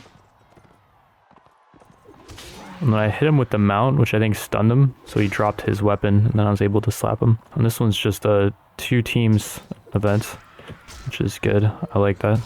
Let's use my units as a distraction, and I'll just be one-shotting you guys, if you don't mind. Spilling a bunch of blood too, I believe. Or no, we're just knocking people out. It's not spilling any blood. On what I think is the final round, I actually get a mount, which is not fair at all. Boss Grom the Paunch is knocked out. And I guess that was not the final round. This guy, I think he's like a shaman or something. Pretty sure he's no big deal. 135 damage to not kill. Yeah, that was a shaman lord. He can't cast though in these tournaments, I guess. We won. We got about 7k gold, some reputation, which I don't think we care about. And we didn't get any special items. So apparently you can get special items from tournaments, but we did not. We got some good chest pieces from the last dungeon, plus the Shadow Dancer blade. We're just going to sell that as well for about 7k. Then we got about 4k from other random crap from the dungeon earlier. I really like this Singing Doom robe. It's very light, and I like the aesthetic that it gives Adeline. We do another tier 10 long dungeon and get the crappiest reward yet. You can buy this from the lowest tier magical vendor. We do get some armor that has good modifiers that we can sell though. Lordly on this robe, which I think vendors for like 5k, and Lordly on this awesome helmet upgrade that I'll be using from now on. The next tier 10 long dungeon reward was yet again terrible. According to Discord, the reason why we've been getting all this trash loot is the final tier item is increased by the strength of the units you bring into the dungeon if they survive to the end of the dungeon. This makes a ton of sense because I don't think I've had a single unit survive till the end of the dungeon yet. In one of the High Elf taverns, we finally run into Marcus the Wise. He was a vendor that we have to be level 30 security to talk to, and I picked up 2 items from him for a bit more than half our gold. This shield is very tanky with its huge amount of HP and resist, and it's very large, so it should cover our whole body. And then the Rod of Corruption is a 2-handed / one-handed weapon, and when used as a one-hander, it does give a penalty to your damage and your speed, but it retains its massive length. So we now have a 170 length one-hander with about 68 piercing damage and 90 speed. As we were grinding those dungeons, we did get a level up, but another point of int, and I'm not sure what we're gonna do with our skill points yet. We've still not run across the writing vendor. As we were heading through the Ninja Lands, we run into a potion seller, and since we now have another Ignore Pain potion, I think we'll head back to the Chaos Lands to do another Corn Trial. And alrighty, so we're back in the Corn Trials, and 11 enemies are added, which is crazy. The reasoning for this is we have 2 potions active. It was weird though, because before it was just the Ignore Pain potion that was active, and it was only, how many enemies? 4? But with the Ethereal potion, it's now 11, which is kind of nuts. This thing can crush 2 blocks, I think. I don't know what's going on there. We just crushed that guy's block though, so that's really good. And yeah, the length of this thing is gonna definitely allow us to do this. I don't know if I can outrun these guys though. Can I just run this way? Like, can I just run? Yes, I can. Okay, I'm outrunning them, I think. Oh, but that terrain, I believe, slows me down, but not my enemies. So yeah, I gotta be careful with terrain. Gotta always be aware of my surroundings. Ouchie. I don't think that actually hit me. Tons of blood and XP though, I think. Or, I'm not actually sure. And there's so many corpses over here. This is kind of sketchy. Yeah, I don't know. Don't want to backpedal into any corpses, but look at how many corpses are over here. Gotta just be aware. When they're spreading out, okay, this is good. Yeah, I read something like the enemies will get bored kind of, and then they'll just kind of disperse. This is mainly possible with the amount of athletics we have. And yeah, I'm not pretending like this would even be doable if I wasn't giving myself all the bonuses. Although, I guess, oh man, my shield's down. It's not good. I might be losing this because now I have to swing this as a 2-hander, and I have crap 2-hander skill. Did we just get a level up? Or am I just hearing things? I think that was wishful hearing.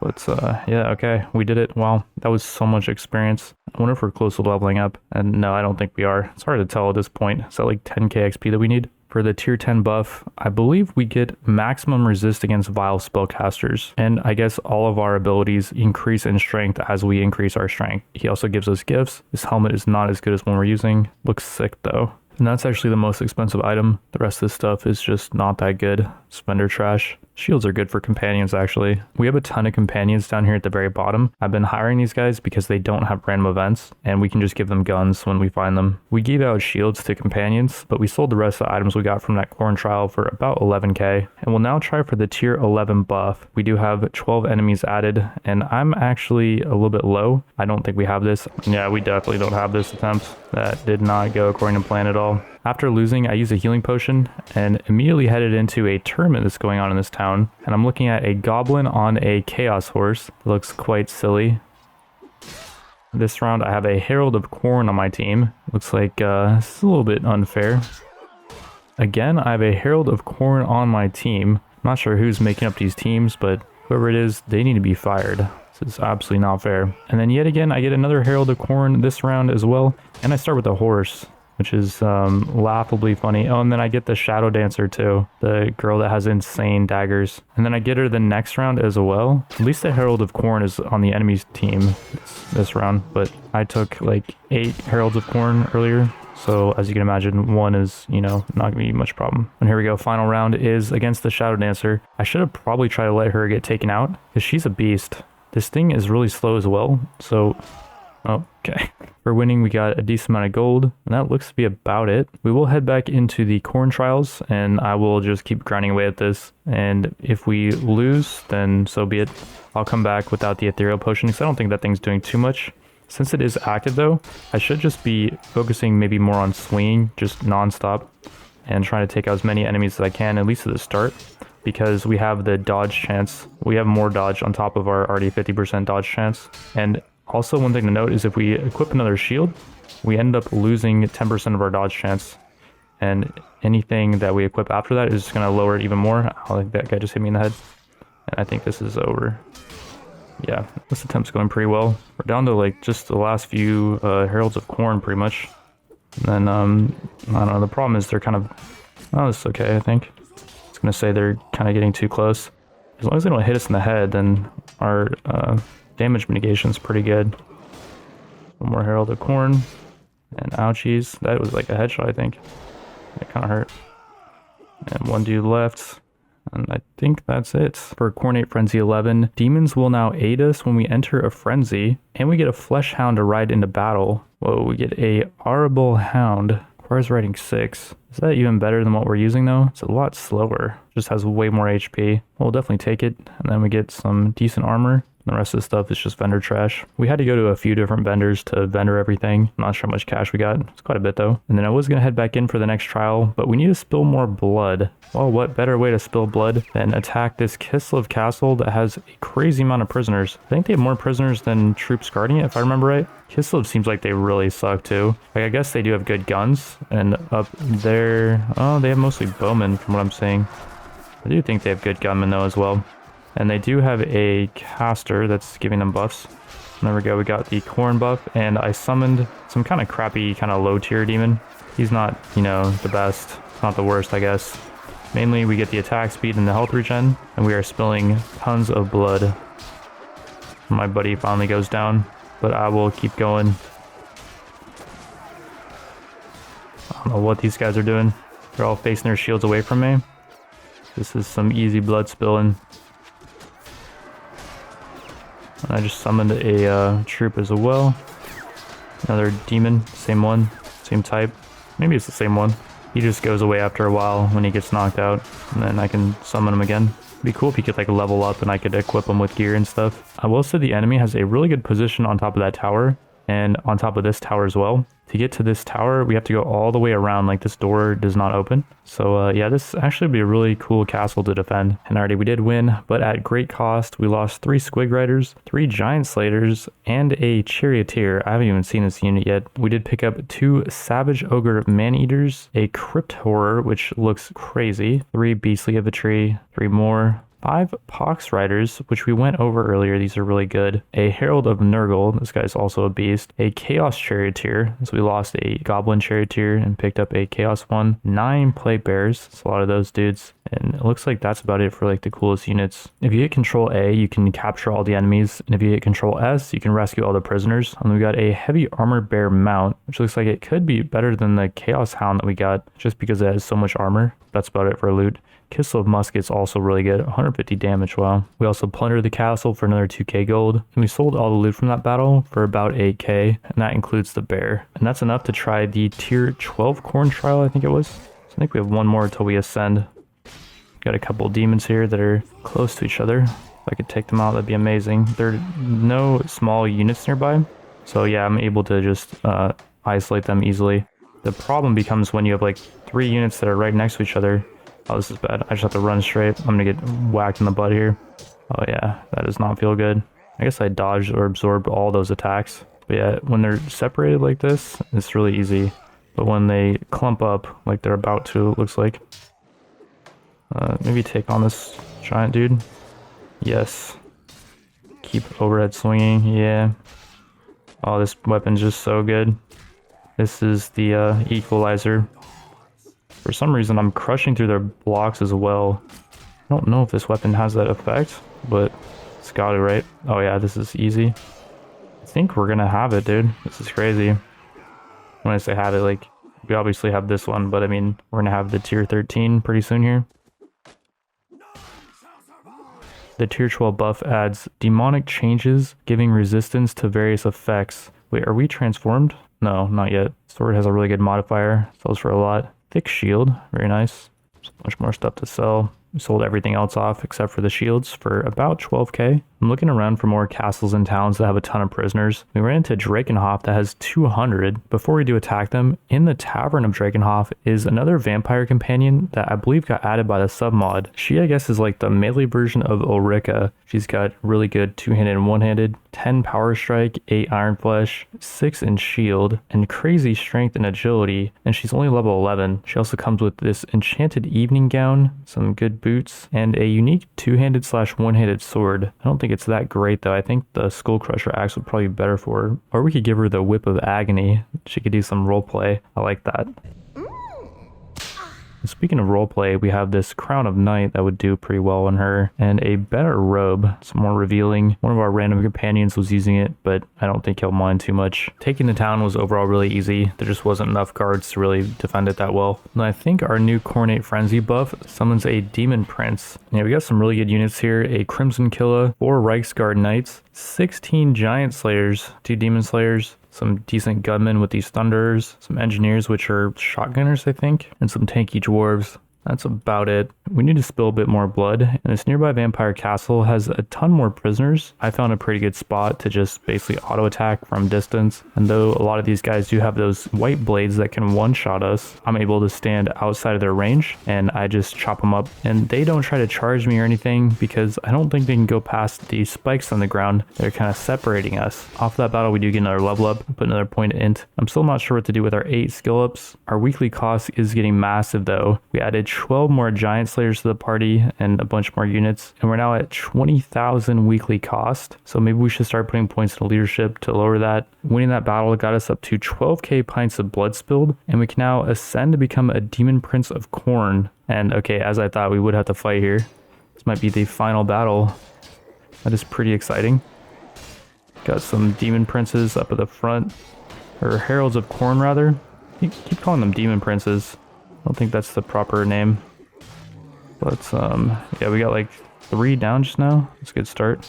There's a lot of enemies here though. It's like a freaking horde. I'll have to turn around real quick in a second here. Although right now I'm kind of getting some good shots off. Okay, maybe I don't have to turn around and run. Maybe I can just keep chopping. This is actually pretty good.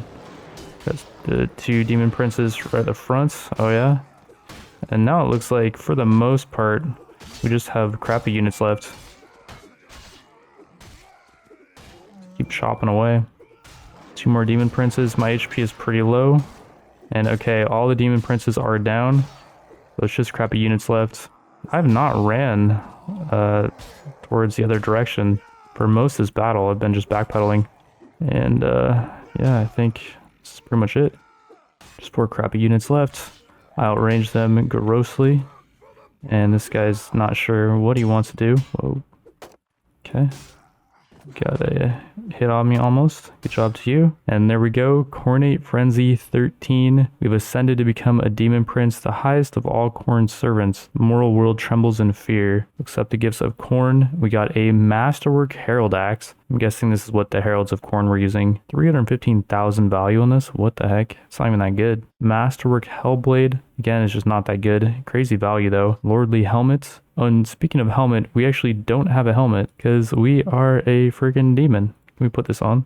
Yeah, we kind of can, but we look a bit goofy. I'm not sure you're really meant to, because this does give 60 head armor, 60 body, and 65 leg. And you're not supposed to wear boots as well, but you do get 22 leg armor with these boots. And the Herald of Khorne armor is really heavy. I don't like that actually. And I just realized we could actually keep our thread body, but we actually kind of can't because our whole model is different. So we have to use the Herald of Khorne body, I guess. Yeah, that's about it for loot. I guess a few of our items that we were wearing were thrown back into the loot pool. Because our gear is so heavy, we now have 0 dodge. Our ignore pain did go up by 5% though. It was 85 with the elixir. Now it's 90. I wonder what happens when the elixir wears off. We also get wounds for a plus, which according to this guy is an extra 105 HP during the battle. But then according to this guy, because it's plus, it could be a much more HP. We don't know how much HP it is. This number is the number without the wounds plus, and we'll just have to kind of gauge, I guess, on like how much damage we take in battle. Well, now that we beat all the dungeons, I want to capture a town so we can start manufacturing the super units. I think it takes like 45 days to build one of those in your town. We'll try to do that at the town of Prague. And on the way, we did run into a Kislev Lord who we absolutely slaughtered. The demon form looks to be quite formidable. I will say Kislev units are pretty bad, but we will be seeing what the other factions have to throw at us, and they will have some super giant units of their own to make the finale a bit more interesting. Because we've now ascended to this giant giant beastly demon prince. All factions except the chaos are at war with us and the chaos. So what's going to happen is the chaos are going to get wiped out and then they're going to come for us. I'm hoping that should make for a pretty explosive finale, which I'll probably end up posting on the main channel in one giant video with all these episodes combined. Setting up diplomacy so we're at war with every faction does take some time and some mods, so I'll have to figure that out. And in the meantime, there's some other content I want to focus on. If you guys do want to see this episode out quick and the GoFundMe does hit the goal, then I'll try to grind it out as quick as I can. Realistically, that's probably not going to happen though, but do expect a finale sometime in the near future on this channel or my main channel. In the last episode, we beat the 13th Khorne trial and ascended to become a demon prince, which gives us all these buffs if we kill quickly enough in battle. Because we're so massive, we cannot dodge anymore, but we do get wounds 4+, which is at least 100 HP bonus in battle, and maybe even more according to the map dev. We also currently have 90% damage reduction with our ignore pain elixir. Not sure what this is going to go to when the elixir runs out, but with that elixir we should have no problem taking on the town of Prague. And with our 14 engineer skill, it's going to take only 1 hour to build the ladders, which is pretty much instant. After we take this town, pretty much every faction should be coming over to try to attack us, because we are at war with every faction and they are all at peace with each other. Immediately upon entering the siege,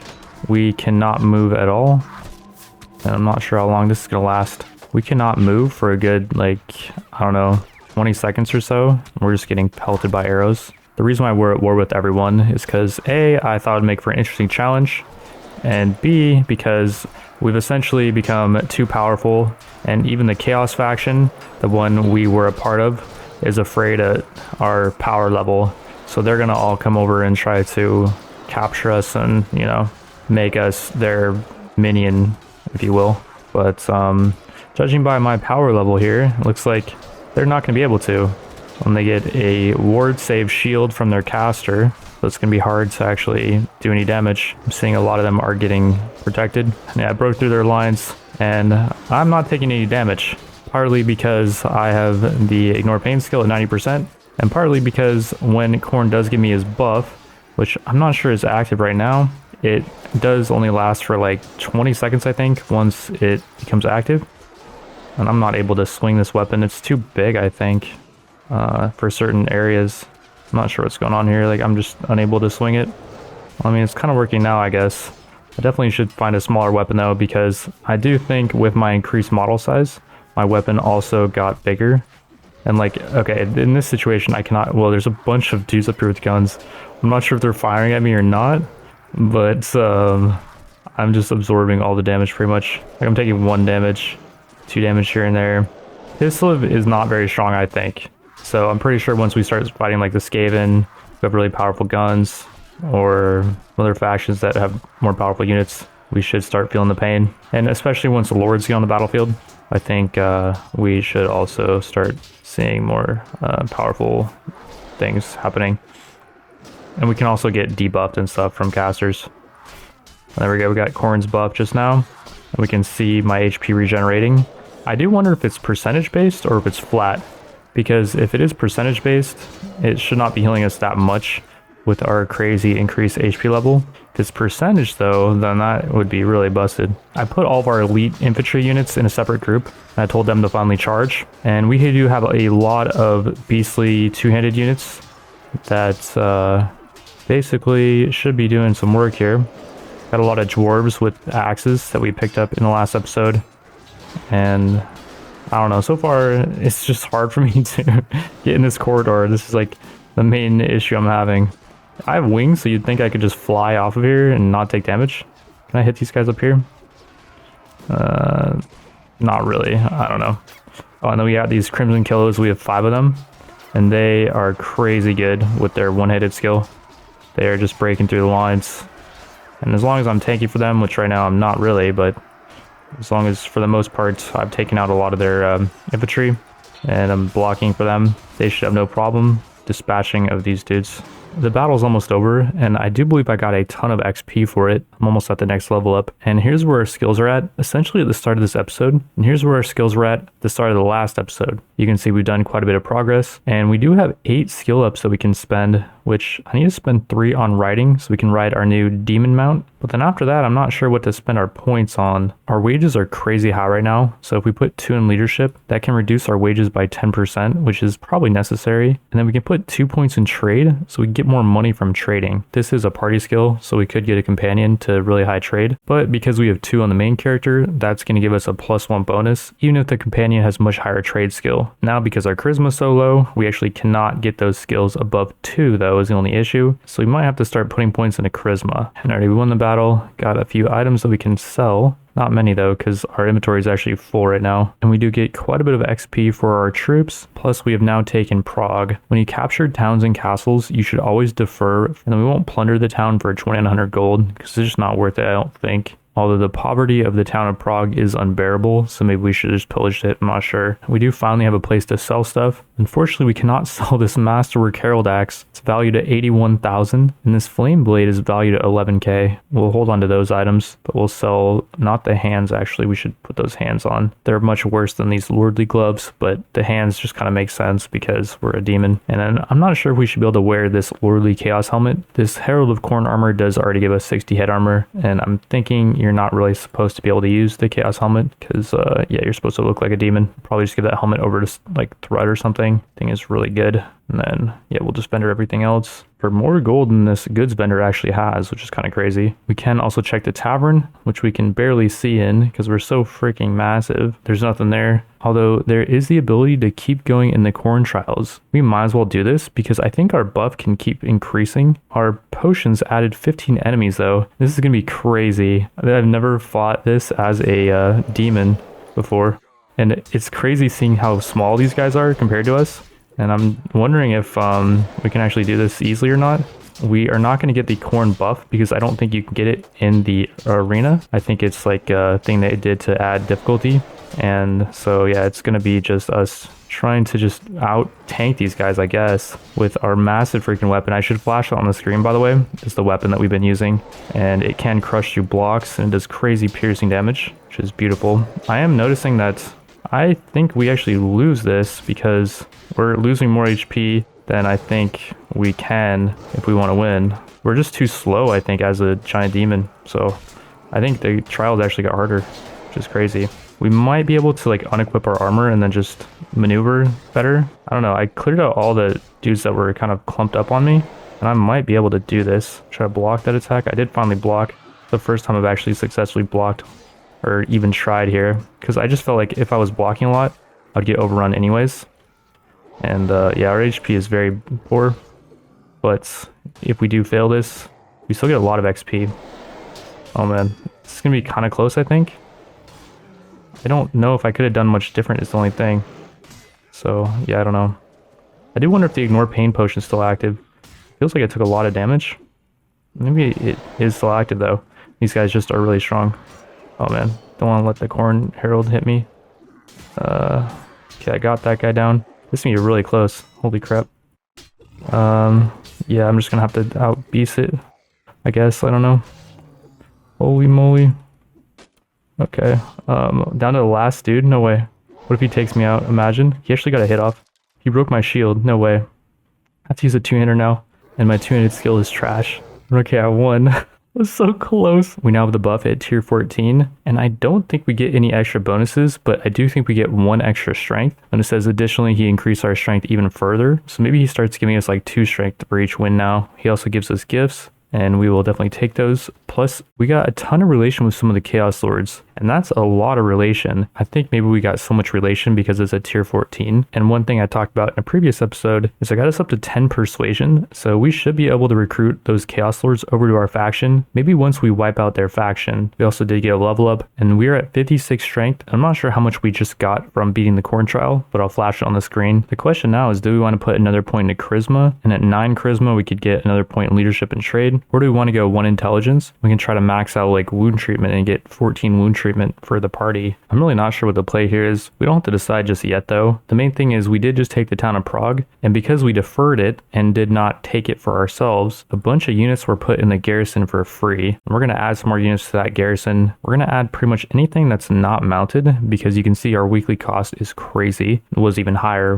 before we just added those points in leadership. But yeah, we're going to put everything that's not mounted, and we're actually not going to upgrade these chaos warriors because we can turn them into a lord for a quest if we have 5 of them. So we're just going to keep them as regular warriors, but everything else we will upgrade before depositing it. I probably shouldn't have put the Doomdiver Stone Troll in because it upgrades into a wyvern, and I think when you put units in the garrison they lose all their XP they had. On this Giant Slayer upgraded to a Dragon Slayer. I don't think I've seen that unit yet. Oh yeah, we have. It's this beastly dwarf unit. We can actually check out its stats really fast. It has the Dragon Slayer axe, and then the left axe just is used as a shield. It doesn't actually dual wield this. Its armor is not that good, but it's really light. So the Dragon Slayer moves and attacks really fast because it has light armor. It unfortunately does not have dodge, but it does have advanced ignore pain at 65%. Got some magic resist. It does not get stunned from damage, I believe, because of unbreakable. So it just keeps swinging. And it's got 510 proficiencies with 133 HP. Very beastly unit. But yeah, we will not deposit the Black Orc Immortal or the Giant Slayers because they can upgrade. But anything that's non-mounted that cannot upgrade, we will deposit into the garrison. And already after depositing everything, you can see our wage cost did go down, but we don't know exactly where our cost is going to be because we still have to pay for this garrison at a 50% rate. So it is still cheaper to leave these units in the garrison. We also will build a Weavery and Dyeworks in this town for 12k. It should give us about 1900 per week. And then really quickly now, to give us the town of Prague, we have to head back over to the town of Drakenhof, I believe it is, because that's where our court currently is. If I knew that we would have to walk so far, I probably would have just taken the town of Prague for myself and we wouldn't have got those extra units in the garrison, but at least we would control the town and we would be able to build our elite barracks there so we could start generating the super units. I think it takes a while to do that, so it's important we get started on that immediately. Along the way, we do encounter a Kislev Lord. We might as well just take him out really quick, and we can test out our big demon mount, which is kind of hard to see what's going on with that. It's really tanky is the main thing, so it allows me to just get in here and distract, which is going to help you influence the battle more so than even doing a lot of damage. Just being able to get in to their lines and draw aggro and not have your mount get killed. Because my dismount that I was using was getting killed really quick. It only had like 300 HP. This one that we're using now has like 700, and it's got more armor, I think. Yeah, it is kind of brutal that you can't zoom out more because it's hard to see what's going on here, I will say. I also could do first person mode, but it doesn't really help much with the visual clutter, as you can see.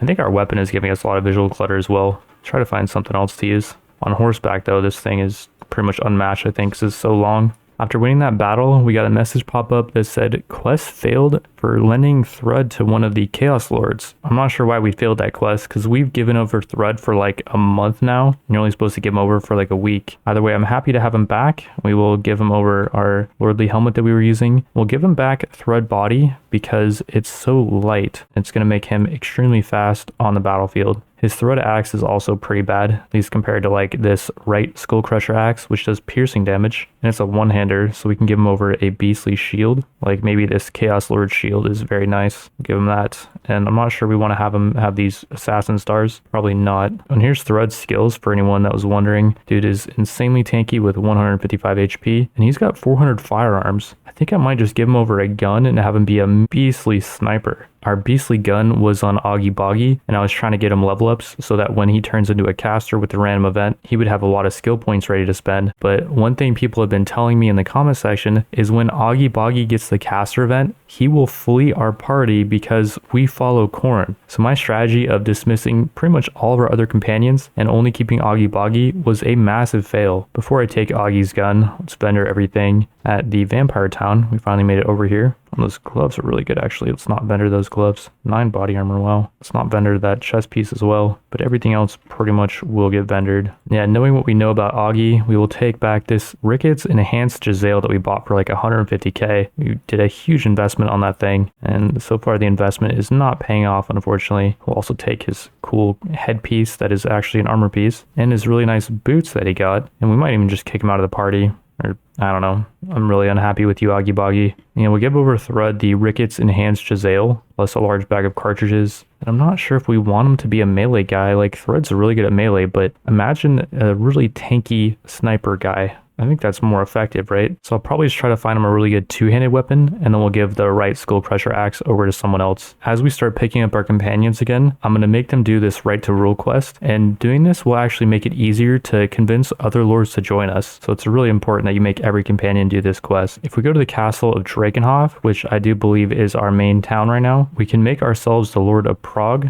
and make ourselves the Lord of Drakenhof, and the Lord of whatever that is, Lord of all this stuff. I think these are just small villages. We can also make this guy retire as minister, and we might as well just make Augie Boggy our new minister, because I don't think he'll leave if he is the minister. And then now if we talk to Augie Boggy, this little rat, we have some more options now. Well, I'm not seeing the option to move our capital. We might just have to let this town get taken by some other faction. I think we have to like buy a bolt of cloth somewhere and then buy something else, but there's nothing at this merchant to buy. There's a lot of crappy units in the town of Drakenhof's garrison, like 150, and we'll just take all of them by hitting Control S, or no, we won't. If we click on notes, we click on game concepts and go over to hotkeys, we can see all the hotkeys, including the ability to sprint, which I knew about in previous versions, but it would cause crashes, but maybe it doesn't cause crashes anymore. There's also these management hotkeys, which I think are specific to this mod, which is really nice. Control plus A grabs all the units and adds them to your party, and you can put all prisoners in the garrison with Control plus D, and you can take them out with Control plus A. I thought I tried that. Or maybe it's this one down here. Hold right control and arrow right. Okay, well, right control and arrow right does not work. Control plus A does not work as well. I guess I'm just gonna have to do it all manually, which is what it is. And then we're gonna head over to this other vampire castle that we took and yoink all those units out of that garrison as well, leaving both this castle and this town completely undefended.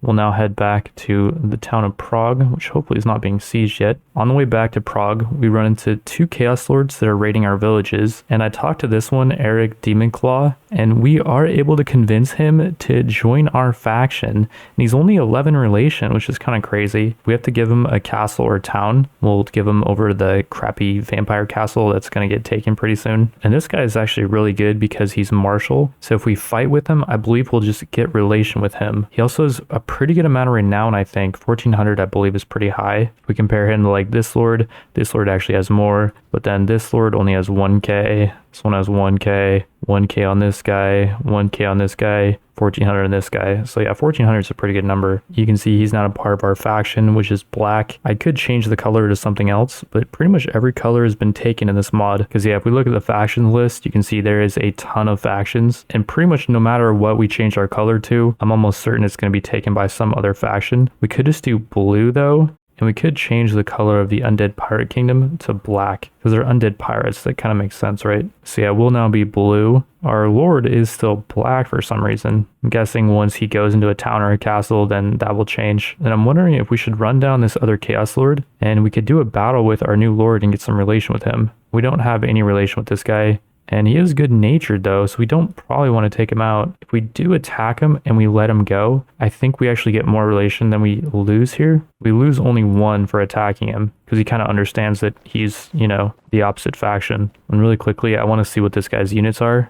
He has these Pox Riders, I think they're called, which are pretty beastly. Pox Riders, yeah.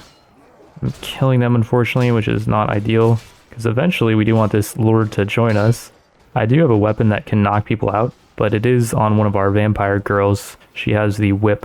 I could have probably taken that from her before this battle and used it to knock all these guys out. And that would have been probably the right play. Although, because we're playing on campaign AI being good, he should regenerate his troops pretty quick. I've not talked about our difficulty for a while, but campaign AI is on good, which is the hardest. You can see it adds a ton of difficulty. And then as for our battle difficulty, everything is at the maximum, I believe.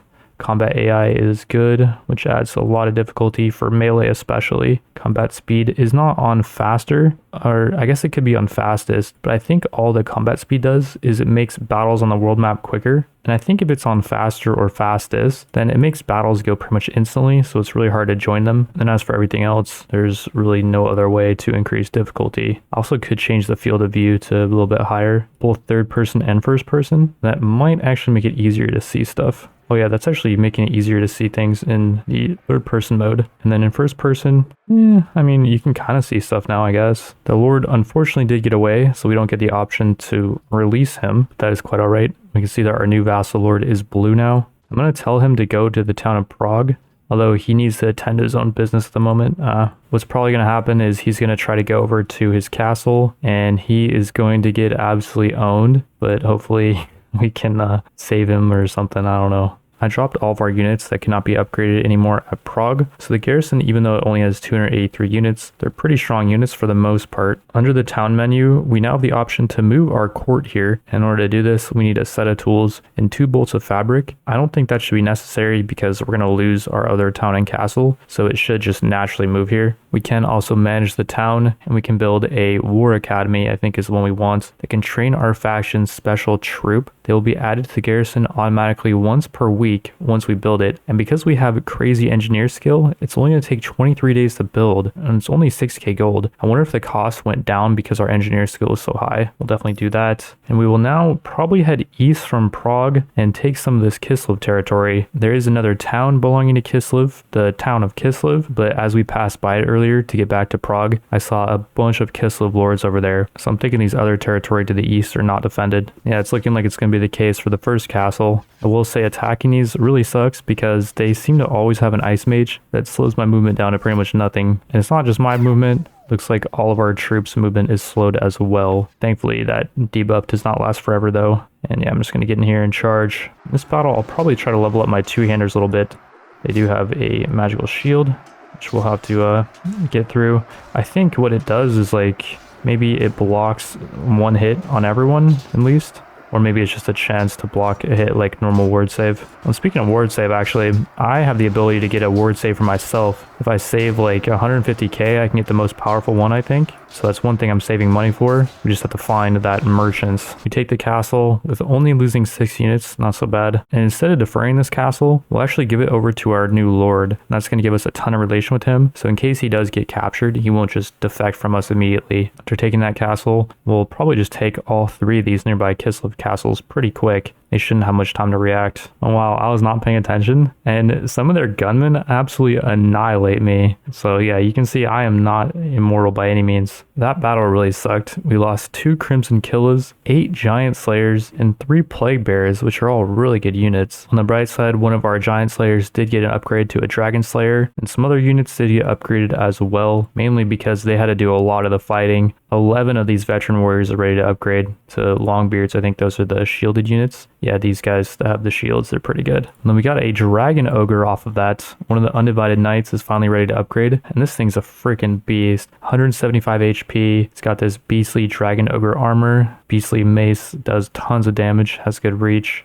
And that's about it for the armor. 400 pole arms, which, okay, this is actually a pole arm. And then it's got 60% damage reduction and word save, which randomly will block an attack. So I might go ahead and say that's worth. There's 2 Kislev castles left in the area being guarded by lords. So we'll come back for them later once the lords leave. For now, I decided to mess with the chaos a bit and attack one of their castles. This one is being guarded by a lord, and I wanted to ask him if he would join us, but there's no dialogue option for it. This chaos castle was very easy to take, much easier than the Kislev castles. It kind of worried me because if the chaos units are so bad on defense, will we be able to defend against lords with massive armies? There's a way to change our culture, but we need 0 or higher relations with that culture. And right now we're hostile with all of them, so I think we're stuck with the chaos units for a while. After taking their castle, the chaos is pissed and they are sending over a large army. We were able to pick off 2 of their quicker lords who wandered too far away from the main army. And I will say the chaos seemed to fare better on the open field. They had quite a few decent mounted units, and I had to do a lot of work here to thin them out myself. They didn't have any special giant units though, so that made things fairly manageable. We did take quite a few casualties, but of the 18 that died, I don't think we lost really any good units that we care about too much. We did manage to capture this demon girl who really likes me. She might make for a good demon wife later if marriage is a thing in this mod. I took her prisoner because I thought we'd have the dialogue option to ask her to join us, but nope, there's only the option to let her go. We made it back to our town, and there's an ogre gorger here.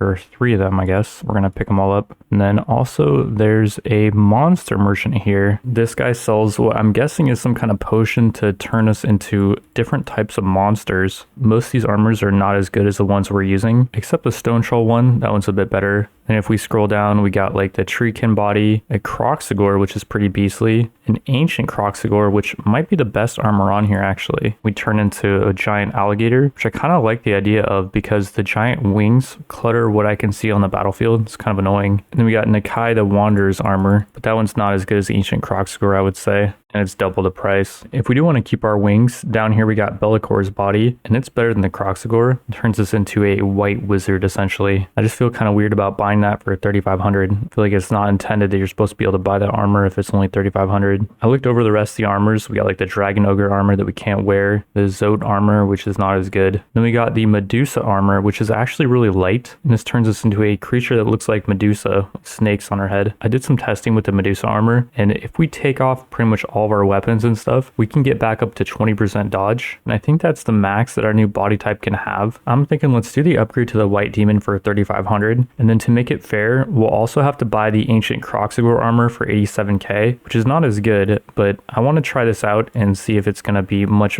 better visually, and if it is, then maybe we'll just stick with that armor, and maybe in like the really intense battles, I'll throw on Bellacor's body. To pretty much fully cover the cost of that transaction, we can finally sell this Masterwork Herald Axe, and then we have some more random stuff to sell, and that will pretty much cover the cost of both armors. To make us even tankier, I'm going to throw on that cloak that we stole from Augie Boggy, and I think a rule with like helmets and armors and stuff is it has to look like it fits with our armor, which I think it looks like it fits fine. We can also do the next corn trial, and do keep in mind our Ignore Pain potion did wear off, so I'm probably screwed here, I would imagine. We only have 80% Ignore Pain, and yeah, we do have a lot more armor though, so maybe they can't even pierce my armor. Although, no, that's not the case. They definitely can pierce the armor. Well, this is probably not going to work, but we'll just take the free XP. I'm getting surrounded here, although when I go to the edge of the map, it looks like they kind of get stuck or something. I don't know. I pulled out this Sword of Striking because this thing swings really fast. Unfortunately, we're not going to get the corn buff. That's usually what I rely on in battle, is the corn buff to carry me. Yeah, the shield is really massive. I think I was swinging it as a two-hander earlier. I pulled it out as a one-hander. This is actually working better. Probably not going to be good enough, I'd imagine. Although we're getting close to the end, kind of. Just need to take out a few more of the big guys, and we might be okay here. Need to do overhead swing as well. Apparently, overhead swing is the one that crushes through blocks only.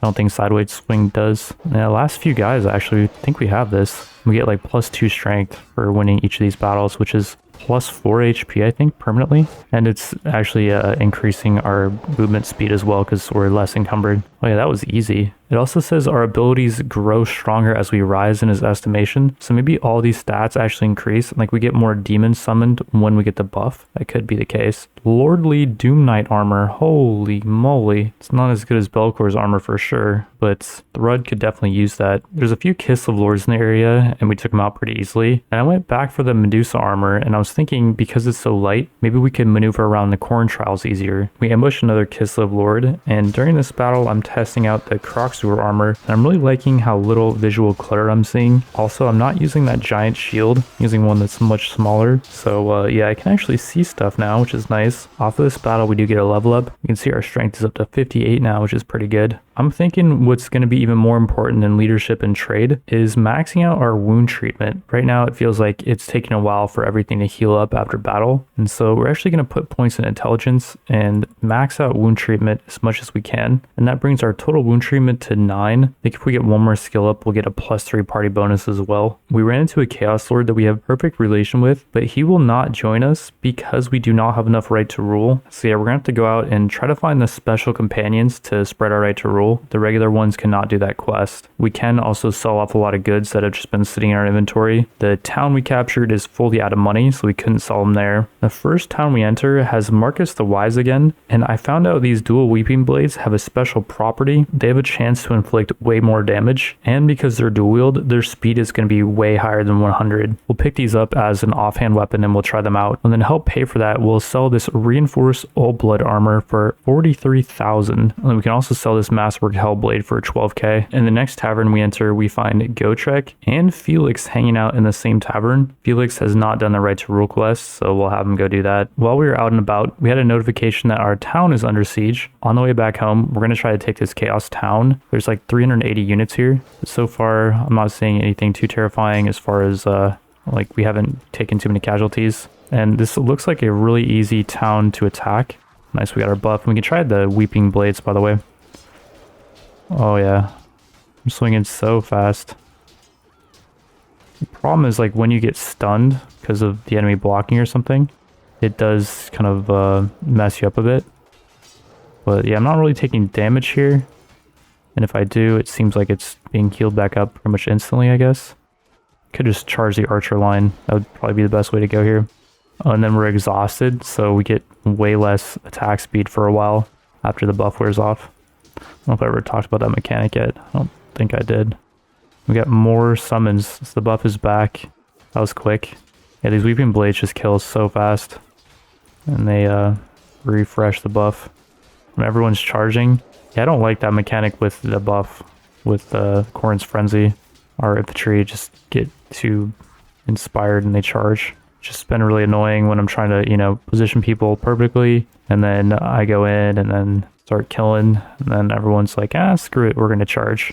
I guess it is just the infantry and the cavalry that charge, I believe. But for the most part, it's just not something I want them to do. I think we just lost some units. We lost a Squig Rider, which is a good cavalry because of that mechanic. I'm exhausted again. Not a good timing to be exhausted. Exhaustion wears off. The buff is back up. And we are back in business. Still not paying attention to how much damage these blades are doing. Might be better off just using the giant two-hander. Because, yeah, like, you can see I'm trying to swing, but I don't know, just a lot of these swings are not connecting. I'm exhausted and I'm trying to pull out the two-hander, and it feels like I'm going in slow motion. I never noticed that mechanic being that bad before. Jeez. Guess I'm really exhausted this battle. I've done a lot of work. It's Morbin time. Yeah, the two-hander just seems like it might be the way to go. I don't know. They're just constant overhead swing connections. One-shots are pretty good. This might be the most ideal situation for the weeping blades, though. When you get in the enemy archer line, it is just beautiful. Still getting blocked, though, by these peasants. Just kind of odd. But yeah, here we go. This is more what I'm talking about. Got the buff. We'll heal back up to full by the end of this battle. You love to see it. That battle was fairly bloody. We lost 5 giant slayers, 14 got knocked out, and just a lot of casualties in general. We did get some loot though that we'll just be selling off at the town. And then we can plunder the 10,000 gold and share it between our vassals and me. Then we failed to collect taxes from Stormstad quest because we took the town of Stormstad and it no longer belongs to that lord. I forgot I had that quest. We made it back to the town of Prague. It's currently being sieged by Kislev. We're going to wait until they attack, hopefully. And after just a few hours, they are attacking. For some reason, it's not all their units that are attacking. It's only 1,500 of them. We should probably get in there before the rest of these guys get in there. And these guys are leaving. They're like, I don't want any part of that. Here we go. They do have a giant bear unit. Oh no. I wonder if that can like breach our walls or if it's just going to be a damage sponge. I'm guessing it's going to be a damage sponge, but I don't know. I saw a giant unit climb the ladder earlier, so this could be bad. Like right now, everything's looking good, right? It's like Lord of the Rings, you know? You have a good start, but then the boom happens. They also used a debuff on us, so our accuracy and reload speed is hexed, which I believe is a bad thing. Only applies to our ranged units though. It's not going to affect me at all. I do wonder if I should get down there and start soloing the giant bear. Is that even possible for me? I'm pretty sure the giant units have big damage. When's that thing breaching the ladders, I wonder? Part of me wants it to not be able to, but part of me thinks it'd be actually kind of cool if the giants... Oh no. Oh geez, it's coming up. Here's the stats of those giant elemental bears that upgrade from the Sons of Ursun. They have 1155 health, 1100 strength, 650 in two-handers, and their two-hander is this thing that deals 120 cutting damage and can cut through blocks, has really good reach. And then here's its armor, just really tanky all around. Oh lord, he's coming. Just use the big two-hander to swing. I don't know if I can hit him. I'm getting hit. He's actually focusing me out of all the units. To focus, he's focusing me. Or maybe he's not anymore. Frenzy ends. Crap. Keep swinging, I guess. I don't know. Like, I'm not really hitting, I think. I'm dealing damage here. I can't even tell that he's getting kills. Such a big bear. Oh, we got him. Someone killed him. Wait, I got to kill 5,780 XP. What the heck? We healed back up from the buff, and shortly after they sent in another bear. I'm not sure where these bears are coming from. But yeah, I'm also not sure. Wait, we got the kill on it. Who got the kill? The Giant Slayer. So that unit should upgrade to a Dragon Slayer, I think, at the end of the battle. I would imagine some of those units are upgrading, even if they didn't get the kill. But that probably should ensure that we get at least one Dragon Slayer, right? Yeah, we got quite the meat grinder here. Luckily, the AI is not smart enough to just position their gunmen on the ground and then shoot at us. I think their gunmen are just charging in as well. Their gunmen are just in full charge, as are their archers. So, yeah, Kislev is much easier to defend against than attack. I said earlier they were trash, but their gunmen are actually pretty formidable, especially when our Ignore Pain potion wears off. We got another giant bear. It's said that the Frost Witch summoned a bear, but I don't think this is what she summoned. I'm pretty sure the Frost Witch cannot summon these giant units. Pretty sure it's like a very small bear they summon. I think I'm exhausted right now, which is not ideal. I want the kill on this for the XP. And I got the kill, very nice. Another 6k XP. And here's the Frost Bear that I think she summoned. Yeah, it's called Frost Bear.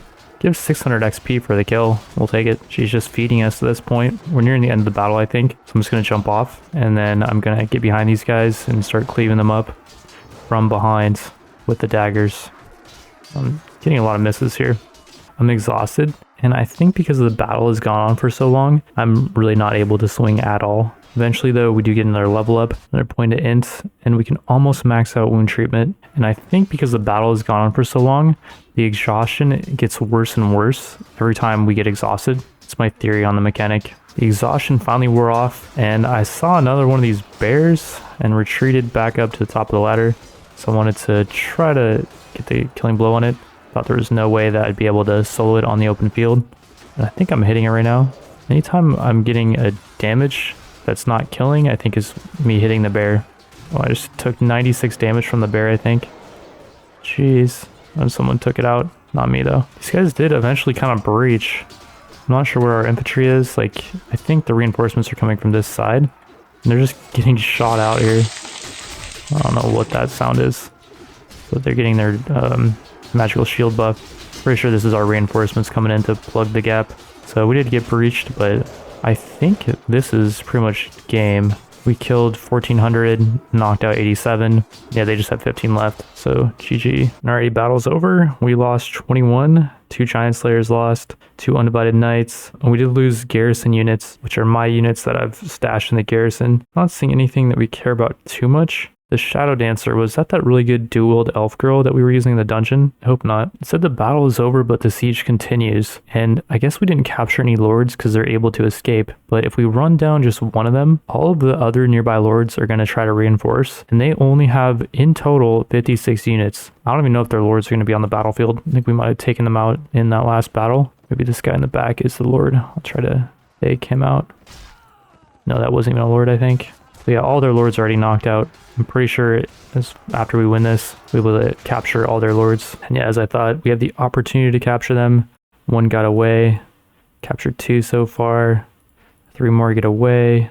And then that's it. So in total, we captured 4, I think. They also had some prisoners that we can rescue, some Chaos Trolls, a Skull Crusher of Khorne, super beastly cavalry, Chosen of Khorne, Plague Bear, definitely hire all those guys. And then we got 2 Giant Slayers ready to upgrade to Dragon Slayers. And then down here, we got some other stuff ready to upgrade. I guess off of that battle, we did also get another Dragon Ogre. So we now have 2 of those in the garrison. Unfortunately, from the siege, we didn't get any loot. I'm not sure why. This dude, Corvus the Observant, did show up in our tavern though. And he has the Rattling Gun, which we do have cartridges for. Let's just pick it up for some companion. Then should we try to buy like this Man Skewer? Has 4 shots, accurate. We don't have the money for it, but we could sell the Lordly Doom Knight armor, which is Threads armor. I don't like doing that, but we might need to for that crossbow. I made a separate save and I'm testing the crossbow out in the dungeon. And despite having basically no crossbow skill, this thing is still extremely accurate. So even like Gotrek could use it with his 0 crossbow skill. Or maybe we could give it to this girl Genevieve, who's pretty tanky. She does have good weapon masters, so she can level up crossbows. And I think the more crossbows you have, the more damage you deal, right? So if we get her to 10 weapon masters, she can max out her crossbows really easily. Seems like that'd be a really good strat for her. To get our companions back to gain right to rule, we gotta sneak into enemy towns to visit their tavern. Lately though, every time we sneak in, we've been getting caught. Apparently once you ascend to become a demon, you're not supposed to be able to sneak into towns anymore. The submod does allow you to sneak in again, but you're not given a weapon, so you can only use your fists, which is really hard, or you can also kick, but kicks don't do much damage. With how strong our character is, you'd think I could just one-shot these crappy units with my fists or a kick, but nope. The only reason we're in this predicament to begin with was because I thought dismissing our companions would increase the chance of us turning Augie Boggy into a caster, which we now know is not something we should have been shooting for on this run, because we can't really sneak into towns anymore, and we should have had all our companions with us anyways.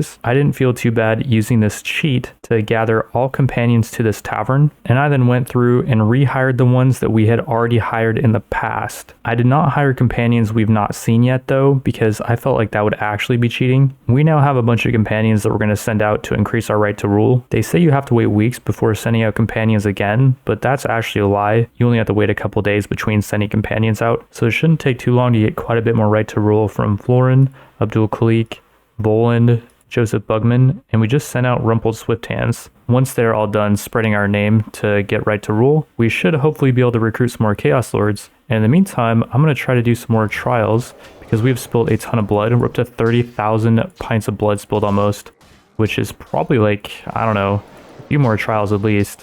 And I do feel like I'm moving quicker using this Medusa skin. I don't really know how you guys feel about this. I feel like my justification is essentially we're able to transform now into multiple creatures because that's our demon power. And yeah, I don't know. It doesn't feel right that we should be so slow in demon form.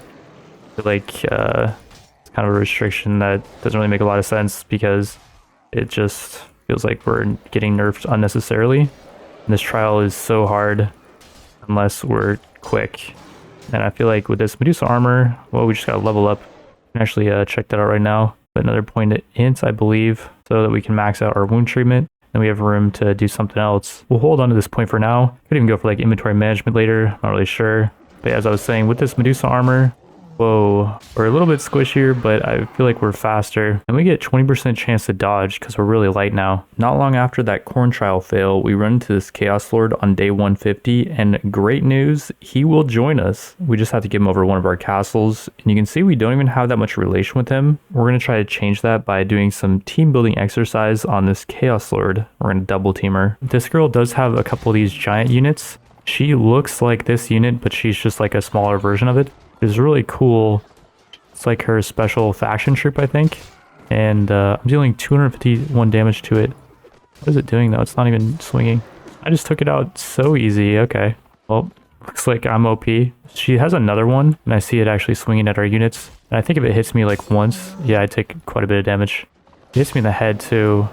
I just hit my horse there. There in the butt. Little spanky spank. Ouchie. Yeah, these things are beastly. It just took out half my health with 2 hits. And she has crazy length, so it's hard to get in here, if you will. Oh, jeez. So 4 hits to kill me pretty much.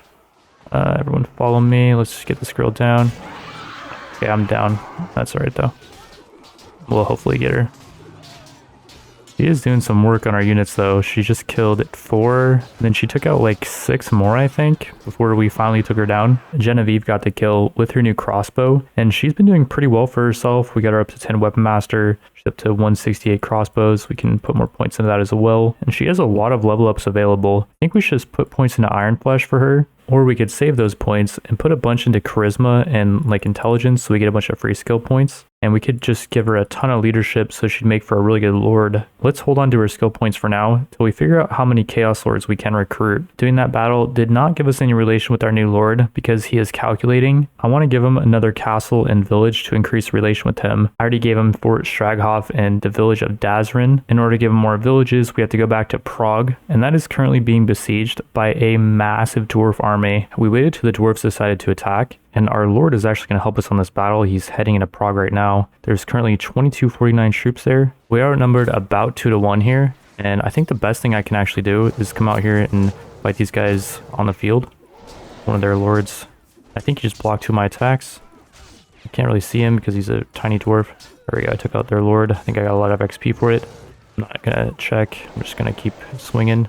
And yeah, I can do a lot of work here at the bottom. Just distract them and then summon a bunch of dudes. And one thing I did kind of find out on a practice run I did of this was the dwarves are extremely strong, first of all. because yeah, I was not able to win because I was using a different strategy. I just took out a bunch of dudes. 2 Dragon Slayers, 2 Rune Priests, I think. Rune Lords, they're really strong. And that right there is going to be having a huge influence on the battle. Also, I could actually use two-hander mode here to start cleaving. I do got to be careful how quick I swing though, because the exhaustion mechanic is really brutal, especially with the daggers. So the way I think it works is if you swing too much, you get exhausted, and that exhaustion persists throughout the whole battle. It's a really stupid mechanic because you're essentially getting a huge attack speed buff, but then they're punishing you for using the buff. Like, what it should do is maybe just give you a buff for a certain amount of time, or you get a buff for a certain amount of swings. That's not how it works though. If you swing too much, then the buff not only runs out, but you also get exhausted. And yeah, I don't know, I think it's bad, personally. It just punishes you for having the buff, basically. Although you do get the health regen, and the health regen is really strong, don't get me wrong. It also is kind of hard to see, I do apologize, because we have the big shield on. I just felt like, well, for the sake of this battle, I can just drop it over here. And I just dropped my weapon. Okay, that's not what I meant to do. Pick up the weapon. You do want... Okay, I just lost a bunch of HP for that. Well, I'm going to hold off on dropping the shield for now. Fine, I can just swing this as a one-hander and the shield's not blocking the whole screen. But yeah, it's hard to see these dwarves. Can't really tell what's going on in the rest of the battle. I think they may have breached, which would not be surprising because these dwarves are nasty. Like, they are very small, so a bunch of them can fit in a small area. And I'm seeing we're losing a bunch of people, but I'm doing the best I can here. I don't think there's really much I can do as far as micro for our units. I think they're going to just do what they're going to do. And I will say this layout sucks completely. Like, there's way better layouts that we can do as far as defense. It's just, this is the area that I wanted to conquer first. It's the Dragon Slayer, by the way. Check him out for some big XP, very nice. And now we are exhausted. It's not so bad though, because I'm not spam swinging. You guys saw earlier when I was using the daggers, I was not even able to swing really at all. And that was really painful. I think we're retiring the daggers. Unfortunately, they just don't work with this mechanic. Another reason why the mechanic doesn't really make sense is because the daggers are so light. You'd think swinging them wouldn't cause that much exhaustion. But no, I'm pretty sure the daggers affect your exhaustion just the same as swinging this giant mace that's like 4 times as heavy. And I hold a shield right now too. So yeah, I don't know. The mechanic just sucks for the exhaustion, but I can't complain because, like I said, we get the regen. We just did get the buff again, so I don't know. Like, I can spam swing on these guys. I'm gonna regret it though in a minute. When I'm exhausted, yeah, I'm gonna regret it. Like, starting now, your movement speed is also lowered too. So good luck. Well, now it's okay because they're not really chasing me too much. But mainly, good luck trying to fight when these guys are, you know, stacking up on you, and they're little tiny dwarves, so they stack up really well. Get the buff again. Okay, I'm just gonna chill. I think no matter what, no matter how much I swing here, my exhaustion is still gonna be bad. Like, even if I don't swing at all, I have to take out the Dragon Slayer. But okay, and I had a guy just chilling under me. He's like a little freaking rat. Pretty sure I've said that before in this run. The dwarves just kind of can get in your equipment, get in your clothes, and gnaw at you. But this run has gone on for a long time. I've been recording for, I want to say like a month now, or no, I think it's been like 2 months. And so I kind of do forget some things that I said in a previous, the thing I do here is get in here and take out the stronger units that are charging in first because they're so fast. Maybe I just retreat here and try to reassess how we're doing. The dwarves are holding the top here. That's not good. We're having to fight. Wait, they're defending. Where are our units at? We've got 300 wounded, but we have way more than that. Oh, I think our reinforcements are stuck. That's another thing that happens on this battlefield, is our reinforcements get stuck. That was the main thing, actually. That was the main reason why I had to go down there and distract a lot. Yeah, some units are leaking through, but for the most part, we're stuck down there, yeah. That's why this one sucks. It might be our big units that are getting stuck. I do think we've done enough work here, though, maybe, so we can just hold down here for the rest of the battle. We do get reinforcements right at this spot, so we got a dragon over there. I'm not sure I want him to be going in, but I guess just do what you will. And yeah, everyone just hold right here, and I'll just try to do like a swing spot where I just constantly auto attack as they come down. Oh, and there's their Rune Lord. He came in early, I think. Oh, jeez. I'm gonna hit him. He's getting hit by something. And I got hit by something as well. He has crazy range. I need to make sure that I don't let him take me out. Dwarf Rune Lord is taking out people. I kind of want to get in here and take him out. Overhead swing. Come on. I'm getting hit by something, or I'm getting stopped. Just physically, I'm stuck here. There we go. Good timing to get out of there because there was 2 Dragon Slayers. Oh, and they took him out. Okay. Oh, that is their special unit down. I think they only have 1 of those. Yeah, I'm just swinging in a specific spot. I think I got like 6 kills in a row just now. You know, I said they only had 1 Rune Lord. They actually have 2, but I think I'm hitting him right now. And I have the Frenzy buff. Oh yeah, who took him out? I don't think I got the kill, but he's down. That's all that matters. Alright, that's about it for this wave of dwarves. We've taken out about 1,500, so there's still 700 left. We lost 45 units, and I'm seeing some good ones, like a Dryad upgrades to a super unit. So does the Stone Troll. And yeah, there's some good stuff down here. I did manage to kill 420 though. I did some work on that battle. Now, unfortunately, we did not get any loot because we didn't completely win the battle. The enemy is still sieging. I took our strongest units out of the garrison. We're going to try to run down these dwarves. Oh yeah, we got them. Question is, can we take them out? We have 268 against their 721. Oh no. If we do win this, it would be a pretty big blow to the dwarves. We capture a few of their big lords. I'm just not sure if it's necessarily worth it because the ones that do escape will be replenishing their troops quick because the campaign AI is on good. So we got the buff. All of our infantry are going to be charging probably. Okay, I pulled our infantry and cavalry back. And I'm just going to come in here on foot. Just take out a bunch of these guys as they're trying to charge. Especially these dudes. Oh yeah, getting a lot of their axemen down. It's going to be the main thing. These guys are the ones that cause the damage. I'm causing the damage to them. Shield ones I'm not too worried about. I think I've thinned out a lot of their axemen on this wave at least. We're gonna have a lot more though. Next wave, we're gonna try to take out the Dragon Slayer, even though we are exhausted. It's kind of disastrous. Not one-shotting them with the one-hander. Maybe if I was using this as a two-hander, I would. I don't know. We got some Rune Priests over here. Okay. It's going pretty well. Yeah, when I get the buff, I'm essentially just running through their archer line and just distracting. Having all of our infantry charge. Working pretty well. Alrighty, we took the rest of them out. We lost 28 units. Never mind, there's still 64 left. I just run through their lines and spill a bunch of blood for Khorne. I think he's pretty happy with my performance here. 1 lord got away. 2 lords got away. 3, 4, 5, 6, 7. Okay, I guess they just all get away then. We captured 1. Another one got away. We captured Yori.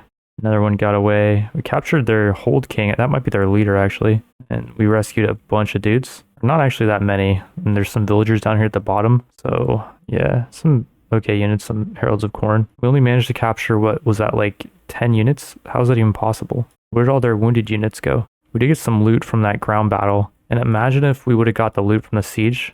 That loot just disappeared magically. It's just gone. So that guy was not their king. So this guy is actually their king. Dang, that's really unfortunate that we were not able to capture like a bunch of dwarves. They're just gonna go back home and heal and probably just come back. Now that we own Prague, I'm able to give over castles and villages to our lords. And I gave over Fort Ostrich and Yaren to Chaos Lord Igor, and that actually made both of our vassals happy. I gave over a few more of our villages at Prague away because we're not gonna be able to hold them for long. We're gonna grab our best troops from the garrison and dip out of here. And we're gonna take the fight to the dwarves, and we're gonna try to take them out before they have a chance to heal. The closest town is Waldenhof, which normally is a vampire town, but the dwarves own it now. And there's a few lords here healing, including the dwarf faction leader. This town's layout is actually pretty crazy. I was sending our archers up here to help me out, but yeah, I think I should probably have a crossbow on myself to deal with situations like this, because they have a position right there, and then they have a door or gate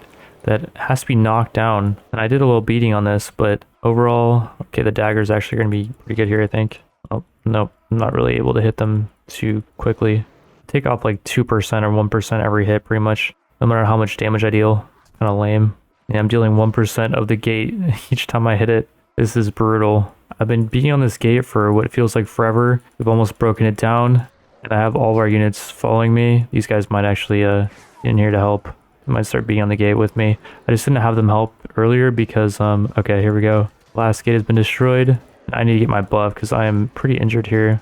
Hopefully I don't get one-shotted by some nasty AoE from these dwarves. They have guns that spray, and they're not considered AoE, but they do multiple shots. Runelord Crag the Grim has got 20 kills in battle. I think he's got one of those guns that sprays. Yeah, I'm taking a lot of damage here. Ignore Pain saving me, but oh man, if we lose this, I'm gonna be so sad because it was like 5 minutes of just beating on that gate. Just gonna need to get in here, I think.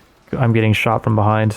Yeah, I'm pretty sure I'm getting shot from behind. I don't have any healing potions, and I left them all at Frog, which was a mistake. I need to go back and get those. I only had 3, but still, it's something. I'm using the daggers here because, well, they're not fully retired. And there we go, I got the buff, nice. I didn't fully retire the daggers because in situations like this, they actually could be good. As long as I don't use them when I have the buff up. I gotta remember when I get the buff to put them away, and then they're okay to use, I think. Yeah, after we finally break through. Oh, this is their lord, I think. This has got to be their lord. Use the one. Yeah, that's the guy that got 20 kills in battle. He's a freaking beast. Yeah, this castle is actually pretty sick. I like how you can just walk up that wall. I don't know if you're meant to be able to do that, to be able to scale up this wall. Maybe it's my athletics ability that's giving me the upper hand there. I'm pretty sure I would fall. Yeah, scale that wall. It's too steep. I can't actually jump over this wall, I don't think. Yeah, so I can just kill the guys on the top, but that's all I can do with that. I wonder if this should be the castle that we try to hold. Like when they break through, we could have a bunch of archers up here ready to spray down at them. That could be really good for defense. We lost a lot more units than I thought we were going to lose there. 22 killed, 118 wounded. Jeez. One of their lords got away. 2 got away. Their king got away, unfortunately. They just all keep getting away. I don't know why that is. Maybe because we have no prisoners management skill. Really good helmet here. That's an upgrade for Gotrek. We will just give over Waldenhof to one of our lords, and that will make them all really happy. Eric's actually at 100 now because he got the town and a few villages. Our other lord liked that. We headed from Waldenhof over to Karat Kadrin and took out 2 dwarf lords along the way who only had like 50 troops. Karat Kadrin though is very well defended. With the lord there, it's going to have about 430. This is a brutal siege. We're going to have our infantry and our cavalry and our elite units charge, but then all of our archers and our gunners are going to be sitting back here. And the idea here is I just want the infantry and the basically all the melee units to just distract. I'm going to sit back here with my crossbow that Genevieve was using. I was using this earlier and I got some skill in it, up to 186. It wasn't hard to do because I have good weapon master. But yeah, this is going to be perfect for a situation like this. I would let her use it, but she was at like 30% health. And I feel like the AI just is kind of dumb when it comes to using ranged weapons sometimes. And like I can actually focus these guys way up here. Each hit, I think, is pretty much getting a kill. I think the AI normally would not be able to target the units up there. That's why this actually might be a good town to hold, because your ranged units up there are pretty safe. Yeah, I just don't know if we're going to have the manpower to be able to take this in one go. We do have 10 wound treatment though, so all of our units that are getting knocked right now are going to heal up pretty quick. Probably quicker than the dwarves, I would imagine. I'm chewing through ammo right now. Should have probably grabbed one more bolts. That's a bit of a misplay. Only grabbed 2 bolt quiver things. Alrighty, I'm all out of arrows. We have 190 dead and wounded, and we've only killed 140. You guys move out of my way, please. I'm trying to be a hero here. They have a bunch of archers back there. Okay, no wonder we were not getting much progress. And do also keep in mind, I'm using battle size on 140, or not 140, 440. So yeah, I'm making the game a lot harder for myself in that regard as well. Normally people play with 150 battle size, and they actually recommend that because it will reduce the amount of crashes. I'm not swinging properly here. Yeah, this is not working. I'm just getting owned. I'm gonna probably have to retreat here, then attack again. Already round 2. They are all sitting up on top of the oh man. This is crazy. We just get wrecked immediately as we enter. At least all their range units are up on top now, so I can pick them off. They aren't sitting in their courtyard behind their infantry, I don't think. It's not a bad spot for them. There's just so many positions that you can put your range units on this siege. This might be the one to defend, even more so than Waldenhof, was it? Or Drakenhof? One of the Hofs. It looks like we're sending our elite units in. It's not great. I didn't realize we were doing that, or I would have actually followed them in there. I'm seeing like our dragon ogres getting kills. It's too late though. I'm just not going to be able to make it up there in time. I'm just going to let our dragon slayer got killed. One of our beastly dual wielding dwarves. It's unfortunate. And we lost a Crimson Killa as well. Another beastly unit. Yeah, those were just chilling in the garrison, but I grabbed everything that was good. And since we took a lot of casualties in the first attack, then we have a lot of our elite units here. So they probably just barged through their infantry lines. And that battle was over quick. We have 13 dead, but the enemy has almost 200. Inside the town is a potion cellar, which is a very welcome sight. Not seen one of these for a while. And they have the Potion of Pain, which I forgot about. It makes us have 90 or 95% damage reduction for the duration. After capturing the town, we're doing a corn trial in it, and we've now spilled 37,000 pints of blood. I thought we were going to lose here to the big guys, but then I started spamming overhead swing, and that seemed to do the trick. We end up finishing the rest of them with quite a bit of HP to spare, and we mainly just get 2 strength for winning. The loot wasn't anything special. A few balance modifiers on these weapons though. In total, we've entered it all for like 10k. We next move on to Zufbar, where there's about 200 dwarves. I use champion mode here to control Genevieve for not just a better view, but she also gets half the experience if I control her. I decided that if I'm gonna be using a crossbow in these fights, I might as well use it with someone who doesn't require like 300,000 experience to level up. This castle had one of those pits to kick people down in, like 300, and there was 3 dwarves hiding in it for some reason. For winning this battle, we get 3 really good dwarf rifles that we give to companions, plus they had some ammo as well. Karak Denmar and Karak Gansuk both had about the same amount of dwarves guarding them, so those fights were pretty easy. But near Karak Norn, we found the rest of the dwarf army that healed up quite a bit. We fought the dwarves on the field, and we spawned in with a hill that gave us a pretty big advantage. The dwarves just basically charged into our gunfire. I just kind of ran through their lines and took out quite a few myself, and I also did a bit of distracting. Overall, the dwarves are just not that terrifying on the field, at least not compared to sieges. That battle happened near another dwarf castle that had quite a few more dwarves, and this would have been somewhat difficult, except there was a pretty big vulnerability in their castle design. You can just walk through this crack in the wall, and I was able to get to their backline and just chop up their gunmen and archers, which are the main dwarf threat. Prague gets taken, and what sucks about this is we lost some items that I stashed there. Apparently we can retrieve them once we take Altdorf, but that's kind of out of the way, so we won't worry about it for now. Prague's sacrifice will not go in vain though, as we encounter pretty much the entire dwarf army at Karak Izor, and their lords haven't had any time to heal and replenish their troops. This layout was one of those where the defenders don't guard the ladder very well, and I was able to just charge through them, and again I just run up on their gunmen and archer line, which pretty much sealed their fate. The dwarves are now completely out of territory, and that's pretty much it for them. I don't think their lords can even heal up anywhere now because they have no castles to spawn at. On the way back to Karak Kadran to vendor some stuff off, I noticed one of the vampire castles had a ton of prisoners that we could recruit. Half of those prisoners unfortunately were chaos zealots, but they did have some tanky infantry at the bottom, which are great for siege defense. After taking a couple vampire castles, we run into this vampire lord who is one of our lords captive. He says he's in our debt for freeing him, but we already have a 100 relation with him. Since he got captured though, the guy also captured a bunch of his units. Herald of Sneech Knights, Salted Flamer. That's about it for good units. Unfortunately, no super units or anything. The vampires are getting low on territory, and I thought maybe we try to take out their leader at Drakenhof. Their leader has some special AoE abilities that are pretty nasty though, and this town is really hard to try to attack. I don't think it's worth fighting their leader in Drakenhof. You can take Castle Drakenhof though. Can we just take a moment to appreciate how cool this layout is? Look at the just utter devastation that has been laid on this castle at some point. The way they conveyed that through design is just so freaking cool. Sometimes I forget that this is all a free mod that is not being supported by really anything, I think. I don't even know if they have a Patreon. The submod creator does have a Patreon, but just crazy that they've put this much effort into it. This layout's looking pretty brutal. I'm again controlling Ulrika to get her some more XP, or Genevieve. One of the 2 vampires. Might be another layout that's really nice to defend. Just, we need to be defending a town so we have a place to sell. This is not some place that we're going to try to hold for now. It is really a shame that this place is not a town though, because if you look down, some of the archers can be positioned here, and they can shoot down to that staircase. And then there's another place that enemies have to come up. There's a ladder back here.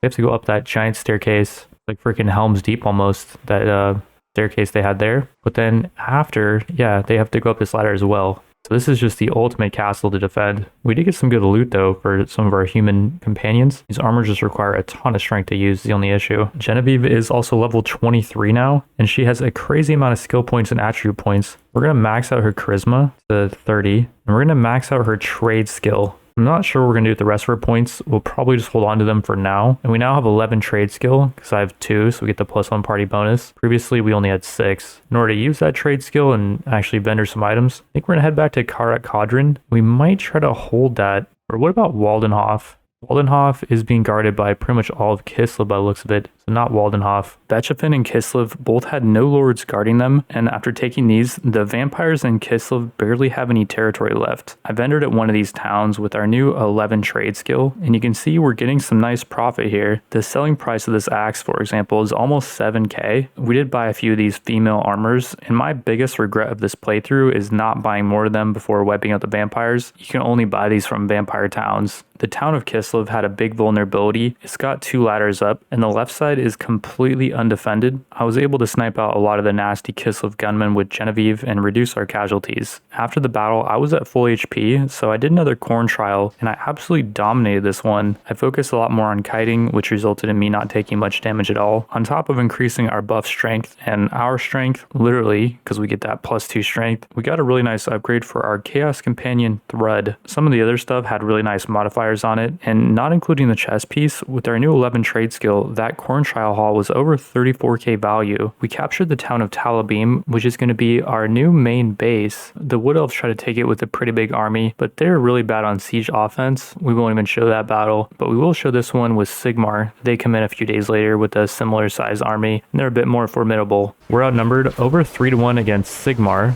and we're gonna see if we can hold them off. Mainly what casters they have is going to be the deciding factor of this battle, because yeah, we just fought against the Wood Elves and they were not too terrifying. This layout is nuts. We have our really good gunners in a separate group, our big gunners, and they're just chilling on top of this thing here. I'm trying to get them all on top of it. Scarlac, Genevieve, and Thread are not wanting to play ball there. See if we can get them on top of that ladder though. Would be ideal. Thread has a really good gun. Genevieve has the crossbow. And then we have a rattling gunner, which is insane.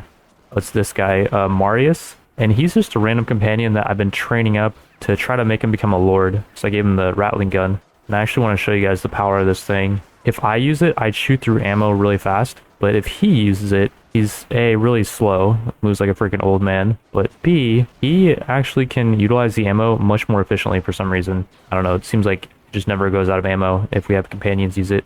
Also, on the left side, you can see that we are not taking really any casualties at all. It's fantastic. I'm not sure where to put this guy, because if we lose our infantry line, which we are going to do eventually, then they will go straight for Marius, be standing right here. So I put him here on the last attempt. I was fighting the elves in a similar battle. Let's see, we could put him up here maybe. Like here I think is okay. I'm getting some micro stutters. I don't really know why. Maybe because the battle's so big. I am still using 450 battle size. I told Marius to walk over to that side where those guys are standing. And okay, I don't think he's going to make it. And now I think he's actually stuck. And I don't want to move the archers because the archers all got put in specific spots at the start of the battle. Like we got a huge amount up there on top of the castle. And we got some here and some down here and then some here. Those are all in the archer group and they're just manually assigned there. And I would have to do some crazy micro to get them back. I don't even know if I really could get them back in those positions. So yeah, I'm just going to leave them there. It's looking like right now we're doing pretty good though. We've killed 430 and I've lost 1 unit from my party. 1 killed, 1 wounded. And then our garrison got about 26 killed and wounded, which is really good for a siege defense. That just shows how powerful this castle is to defend. Because yeah, on this side as well, we have archers there, and on top. And this thing, and then this one up here, and then that one up there. Like, there's no better spot to defend, I think, in this game. I would challenge anyone to find a better town to defend than Talabim. One thing also that's cool about Talabim is we are getting crazy money from it, enough to cover all of our wages in our party, plus we get like 6k left over. This place is freaking rich. I don't know if all the towns are like that in this mod. They definitely should give you way more money than they do though in the base game. I think in the base game they give you like 1,000, which is enough to cover the cost of like 5 ogres or something. It's crazy considering it's a freaking town. And Marius actually got to level up to 15. So I guess from that spot, he is shooting his rattling gun. He's reloading it right now. And there we go. He's unleashing the pain. His spot's not great, so I think most of the shots are being absorbed by this wall. And they're not actually hitting. Like, I'm not seeing he's getting kills, so I just got to kill. I got another kill. Yeah, that rattling gun is nuts. For any companions that are like just kind of low tier, you want to level up, rattling gun is perfect at that. A little update on our elite gunner group, like Scarlock and Gotrek back there with the crossbow. He's doing pretty good with crossbows. He started out at 0, but I think he's at like 300 or 400 now. And we got a Bjorg up there with the Wish Hunter 6 barrel, I think. The gun that fires 6 shots. He's doing pretty good with that. Then down here we have Genevieve and Ozarek, a guy that's got a pretty good gun, just some random dwarf that I decided to give a decent gun to. I can select nearby soldiers with the minus key. I can actually move these guys to a different spot, even though they're in the same group. I'm able to actually individually micro them, which is a really cool thing you can do in Warband that I don't think you can do in Bannerlord. I tried to tell them to go to the top of this tower, but it's kind of hard. I was going to move them probably over there, maybe to that small tower. We're getting breached, and we're going to have to wait for reinforcements to come. In the meantime, I will plug the gap while we wait for those. Some nice cleaves here, just constantly chopping them. And then we are getting, I think, more summons now because I've done 3 more trials since you guys last saw it. You can see our stats are 63 strength. We're getting, I think, 3 strength now per trial as we get like really high in the trials. We got a couple level ups. I'm not sure what to do with them. I'm reading over Discord, and apparently prisoner management does increase the chance that we can capture lords by a little bit. So let's actually just put as many points into prisoner management as we can, which, okay, wait, put 2 more in charisma and 3 in prisoner management. That is based on charisma skill. Anything to increase the chance that we capture these lords and reduce the grind is a good strategy as far as I'm concerned. The more lords we capture, the less running around the map we have to do. And yeah, essentially the strat, like from now on to the late game, I think, is just wait for enemies to attack Talabheim, wipe them here with basically no casualties. We lost 13 total in this battle. And once we wipe them, then we take the fight to their faction. We probably won't go wipe orange immediately after this because we're still trying to finish off Kislev and the vampires. We're going to hopefully try to bait the vampires or Kislev over here. We've taken out 2,000, but apparently in the bottom of their party is their strongest units. They have a couple of dragons that have been spitting fire on our units. I don't know if their attack is considered AoE though. If it is, then their damage is definitely lowered. It is not something I'm really trying to do, but AoE spells are just way too devastating in this game. One AoE spell can just take out all these units, and it's not really that interesting to me. But yeah, these dragons are not getting kills right now. Look on the left side, and they're just not getting any kills at all.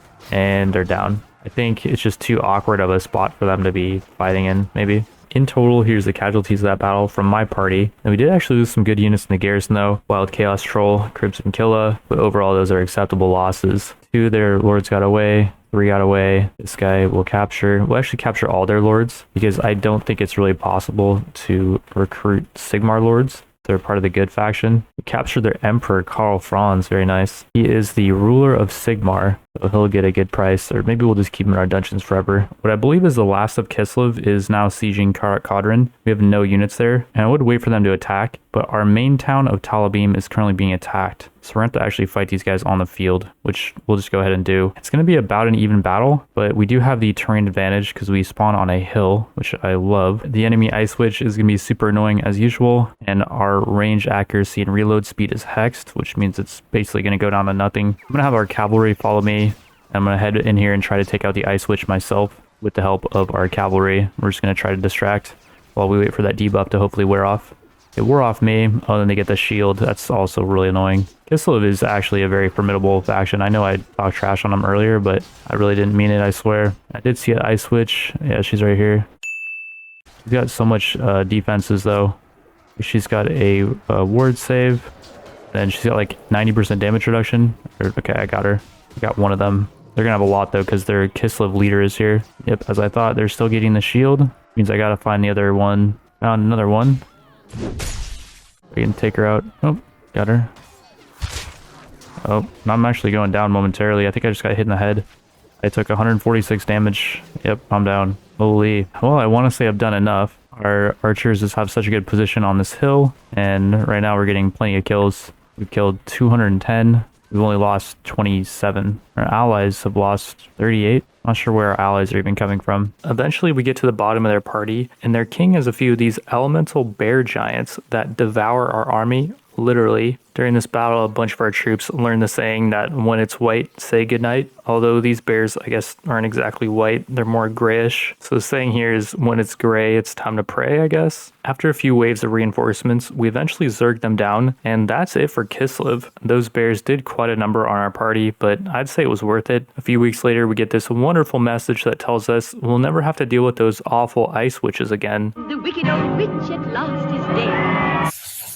While that battle was going on, our new home was being attacked by the orcs, and thanks to our 14 wound treatment, a lot of our troops recovered from that mauling earlier, so we were only outnumbered 3-1. If you look on the kill feed, 3-1 is plenty for this battle. I did have to replay it a few times because I kept getting these crashes, and I think it was because of casters, so I disabled them in sieges for now. A few days later, Bretonnia tries their hand at taking Talabim, but even their Royal Hippogriff Knights were no match for us. We only ended up having about 70 troops wounded or killed from that battle, and we took out almost 1,500. We couldn't wipe out all of them because to reduce crashing, I tried lowering the battle size to 300. With this battle size, the enemy ends up retreating before we can kill them all, which is annoying because we can't capture their lords this way now. I'm still working on trying to figure out what's causing the crashing, but yeah, anyways, so we now have a impenetrable fortress at Talabim, and while waiting for the next faction to throw their troops into our meat grinder, I've been working on a bit of a side project in the Chaos Lands. As you know, Chaos troops are really bad at siege defense, and I've been able to steal a ton of Chaos territory from them really easily. I've also been asking their lords to join us, and for a while they were saying we needed more clout, if you will. After sending out every companion to spread our right to rule, it's now up to 55, and the Chaos lords are much more willing to defect to us. On day 179, we convinced this lord to join us, and a few days later we try to talk to this dude. He has no complaints, but he still won't join us. I think there's some kind of hidden cooldown in how often you can recruit lords. Just one day later, we're able to convince this guy to join us, and later that day we try to talk to this girl again, and nope, she won't join us despite having no complaints. We talk to her one day later though, and this time she will join us. There's some kind of hidden sorcery going on with the recruiting system, and I'm still trying to figure it out. Our new demon waifu is now going to help us at Talabim, fighting against the night goblins. She is currently on the battlefield with us, holding the line on the left side over here.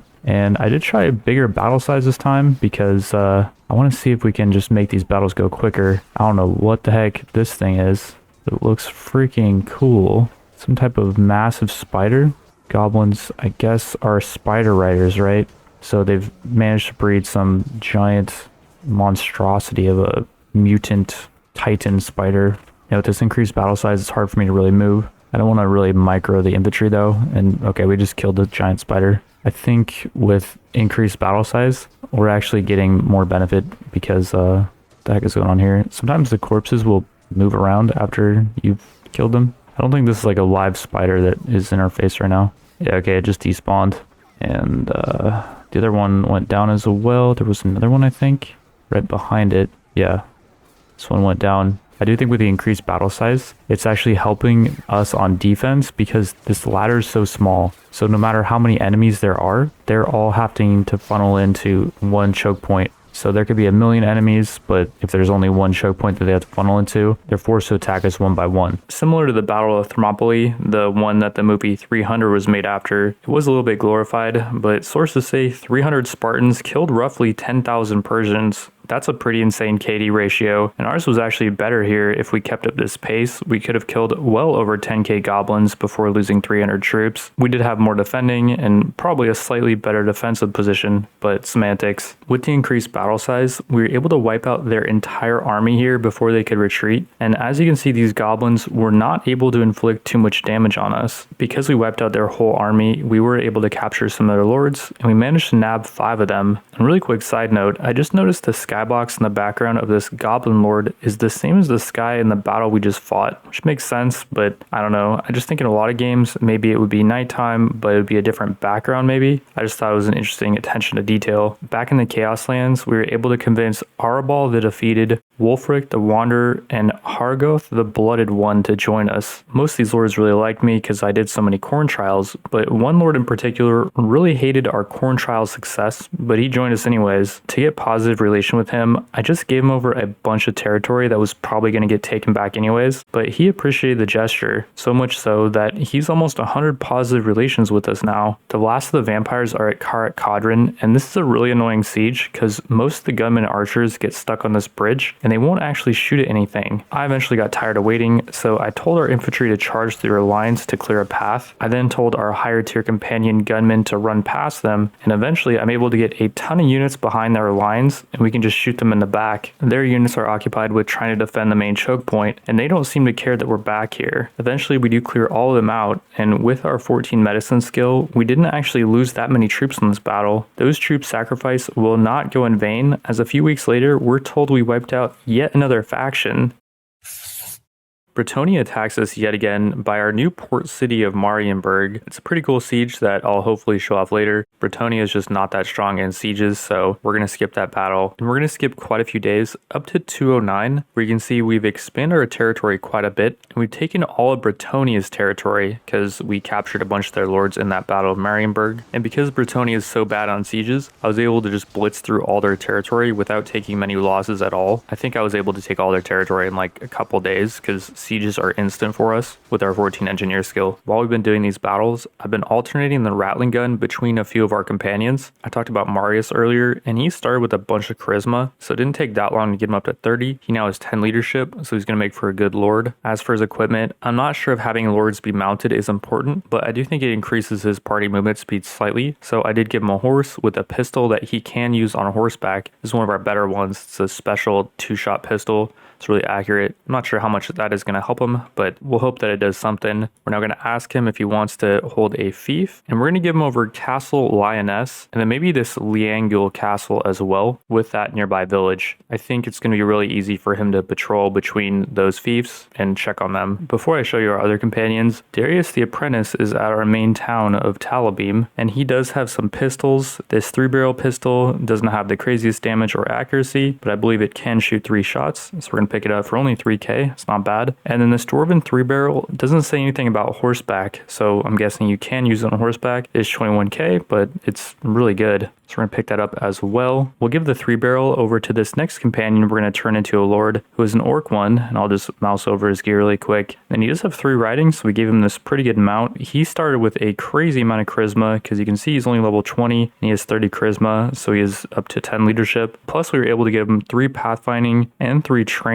I'm not sure how important trainer is, but it might be important when leveling up troops. We'll give him over Parvon, Montefort, and Gisric's castle, plus those 3 villages in between. And that may seem like a lot, but he has 10 leadership, so hopefully he'll be able to manage all that and he'll get really strong from all those fiefs. Giving over just 1 fief to Gazdraz does piss off our Chaos Lords for some reason. Maybe they don't like Orc Lords, I don't know. We're about to see if they like Goblin Lords. We're going to give over Blackbeard's pistol, which is one we found in a dungeon, to this Goblin, and his gear actually really sucks. We just picked up some better goblin gear, ironically, so we can buff him a little bit. Can he wear a Skaven mask? Yeah, he kind of can. His boots kind of still suck, but it's alright. He does have a 1 riding mount because he only has 1 riding. This dude again started with a ton of charisma. He's only level 20. He's got 30 charisma, 10 leadership. 3 prisoner management, which also might help lords. This dude has 6 trainer. That is a crazy amount. He might be able to train up his troops really quick then. We'll just give him over the castle of Quinellis for now, and then I'm thinking I might just give him over all the elven territory once we capture it. Because yeah, I think we're just going to have a lot of extra territory, and we're not going to have enough lords to hold it all. Giving him that fief does piss off our chaos lords, so evidently they don't like goblins as well, or maybe they just want more territory. Our next companion, Lazarus, is only level 13, but he's already up to 29 charisma, and he's got 9 leadership. We're going to level him up a bit more because I want to put some more points into pathfinding for him, maybe some more into trainer, and I do want to give him a couple riding so he can ride a nice mount. Maybe we'll even get him up to 3 riding. And what I'll actually do with him for now is give him over this Witch Hunter 6-barrel, and I'll give him over this weapon that increases weapon master, so he'll be able to level up guns quicker, and I will be using him for some upcoming sieges, and I'll just be sniping enemies out. On second thought, we're actually going to give him this Ricketts Enhanced Giselle that I showed earlier. It's extremely accurate, and it fires 3 shots, which is going to be way better, I think. I could also give him the rattling gun, but that is currently being used by this dwarf. You can see his gear. He's actually wearing a human helmet, but he looks fine with it, so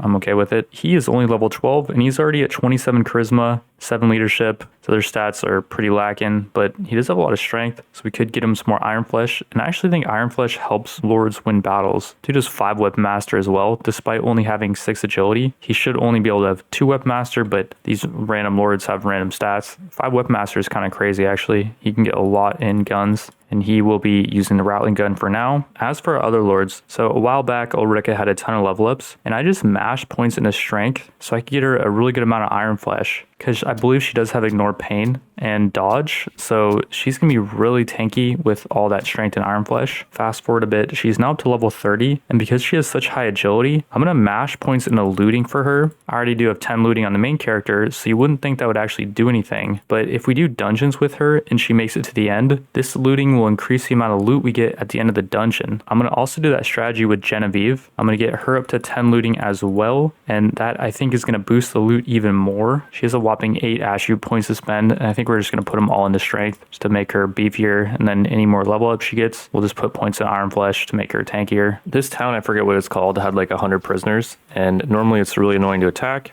but if I use this gun, I can personally snipe out a bunch of these gunmen at the top that normally my companions would not be able to shoot at because there's too many enemies that are closer to us. Like the way this town is laid out is so nasty for us. I think I showed it on defense, but I don't think I showed it on offense. Basically, they have gunmen at the very top up there, but then since there's infantry really close, let's see, where are the infantry? I think they're there on top of that ladder. Those infantry are what our gunmen and archers are locked onto, or if there's gunmen that are like on that same level, then maybe our dudes could snipe them, but those archers in the back are just too far behind the enemy infantry, so our archers don't even really lock onto them at all. These guys down here, it looks like our archers are locking onto, and I could actually snipe them out. One thing that's annoying with this gun is it makes this green mist every time I shoot, so I have to move pretty much after every shot or I just can't see anything. And yeah, this is great. We're getting XP here, plus we're taking an annoying town that I might just try to hold. I might put a bunch of units in the garrison here, and I might just try to hold it permanently because I don't want to retake it. There is some drop to these shots that I have to do. Like I have to shoot above that guy like quite a bit. Okay, maybe that's too high.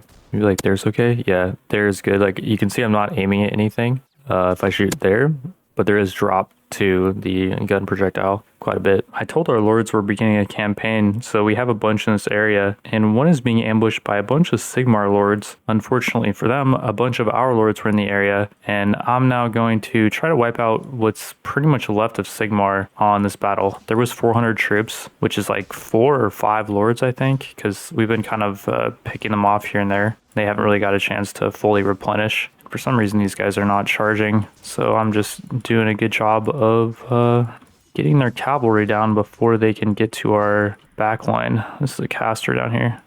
See if I can take him out. Oh, he's blocking, and yeah, his shield is blocking like 4 attacks in a row. There we go, I finally got him. It will be nice to get rid of Sigmar because they're another one of the factions that have really powerful guns, and they have been really annoying to try to attack in siege battles. We take a lot of casualties, and it just takes forever to get any progress attacking them. Since we have all of our lords here now, though, we can use their troops as cannon fodder, and we might be able to actually just completely wipe out Sigmar in these next few days. I don't have many infantry or cavalry in my party, and so our allies actually took most of the casualties from that battle. We run into the rest of the Sigmar army, which was doing some kind of campaign. That is before they saw us. After wrecking one of their lords, we have to fight both of these in the same battle because they were too close to each other. For a while in these battles, I was just sitting back, letting them play themselves out while I was playing Raid Shadow Legends in the background, but no more. I'm actually going to be trying my best to minimize casualties because I want to wipe these bad orange men out. In battles like these, I feel like I'm literally Sauron from Lord of the Rings, charging in and swinging my huge mace around. I much prefer these field battles to besieging a faction like Sigmar, because even though they do have good horsemen, their gunmen are not really able to hit me because they won't shoot through their units. So when it's a huge cluster like this, I'm actually shielded from their gunfire in a way. In total, we only had 33 casualties in that battle. This next one's going to be a little bit bloodier against the Orange King. I'm trying to do this fight with 300 battle size, but I may crash. I have been having much more success with 200 battle size. The default, I think, is only 150, so it is still more than the default, but I do feel like it makes things more interesting when the battle size is higher. So yeah, 300 is what we're going with right now. I don't know why this guy's troops seem so weak. I think he might have got taken out in recent battles, or I'm not sure. I think the king just replenishes his troops really fast, but maybe he doesn't replenish all of them that quick. I don't know, because, yeah, he should have a bunch of steam tanks, I think, in his party, and like a lot more cavalry than I'm seeing. Right now, I'm not seeing that many. I'm also not really sure what's going on with this hill. I'm trying to move our troops to the top of the hill, but it seems like they don't want to move to the top because we're kind of at the edge of the map, I think. So, yeah, I don't know. I'm just trying to protect them while they snipe at these guys. I want to take as little casualties as possible because... Oh, okay, there we go. We got the dragons at the bottom of the party. I'm going to go fight those dragons for myself.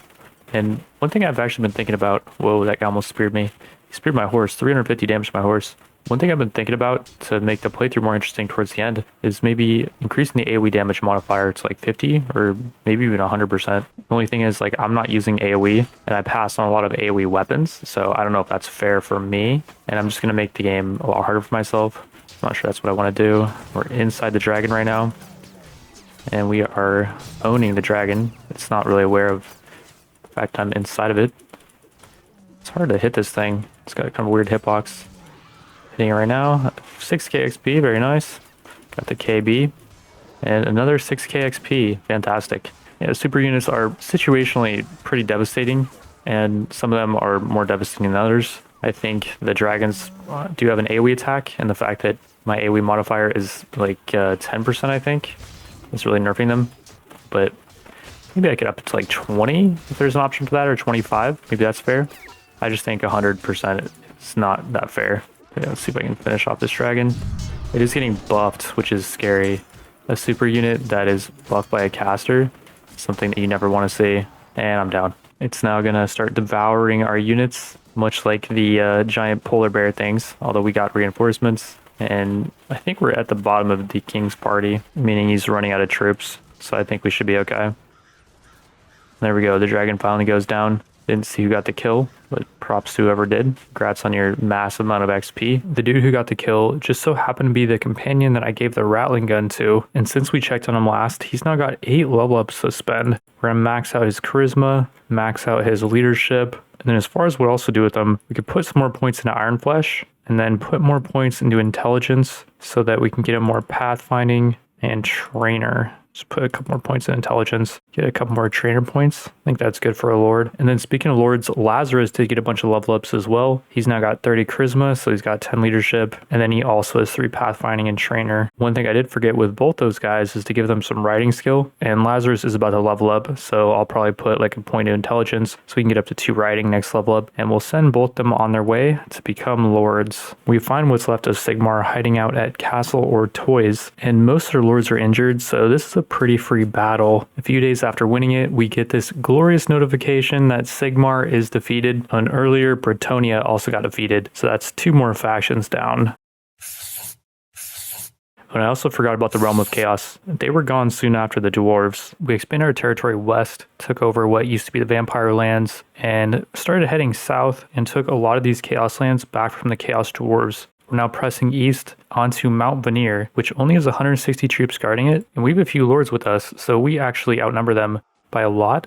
It's just that a lot of these lords with their chaos units are not good against the dwarves, because you can see we already had 4 knocked out, 5 knocked out, and this is a really brutal siege, more so than normally. And yeah, the reason why this one's so brutal is because our units are locked onto those dudes on top because they're closer, but the enemy has a bunch of range units up here, and it is just nasty. These Chaos Dwarves are very nasty on siege defense. I've been picking them apart on the open field though, and they suck in the open field. So I think the strat here is just to pick off their lords on the open field, and then eventually take down their castles when they have no lords guarding them, when we've captured all the lords, I guess. During that fight, I did not lose a single unit because all that was on the field for us were companions. So pretty much all of our companions got wounded and our allies took quite a few casualties. We weren't making much progress, so I retreated, attacked again, and this time I did not even check how many allies we lost. It probably was a bit less because there were less enemies this time, but I'm looking at the kill feed and it was still a lot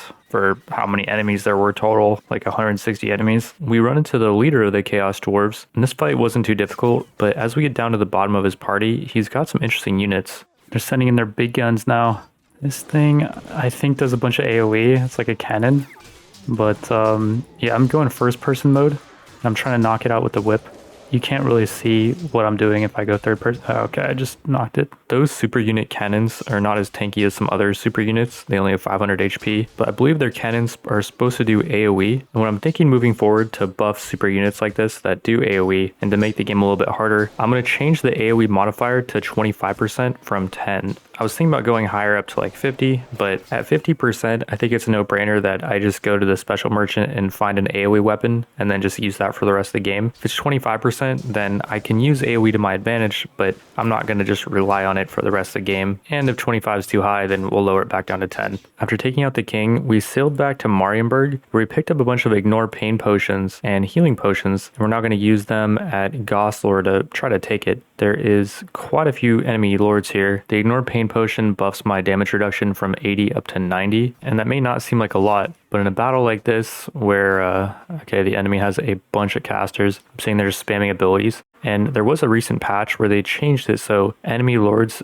don't spam as hard, because they shouldn't be able to spam this hard. I think like technically it shouldn't be possible, but the enemy AI is just cheating basically. But I think they fixed it in a recent patch, but I'm using the older patch. And by older, I mean like when I started this playthrough, I was using the most recent patch, but the playthrough is just taking a while. And yeah, I'm just going to run past those guys because, okay, that guy's going to stop me for a second. I'm just going to run past those guys because I need to get up here. 2 shields already down, by the way. Those are really good shields. And yeah, I don't think this would be possible without ignore pain potions. I tried sending my units up here. Yeah, you guys are really blocking that, I'm sure. With your little axe, you're going to block my Sauron mace. Yeah, okay.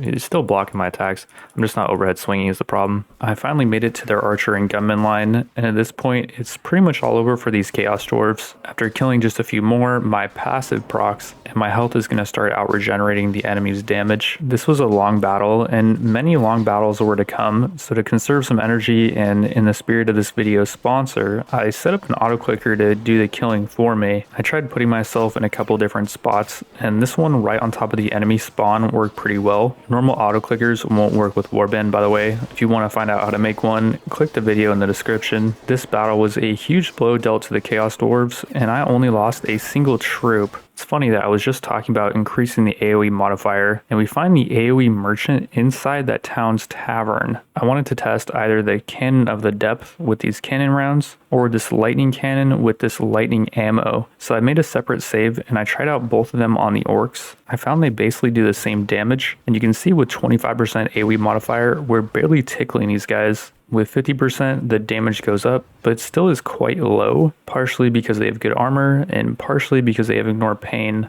At 75% though, you can see immediately as we enter the battlefield, the enemy is AoEing down our companions, and we don't really have the ability to counterplay at all, which is something I was kind of trying to avoid with these settings. Our cannon is also hitting quite hard here though. I continue testing the 75% settings in the ship battle, because I mean, what more of a perfect setting to test out a cannon than in a ship battle, am I right? It's hard to tell where I'm hitting with this thing, and that might be because my graphics settings are turned down low to avoid crashing, but you can see here on the left that we're getting quite a few kills. I fire the last shot into the enemy spawn point, and we get so many kills here that I can't even tell how much damage we're doing. I am thinking 75% might be a little overkill, so for now I'm going to lower it back down to 50. With the help of the ignore pain potion, I'm able to carry the rest of the sieges against the Chaos Dwarves. In this process, I'm spilling tons of blood, and I progressed through some more corn trials. The amount of enemies thrown at me here may make this trial seem impossible, but with our 90% damage reduction from the ignore pain potion, anything is possible. These trials are actually not too difficult if I kite properly and use the length of this mace to my advantage. On top of the increased strength every trial, I also noticed the amount of summons we're getting is increasing. It gets pretty crazy later on as I keep doing more of these. Here's what our territory is looking like on day 233, and World Conquest may seem like it's going to take forever, but in just 9 days we were able to wipe out pretty much all the goblins and the orcs. We did have to retake a few territories that already belonged to us, like this one, which is funny. The enemy actually destroys their own gate if you stand close enough to it. Orcs are really bad at range, so I'm going to sit here auto attacking and I won't take any damage. This siege was especially easy because they are so exposed, and again they're really bad at range compared to some other factions. We smash through Iron Rock, the orc stronghold, and you can see we're starting to summon quite a few more demons when we get the corn buff. The orcs stole one of our dwarf strongholds from us, and they have a few super units here. I get slapped pretty hard by this big giant guy. We came across the goblin leader alone, so we'll fight him on the field. Unfortunately for the enemy, we do have a hill, but they have a ton of these squig riders. And the thing with these squigs is they can jump on top of people now, which is quite funny to look at. I noticed this boss had like 30 squig riders, which are like the highest tier goblin cavalry. So that's a little bit scary. And then the Doom Diver trolls are doing some AoE. Well, I just got my proc. And I think after I get my proc, it's pretty much all over from there until the guy starts sending out his super units. After wiping out almost 300 of his units, we've lost about 100. That's pretty brutal. We finally have the big boy, the huge spider. I'm just going to get in here and start... Oh, this guy freaking hurts. That's half my HP in one hit. Okay, I'm going to stay away from that guy and let our ranged units take him out maybe. I think our dudes are pretty much out of ammo because, yeah, they just don't seem to want to be shooting at this thing, which is not great, but we just got reinforcements. We can zerg it down while it's distracted. And I'll just try to whack it. Where's his hitbox? I think there it is, his hitbox. Delivered 0 damage. Delivered 10 damage to it. Delivered 0. Jeez, this thing's got like some super armor or something. When it hit me at the end there and I took 81 damage. We got some goblin chariots here, which I think are the things that upgrade into these guys. Chariots are not too terrifying, but obviously the super units are. And I did actually get a super unit upgrade earlier, but I left it in the garrison because I didn't want to lose it. I do want to show it off because it's pretty massive. I just don't know what to do with it because if we bring it along in our party, then eventually we're probably going to lose it, which really sucks. They nerfed how quickly you can upgrade units to super units. I think it used to be easier. And people were complaining that they weren't seeing any super units on their whole playthrough, which I pretty much felt the same. I think it'd be much cooler if enemy lords had more super units and we had more super units. It seems like just the enemy bosses have them, and then a few of their like bigger lords might have them. None of our lords have had them though, from what I've seen. But yeah, we got more in reinforcements and we're getting ripped up pretty good. We have 150 wounded or killed. These spiders are just going to town on us. I'm not sure what to do here. We finally do take one of the spiders down, and we got some more reinforcements that zerged down the third one. And already that's it for the goblin boss. 205 casualties for us. Ouchie. We did end up capturing the goblin king though, so that was kind of worth it, I guess. The entire orc army is grouped up, and I thought maybe we could take them on siege defense. Bad idea. Orcs are really good at siege offense because they're just so tanky and they do so much damage in melee. It's much better to pick them apart on the field. And to help us do that, we found the epic mount merchant and bought a couple dragon mounts. I tested a few of them out, and the Azure Dragon goes well with the lizard armor. I have to use the lizard armor for most field battles because, again, the wings from the demon armor just clutter my screen too much. The dragon does also clutter my screen quite a bit, so even though it does very heavy charge damage, I don't end up using it. I give it and the green dragon over to the vampire girls, who are using bows. They make for a pretty formidable two-man army now because, yeah, they do get stuck in melee sometimes, but they're pretty tanky, so usually they'll get out and then they'll actually start using their ranged weapons, and then they'll probably get stuck again, but they do make for a good distraction. With the power of our new dragons, and mostly my power, we wipe out the rest of the orcs in field battles, like these orcs that were ambushing one of our lords, Scarlet the Wanderer. I kind of regret turning him into a lord, because he's a really good horse archer. Probably would have been a better idea to just make him a dragon rider archer. Voland has really high riding, so I could give him a dragon, but he's having a lot of fun teabagging these guys with his squig. We can fight the goblins in field battles or in sieges. It doesn't really matter because they're just so weak. And yeah, that's it for those guys.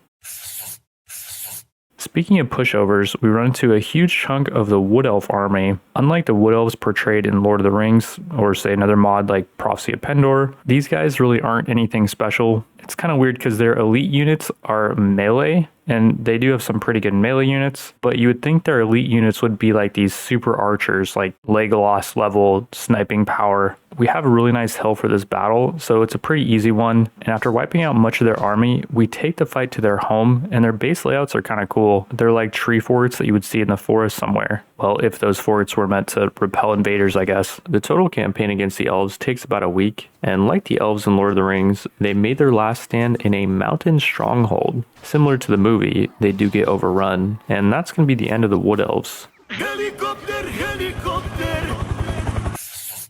we haven't really been getting money from owning like half the map. And there's other ways to farm, like raiding villages, but that's kind of boring. So I'm thinking a rule we'll bring back is if we clear a difficulty 10 long dungeon, we get 100k. And that way we can do some more experimentation with guns and cool mounts and stuff. We're going to bring in Genevieve, who has 10 looting, Ulrika, who has 10 looting, and Bjorg, who has 9 looting. And if they do make it to the end, we should be getting more loot. Although I don't really trust it that much. We're also getting owned right now, by the way, I think. Because, yeah, we're just getting shot at. And this is only round 1. Okay, the Jezzails do like 150 damage. Yeah, this is not looking good. Ulrika took a bit of damage, or Genevieve did. But actually, they haven't taken that much. We do get our buff, though. And I've been leveling this up quite a bit. So as you can see, we're summoning a lot of demons. The more you level up the buff, the more demons you spawn, I believe. Because I don't remember spawning, I don't know how many this is. They should be in their separate group, by the way. I can't control them. I don't know. There's an option to show banner on friendly and on group, but for some reason it's not here. Just have that group charge. I think it's that group. Okay, yeah, it is that group and they are charging. For some reason, I can't see who I'm highlighting, but it's all right. And on to the next level. We can use a potion to heal Genevieve, but she's fine for now, I think. We have 9 potions left, which is not that many. We do have some potions. Whoa. Hello. We are getting some shots off here. We do have really good range weapons on these guys. I was going to give them shields and swords just to, you know, make sure they stay alive. But this is more fun. There we go, we got our summons. So we're good for this round, I think. I can just figure out what group these guys are in. Oh, they're just falling off. I'm thinking a rule I'll do for the money is because we've invested so much into getting these guys 10 looting and 9 looting and stuff, for each person that makes it to the end, we'll get an extra reward of 5k per looting skill. So if a person with 10 looting makes it to the end, we get 50k extra. And that may seem like a lot, but that's just going to cover the cost of 1 weapon or 1 piece of armor from a merchant if we get everyone to the end. This room's going to be a little bit nasty. Everyone's on chill mode, I think, which is good. Just make sure that, oh, someone sniped that troll. Very nice. Ulrika, I think, sniped it, or Genevieve. Bjorg's following me like an idiot. I think they do all have ignore pain. Nice, we got our demons up. Demon mode again. I think all these guys do have ignore pain now, all our companions. And like dodge as well, because they've been getting skills over time. So they're actually pretty strong. Round 4 only, jeez. Feels like we've been in here forever. And someone just took some damage from a Jezzail. Oh man, this is not good. Crap. This is why they need melee weapons. I hate these dungeons, actually. I really do. It'd be like a cool concept if the rooms were just bigger and you had more time to like prepare. But I don't know. It's a cool concept. Like, don't get me wrong. I don't want to downplay that. But there's just things about them that stress me out. Like getting zerged like this is just not cool. I've complained about that earlier on the playthrough. I know. We got the first chest here. I've been just ignoring the chest, and it looks like I've been right to do so. This room might be nasty as well. We're very exposed. I'm not seeing anyone's really taking damage though, so that's good. Genevieve, I think, took some damage. Let's try to, yeah, they're shooting at those guys. We get our, there we go. If you want the buff, you just have to ask. And already, room is free. Let's take the chest. Reinforced shield, okay. And some moldy dungeon cheese. In the next room, we have time to prepare. And I'm able to get my buff off really quick. So that's it for that room. Although we might actually be screwed here. Our minions do the little celebration thing from clearing out the level. And now they're blocking my way down. I can't control them anymore. Well, this really sucks. I did reload and made it to the end with all of our companions this time. And with their combined 29 looting and my 10 looting, we get absolute garbage. This is the only dungeon I run using that new rule, but I do like that rule, and I think if I do future runs in this game, I will probably be using that rule, where if you want to level up looting for your companions, then you're going to get some benefit no matter what. The next month is going to be spent expanding our borders north, and we're going to take out the Tomb Kings, the Lizard Men, and the Sand People. At the beginning of these epic siege battles from now on, I'm going to try to set the battle size to 500, and I'm going to see if it causes any crashes, and then after the battle starts, I'm going to lower it down to 150, so that when reinforcements come in, we won't get the crashes. Because yeah, I was looking at it and I was talking to some people. The crashes come from reinforcements spawning, not necessarily the high battle size. So what I'm thinking here is maybe my computer's good enough to handle the high battle size. And also it's going to make it a lot more epic because, yeah, we're going to have to breach 500 or 250 of these undead. There's only 188 of them on the field. I say only, but I've been fighting these battles with like 30 on each side. And then like reinforcements come in. But you can see this is way more epic and way more difficult.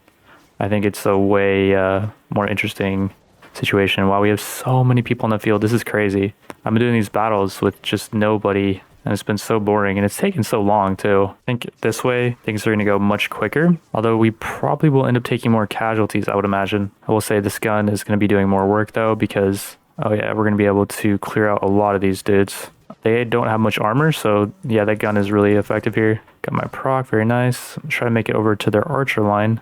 Just don't know how to get over there. I'm guessing it's this way. And here we go, I found the way. Luckily, I do have the regen, and I'm very tanky, or I would be screwed by now. But yeah, let's start cutting these guys up. And I don't know when they did some kind of modification to the game. It's weird because they can't update the game during my run, I don't think. But yeah, you can see my screen starting to turn red here because I'm about to become exhausted. So when that happens, I gotta just chill out and wait for a little while. And then after a while, I can proceed to continue owning. I am probably gonna get, yeah, I'm gonna get the exhaustion thing if I keep fighting. When I start to get that notification that I'm getting exhausted, that means I can't really do much fighting anymore. So at that point, I just kind of chill and soak damage from my allies, and then I'll fight a little bit. But if I do too much more fighting, then I'll lose the buff, and I'll start swinging really slow. At this point, I can also use the AoE weapon.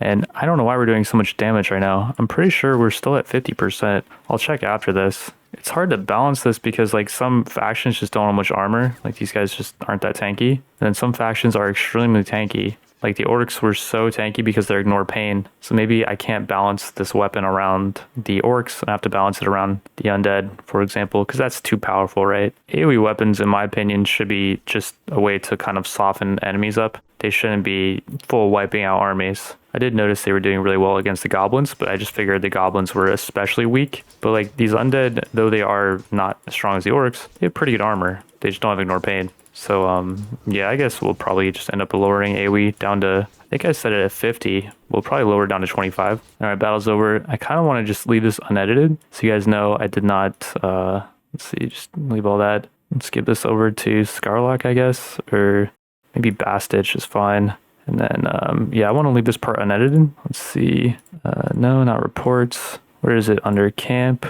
Mod preferences. No. Additional options. Just the AoE damage modifier. It's at 50, yeah. Let's set it back down to 25. And yeah, I just want to leave that unedited so you guys know that I'm not changing around the AoE during sieges. This AoE weapon is still one-shotting these guys, which is kind of crazy. We have AoE modifier at 25%. After taking most of the Tomb King's land, we find a bit of resistance at the town of Xandri. Normally, I wouldn't fight the enemy leader in their own town, but this might be a pretty cool battle. And this town is on the coast in Warhammer lore as well, which is very cool. I think the whole map is actually, lore appropriate, perhaps. I'm actually not sure about that. But I know a lot of our companions, like Ulrika and Genevieve, are people in Warhammer. And the cool thing about Ulrika, I think it was, is that her armor looks exactly like it does in Warhammer, which is kind of crazy. The submod creator, I think, added her in. So the fact that he was able to go in there and, make an armor set that looks just like her is, is crazy. The type of thing you would expect from like Tale Worlds. I don't even know if they are capable at this point of making something this in depth with this much polish to it. There's a Bannerlord thing coming out pretty soon. I don't know what you guys think about that, but from their track record, in my opinion, hopes should not be too high. People say, oh, Bannerlord's such an improved engine and stuff. Yeah, it's a neat looking engine. Oh, I just took 178 damage from something. One of their casters. Okay, well, that sucked. We're going to have to attack again because I got knocked there.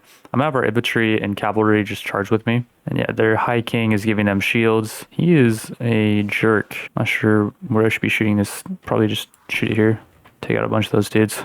We're still one-shotting quite a few, although a lot of them got shielded, so they didn't actually get hit by that. Let's bring our archers up here a little bit.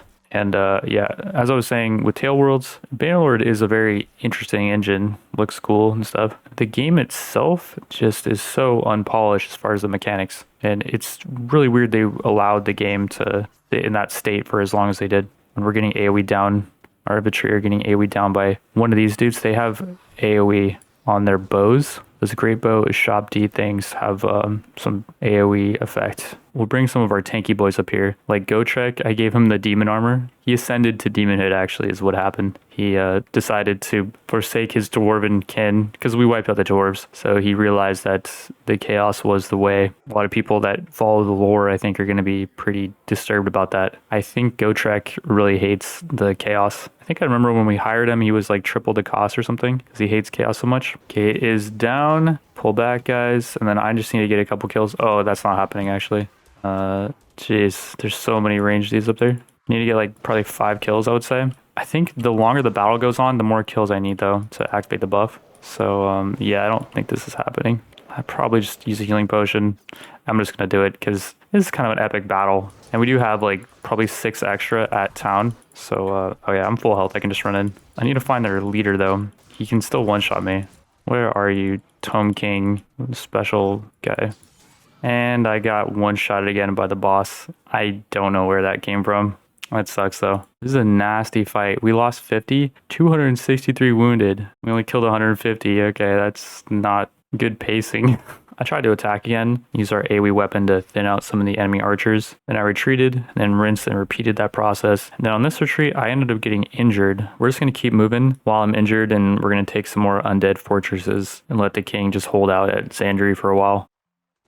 Among the stuff we captured was Sartosa, which got buffed by a recent patch. I don't remember there being doors here that you have to knock down in like 3 areas of this siege. For some reason the undead were holding this, and there has been a bit of infighting between the factions because every 20 days I have to reactivate World Peace mode to keep factions at peace with each other, and they stay at war with only me. There's sometimes a day or so where I forget, and that's when factions will turn on each other for a little bit before I broker peace with them using that command. I have been pretty good with it though, because most of the enemy territory is intact. After capturing Sartosa, we get this seemingly random event where we get ambushed by Sartosa pirates. This event happened while we were sailing, and though I don't remember stopping at any island before we got ambushed, I think it's a super cool event nonetheless. We have to defend against waves of nasty pirates, and I think the amount we have to fight scales off of our level, because yeah, there's just so many pirates here. Thankfully, a few companions did make it in with us, but only Thread was really useful here, and even he didn't stand much of a chance. I will say the design of this place really makes me feel like I'm in some secluded pirate island somewhere. A super cool random event, and for winning, we get nothing that's going to help us too much at this stage, but I'm sure it could be a nice boost if you're in the early game and somehow manage to win. We ambush a bunch of Tome Kings as they flee to their last territory. I get unhorsed during this battle, but I hop on one of these Necro Serpents, and you can call me Brendan Fraser because I'm the mummy now. After winning that battle, we're able to take the town of Xandri for free because there's no lords guarding it. There were a few other tomb lords that we had to fight on the field, but I don't know where the king went. He just vanished, I guess, off into the sunset. And yeah, that's gonna be it for the Tome Kings.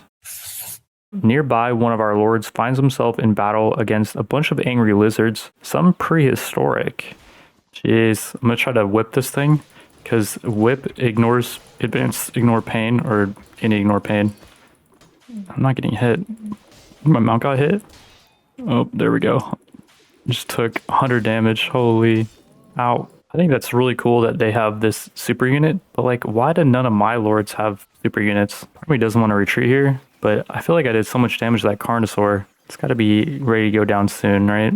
Well, it does finally go down, but not before we lost a lot of dudes. Well, most of them were wounded. Only 32 lost from our allies. I only lost 1 unit. I retreated, attacked again, and this time I'm not going to be trying to melee down a Carnosaur. I'm just going to be protecting our archers and helping our archers take down potentially another Carnosaur if they have it. I do think, like I said, it would be cool if our allies and me was able to raise a bunch of super units and the enemy got more super units from towns, from like the War Academy. I think they just spawn super units every week. You get like once a week or something. I don't think that's too crazy. And then yeah, if the lords had more super units as well, which they were getting from their own fiefs, which I think you should also be able to get them from castles. I don't think you can build any improvements in castles, but I might be mistaken on that. I'll check and then I'll say on the screen if it's true or not. You should be able to spawn super units from castles so that lords actually have a way to make them and they're not just, you know, getting spawned out of thin air. Well, they did not have any more super units, and there goes a pretty good chunk of the lizard army. The lizardmen layouts are pretty cool.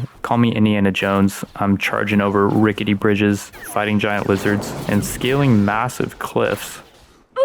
Okay, I blame my summons. They kind of body blocked me there. We got 600 battle size for this lizardman town, and we are all frozen by their casters. They do have some nasty abilities on their casters that are just, well, making it a little bit annoying to progress through the lizardman towns. I did notice in the background there's these floating, not sure what's, they look like necropolises from World of Warcraft. They have some in the distance over there, then way out there.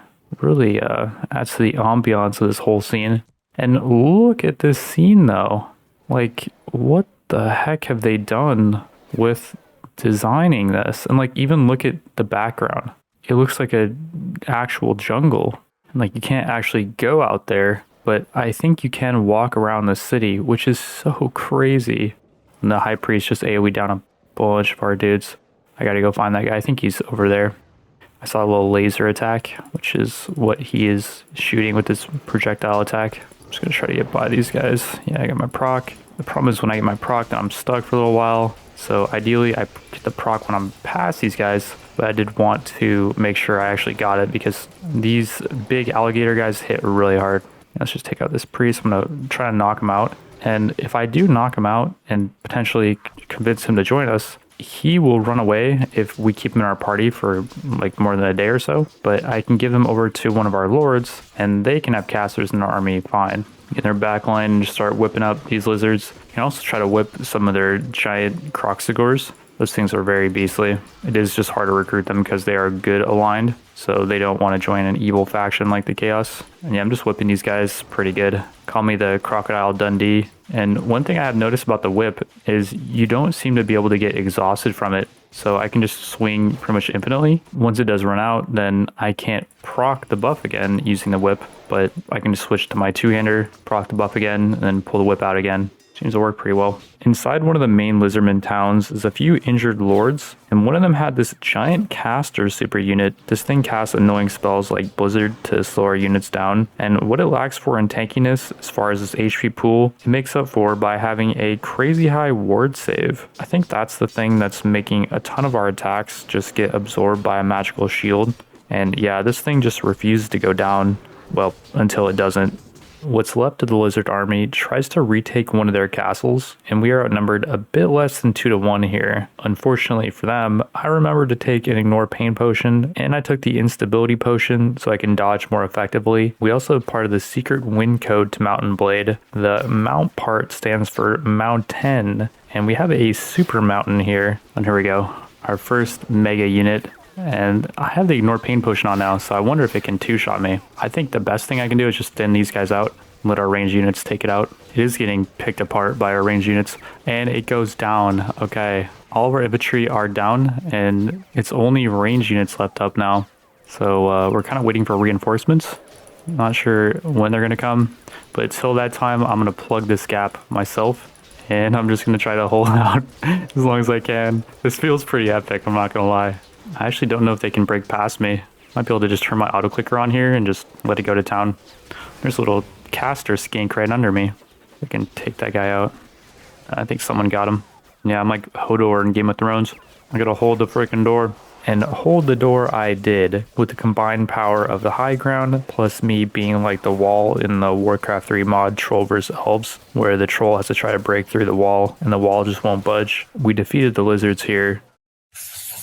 Well, mostly. this lizard lord was fighting 2 other lizard lords that deserted their faction. We let them duke it out, and I tried to convince the deserter lizard lords to join us, but unfortunately there's no dialogue option for it. I think it'd be super cool if that was an option, or maybe you could pay these guys to become super lizard companions after you defeat their faction. We head through the desert to the faction of the Sand People. These guys for the most part are just really not that strong. Their melee units really suck, aside from their super sand mummy guys with their big cleavers. And that town was pretty undefended. A bit later we run into one of their lords, Saladin, who's got some interesting units. Okay, that is freaking sick. It's like those Oliphants from Lord of the Rings. The fact that this is a mod, you guys, is just so crazy to me. This is way cooler than anything Taylor World's put out in the last 10 years and ever will put out in the next 10 years. And I'll go on record saying that. I don't care. I'm gonna try to take one of these things down. I don't know if my ignore pain potion is still let's whip this thing. I think elephants can respect a whip, right? Oh, it got me good. Ignore pain did soak some of the damage, but not much. Took 85. And it's hard to hit though, I will say. The hitbox could use a little work. And we took it down. Alright. Now for elephant number 2. Let's try the mace on it.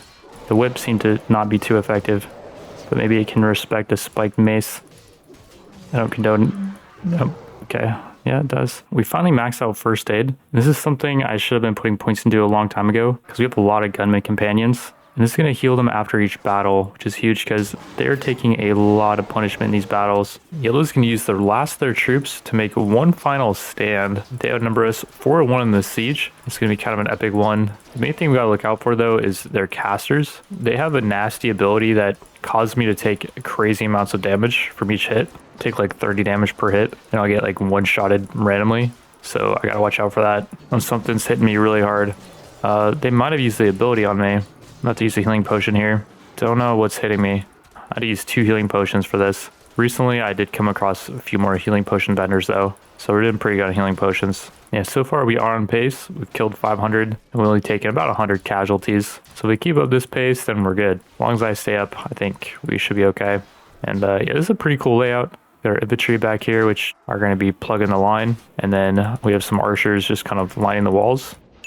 I'm surprised the archers and the walls haven't gotten picked off yet. I think with a siege like this, enemy range units are kind of just stuck in this mass of units, and they're not really able to fire at our range units. Well, I don't know if we saw that caster's special ability or not. I ended up being able to just sit back and use my auto clicker for the rest of the battle, and I don't even really have to move much. And I ended with 756 kills out of the 2100. Gotrek split behind me, then Ulrika, then Thread. There were no elephant riders in that battle, which was a little bit disappointing. And what's also disappointing is the fact that all of these lords are going to have to sit in our dungeons for the rest of the game, and none of them will join us. There needs to be some way where you can recruit captured lords to your faction or to your party. I think that'd be really cool. Also, maybe there should just be like a 5% chance that you can recruit a captured lord. They think you're just so cool and they'll join you.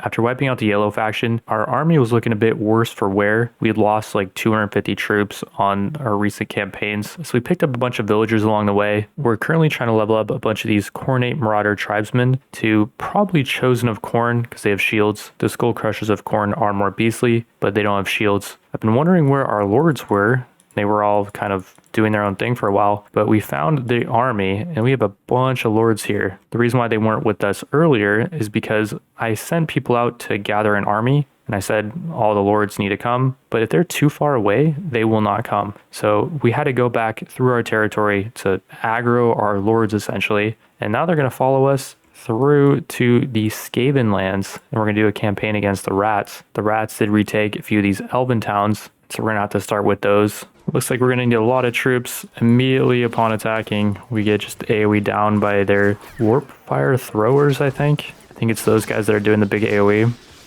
Yeah, we're just getting mowed down. The Skaven campaign is going to be extremely brutal. Get some of these guys up here that is doing the warp fire throwing. There's a rattling gunner here. I think I knocked him. Yeah, I did knock him. I'm using this mace that will knock people so we can take them prisoner. Yeah, I'm pretty sure I knocked him. We've been in this siege for like, I don't know, a minute, and we've had 200 wounded already. Killed 100 enemies though somehow. I think I found the warp fire thrower. I found the Doom Wheel. That guy also does AoE. And the Warp Fire Thrower did some friendly fire though, at least. Took out a bunch of his own dudes. Oh yeah, I'm seeing the Rattling Gunners on that bridge up there, just unloading into our dudes. Yeah, dude, this is with AoE on like 25%, I think. We've lost 400 units almost. Look at the kill feed. It's just insane. We did manage to capture a Warp Fire Thrower, a Rattling Gunner, a few other nice things. We could try to convince them to join us later, even though they are capable of friendly fire. So I don't even know if we want them to join us. I think maybe they're like really good on defense, but maybe not so much on offense. This next Elven town is looking a little bit better. At least there's cover and their ranged units have no line of sight on us. I can just get in here and maybe save some casualties. Did tell our infantry to charge with me. Oh my goodness, that is a lot of rats. You can almost say we have an infestation. Oh, here we go. We got the Warp Fire Throwers here. I just knocked out 2, I think. And here we go, we got the real rat infestation. Well, if you like rats, then this is not a video you should be watching. We took the Elvish town with a few less casualties this time. Only 360 dead or wounded. We did capture 4 Warp Fire Throwers that time though. We're on to the town of Skavenblight, and the ambiance of this place is just crazy. Another town they went really hard on with the design, and yeah, we're getting absolutely owned here. Should be dropping some AoE on these guys to return the favor. I also need to reactivate Ignore Pain Potion, I think. Should probably have done that before this siege. There we go, we got the proc. I think we should be okay though. Now I need to somehow get through these rats to their back line. I just smash through you guys. There we go. I see the first Warp Fire Thrower right here. There's another one. I have made it to the Promised Land. I will be dispatching of all your Warp Fire Throwers and your Poison Globadiers. Get these guys in the back. I'm gonna see a Rattling Gunner too. Don't mind if I knock you out. You might be joining us later. Yeah, despite the town of Skavenblight looking so formidable, it's actually a pretty easy siege to attack. Well, if you have a beast like me on the team. With that other mace I'm using, I do end up getting exhausted, but my screen doesn't turn red like it normally does. And it's actually kind of good that I get exhausted, because if I keep killing, I can reactivate the buff and that will summon more demons. So I'm kind of on the fence as to if I like the whip or not. The whip, you never lose the buff, but you can't summon more demons. The enemy has another ranged line over here, and I'm going to clean that out as well. You can see they're actually doing quite a bit of work still, but not anymore. I think this is pretty much it for their range units. It is quite an epic battle. You can see all of our respawns coming in, and we've lost about 420, and we've taken out about a half of that. Well, shout out to my allies. After this bloody campaign, they can go for a long vacation. They're going to deserve it. I'm trying to convince the Rattling Gunners to join us, and we're getting a -50 to -350 roll. I don't think it's actually possible to convince them to join us. We have to wait like a day before trying to recruit more prisoners. So we're just going to sell all these rats we just picked up. And here we go. We have a massive battle coming pretty soon here. I think they're heading to Skavenblight to try to retake it. It'd be actually really good if we could fight them in a siege. Let's not engage them just yet, if we can help it. We get a message that they're sieging Brion, not too far away. I think we'll try to defeat the Skaven army there. We get a message that they're assaulting the walls of Brion. There's not much defense here. Yeah, only 38 units. Let's see if our lords can get here in time. Where are you guys going? Chasing a patrol. No, that's not what we need you to do. We need you to get in here. 14 units left.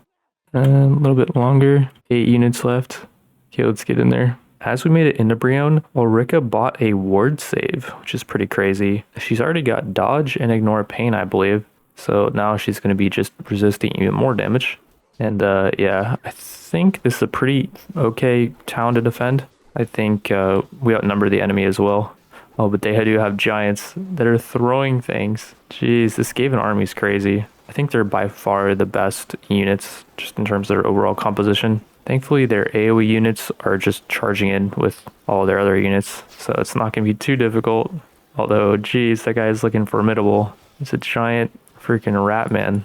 As if those rat ogres were not enough. They have whatever the heck this thing is. I wonder if that's lore appropriate as well. I'll flash on the screen what that thing actually looks like in the lore. I'm guessing it's going to be pretty close to what the mod creator made it though. When they say modern art masterpiece, you think of like something like this. But I think this giant rat man is a modern art masterpiece. He got through. Okay.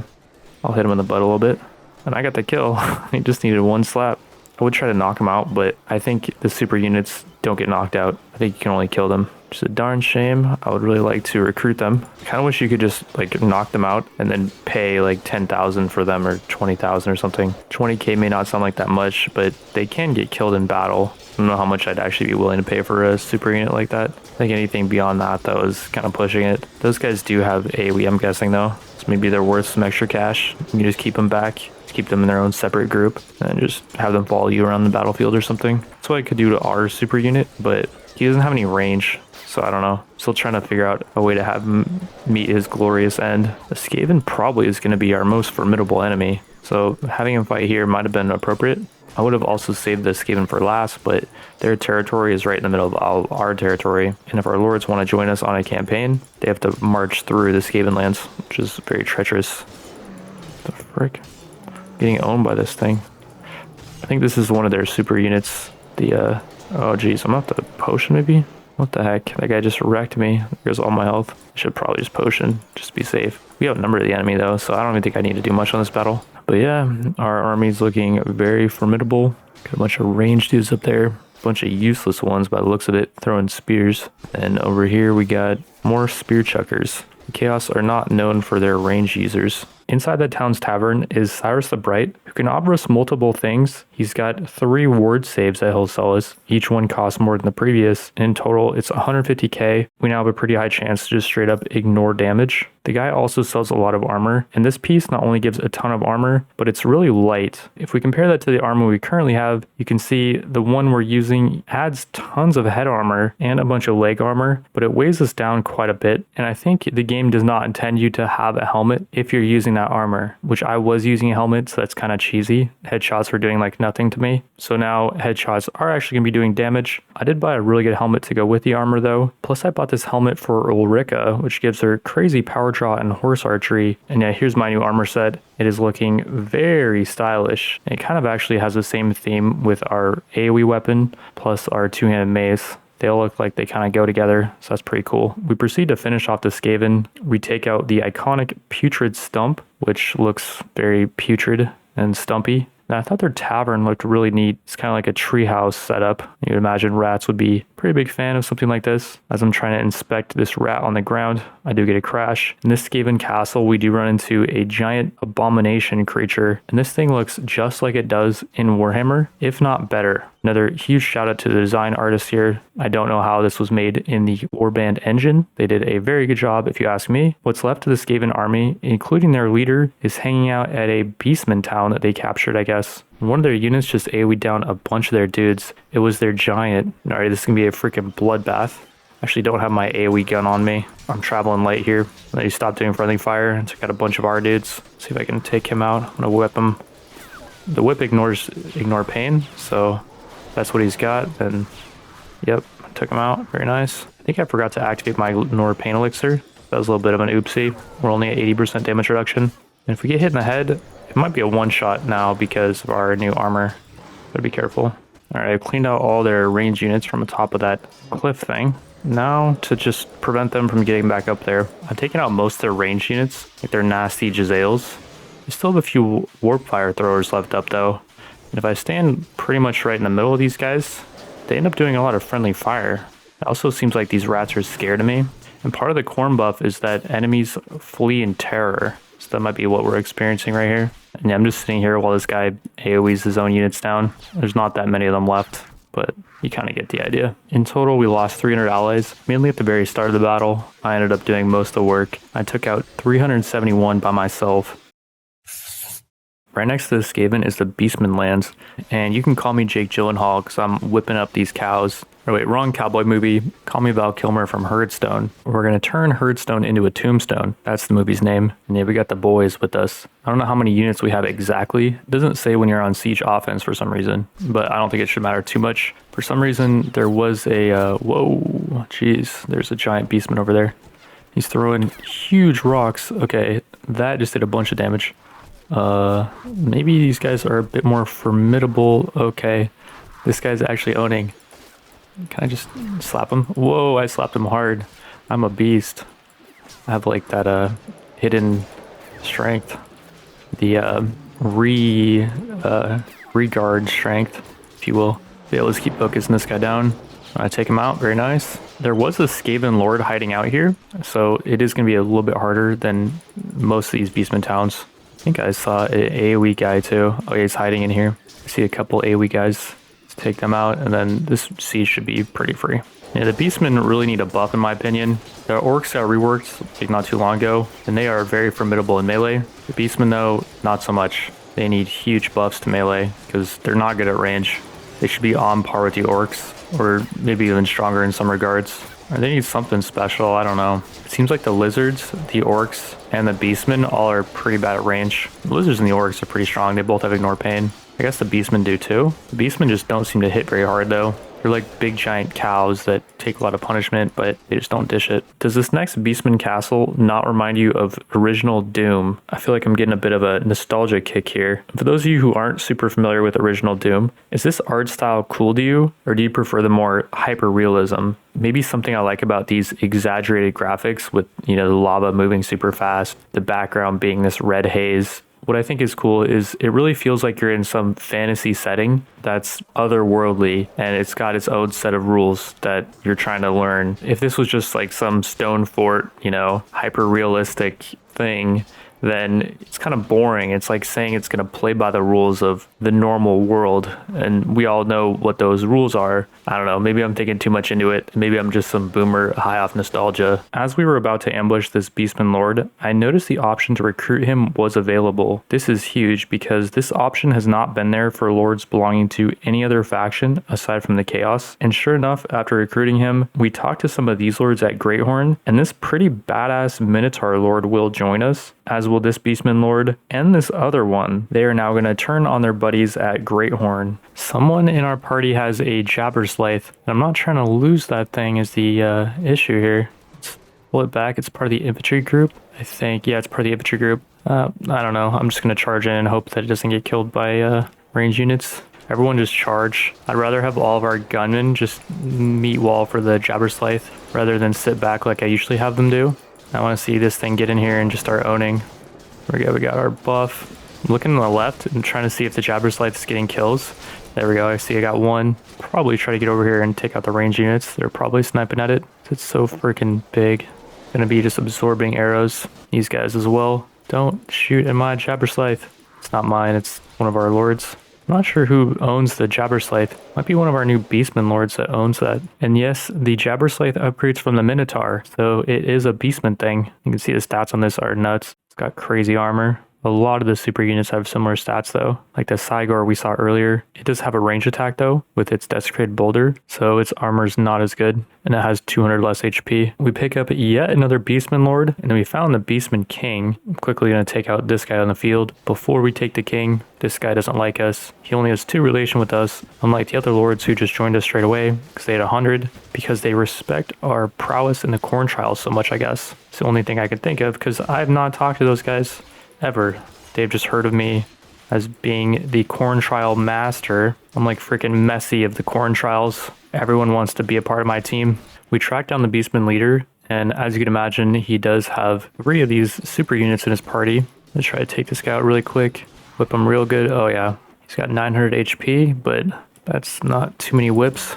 I did see they already took out quite a few of our units with their AoE, but slapped them back really hard with the whip. And you gotta hit off of my horse. Hurt pretty bad, but the horse does regenerate with the corn buff. It's not just me that regenerates. Looks like I lost the corn buff at kind of a bad time, but it might not matter. And number 3 down. My job for the rest of this battle is protect the Jabberslythe at all costs. Do wish I could not have it on the battlefield, but then again, with these super units, what good are they if you don't use them? Maybe I'll bring out our super unit that I've been saving. We get this random event for Felix. After each battle, he regains all of his HP. I haven't really talked much about Felix, but he's been doing pretty well for himself. Let's get his Iron Flesh up. Let's get him some more athletics, I guess. He doesn't need Constitution anymore, because Constitution just increases healing rate. We'll also give him over this Herald of Corn Demon Armor, since he's going to heal before every battle. Should make good use of that. We might as well give him over the Gatling Gun. Having a Gatling Gunner on every battle, no matter what, seems like a pretty good thing to have. And we'll give him a horse. A Gatling Gunner on a horse seems pretty sick. Yet another Beastman Lord is going to join us. This guy won't though, so we're going to turn him into ground beef. We can also observe our new Gatling Gunner on the horse. And we got some other people that are riding some good mounts. This girl Dana has really good riding, so I gave her the Triceratops that we stole from the Lizardman, I believe it was. And yeah, let's see the Gatling Gunner AI in action here. The horse is not very tanky, it just is quick. It's like an elven horse. Only requires 2 riding. I would like to get him a better one though, of course, because that horse is very weak.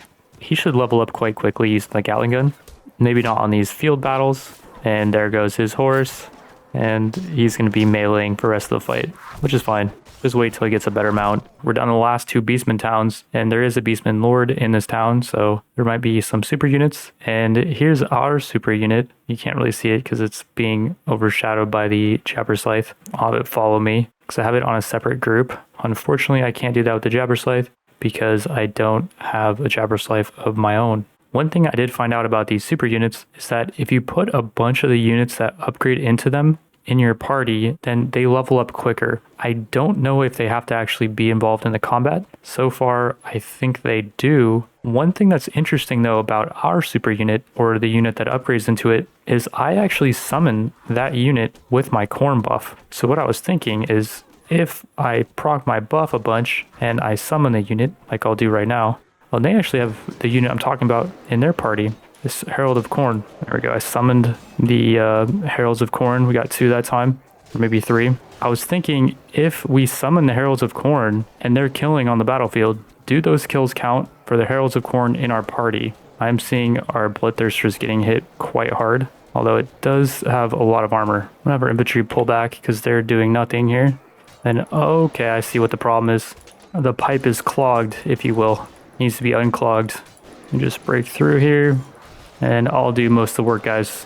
Don't worry. We have a bunch of Heralds of Corn. I wonder why. I wonder if this Lord was a Chaos Lord or something that defected to the Beastmen. No, he was not. He was a Beast Lord. I don't know how he got a hold of all those Heralds of Corn. But regardless, I'm going to put all of our 14 Heralds of Corn at the top of our party because the keeping them safe strat is not working. I've had them in our party for quite a while and they don't want to be upgraded. We're at the last Beastman town. There's a bunch of Beastman Lords hanging out here. We start talking to them and the 4th guy we talk to will join us because he's a 100 relation with us. And then this guy only has 8 relation with us, but he will join us as well. And one of those lords had a good chunk of troops. One of them only has 1. And there's a bunch of Dark Elf lords here. I'm not sure what they're doing in this area. But yeah, let's take this castle first. Or wait, some of their lords are trying to escape. Let's run them down first. We got to take 2 of their lords on the field. Well, that's going to make things easier. We have 2,000 against their 400. And we have our Jabberslythe. And they do not have a Jabberslythe, so we win automatically.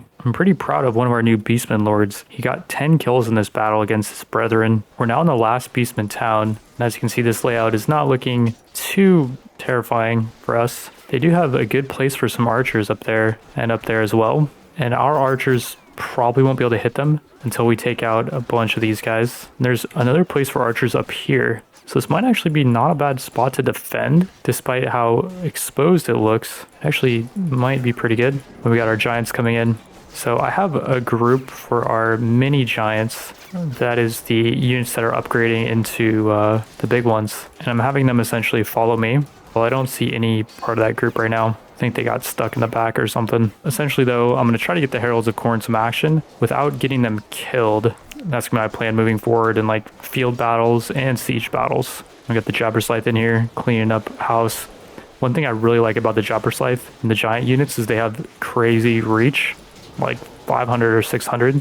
So they can reach over our units and fillet, which is beautiful. I see it just got a kill. It's got another one and another one.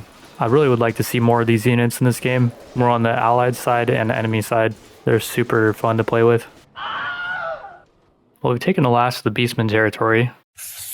There is a Beastman Lord running away towards this Dark Elf army. We might be able to take a bunch of these Dark Elves on the field. I have this giant group of Heralds of Corn that I'm having follow me, and I'm trying to get them into the action. I did summon a bunch of these guys, so these are not all Heralds of Corn that are in our party, but a lot of them should be getting XP for this battle. And Volan's having a good time, or was having a good time. And what is this thing?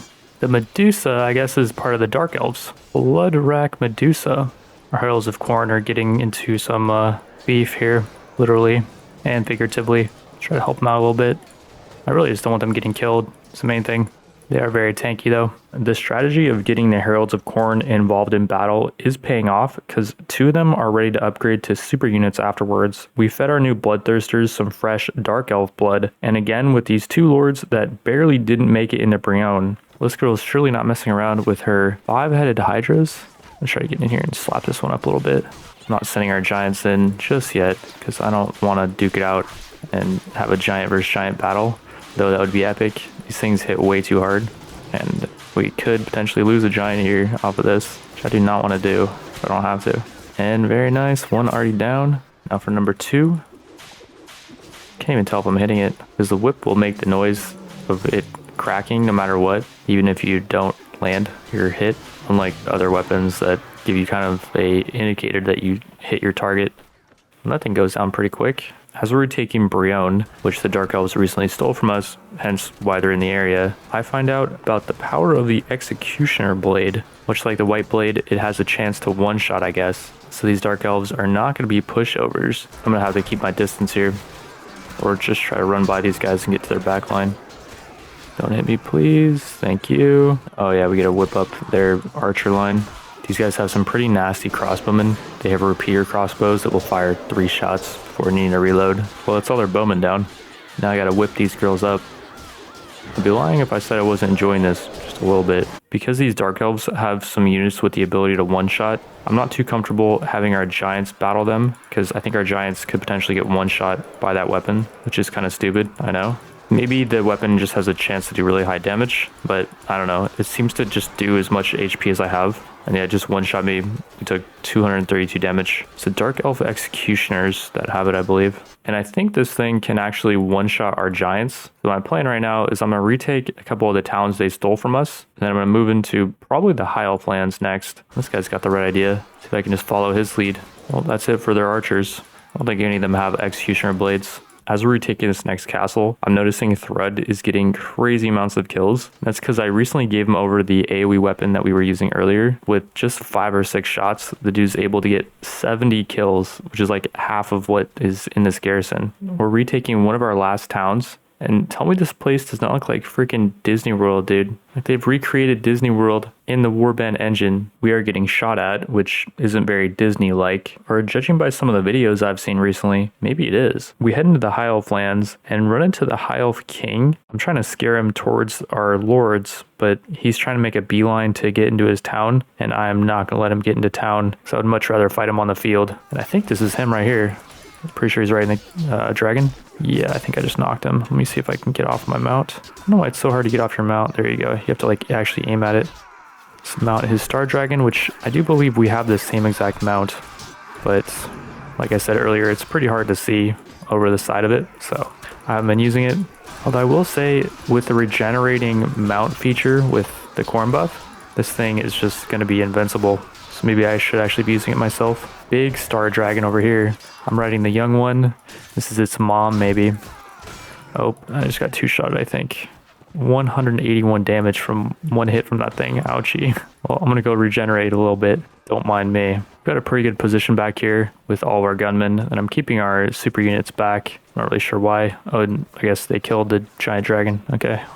I would imagine there's plenty more where that came from. You'd think the High Elf King would have more dragons in his party. Well, I guess I was wrong. We're nearing the end of his party, and I'm not seeing any more dragons. That was a bit of a disappointing showing from the High Elf King. And I think we're about to be disappointed even more with the power of these High Elves. The elves in this mod just are not the same as they are in other mods like Pendor, like I said earlier. The elves in this mod just leave a bit to be desired. It's weird because like the High Elves kind of have a lot of power in their melee, which maybe that's how it is in Warhammer. Personally, when I think of elves, I think of like Legolas or the Noldor in Pendor.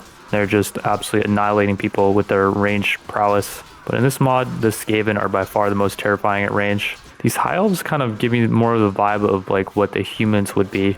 They kind of have a mix of range and melee, and like their infantry are strong. Even their armor looks kind of human-like in a way. They do have some decent range units, don't get me wrong. Like I'm looking at the kill feed right now. It is abysmal for us. But that's just kind of how it is when we're attacking with a bunch of our lords units that are just kind of cannon fodder. One thing that's not disappointing about the elves is their architecture. This looks like the big city in Oblivion, and this is just one elvish town in this game. The fact that they put this much effort into design in a mod is quite incredible. I've done multiple playthroughs in this game, and I don't ever remember being able to appreciate the architecture this much. Maybe it's a sign I'm getting older. You know, when people go to like these Roman cities and they go to the temples and stuff, and they enjoy the temples. When you're young, you just don't really care. Maybe like when you're older though, then you start caring about stuff like that. Maybe I'm getting to that age where I can appreciate craftsmanship more. It's less about, you know, just the slaying. Don't get me wrong, it's still about the slaying. It's just there's a little bit more of a balance now, I guess. We randomly get this event where a stranger wants to join our party, and it's this guy, Throg the Troll King. 15 iron flesh on this dude, 171 HP, 300 proficiencies. So we could actually give him a ranged weapon. I wish there was more companions like this in the game that you could just buy for like 100k or something. Here's his armor, Stone Troll. Give him a little hat as well. It's kind of a hover hat. Maybe that one doesn't work. One doesn't really work either. It's got troll hands and a troll axe with a troll club. The club is definitely better, right? I'm probably just going to end up giving him a gun anyways, even though he does have 15 power strike. I bought these really good throwing stars for a thrower a while ago because he does have 10 power throw. He's the only one that can really use them. So I'll keep those on him. And then I'll give over the AoE lighting cannon to this Troll King guy who does have 300 firearms. Plus I find out he's got this ability that gives him built-in regen like normal trolls do. So he's a pretty good candidate for that weapon, I think. That event happened in the Sultanate lands. We're here because I heard that some high elves were sieging one of our towns. We're outnumbered 2-1, which is a plenty good ratio if you ask me. We got our 3 giants up here and our Heralds of Corn that are going to be getting tons of experience from this. I have the Heralds of Corn following me and the giants, and we're just going to be funneling the Heralds of Corn experience. Well, not that one, but the other ones that are still up. One of our giants got a little bit too deep into the action. Did he just fall through the floor? They said that giants can have issues in sieges. I think he's having a little bit of an issue here. Or maybe he's trying to turn himself into a wall like the giants did in that one show. I won't spoil which one. Well, I saw he was taking some punishment, and I don't want him to get taken out. So for the rest of the siege, I'm going to be just probably covering the bottom of the ladder. I brought all of our Heralds of Corn down here and all of our infantry, and we're just kind of guarding the ladder while our archers and gunmen shoot down on these guys. It's a pretty effective way of fighting these high elves, at least. They are not good at really anything. And then as soon as I say that, a dragon spawns. Okay, game, I see you. I don't really want our Heralds of Corn to be fighting that dragon. So I'm gonna... Oh, I lost my buff. That sucks. I'm just gonna try to slap this thing as hard as I can, I guess. I don't have my regen buff, so any damage I take is gonna be not healed. Get some good whacks on this thing. Oh, it got me. And it got me good. Okay. Well, I think I hit it like 4 times. I don't think it has much more left in it. And so far, I'm not seeing it's taken out any Heralds of Corn. That's all I care about. Try to control our units and make them charge here. And we took out the dragon. Very nice. It's going to be pretty much it for these guys. I only lost 11 units there, and none of them were Heralds of Corn. And we got 2 more Heralds of Corn ready to upgrade to Bloodthirsters. So we now have 5 of these giant units. That's sick. In the next siege, I'm trying to solo this dragon so our units don't have to. And I end up knocking it off the wall or through the wall. I'm not sure which. It's kind of like stuck in the wall right now. These castle layouts were not built for giants in mind, but even though it's really wonky, I still do think it's way cooler to have them in sieges than not. They add a little variety, a little spice to it. We're at yet another iconic looking siege. We look up at the biggest tower I've seen, and yeah, we can see the layout of this castle. It's just magnificent. What the heck? Is that hard to design, or am I just easily impressed? Anyways, this was pretty much it for the High Elves. We had already destroyed most of their army.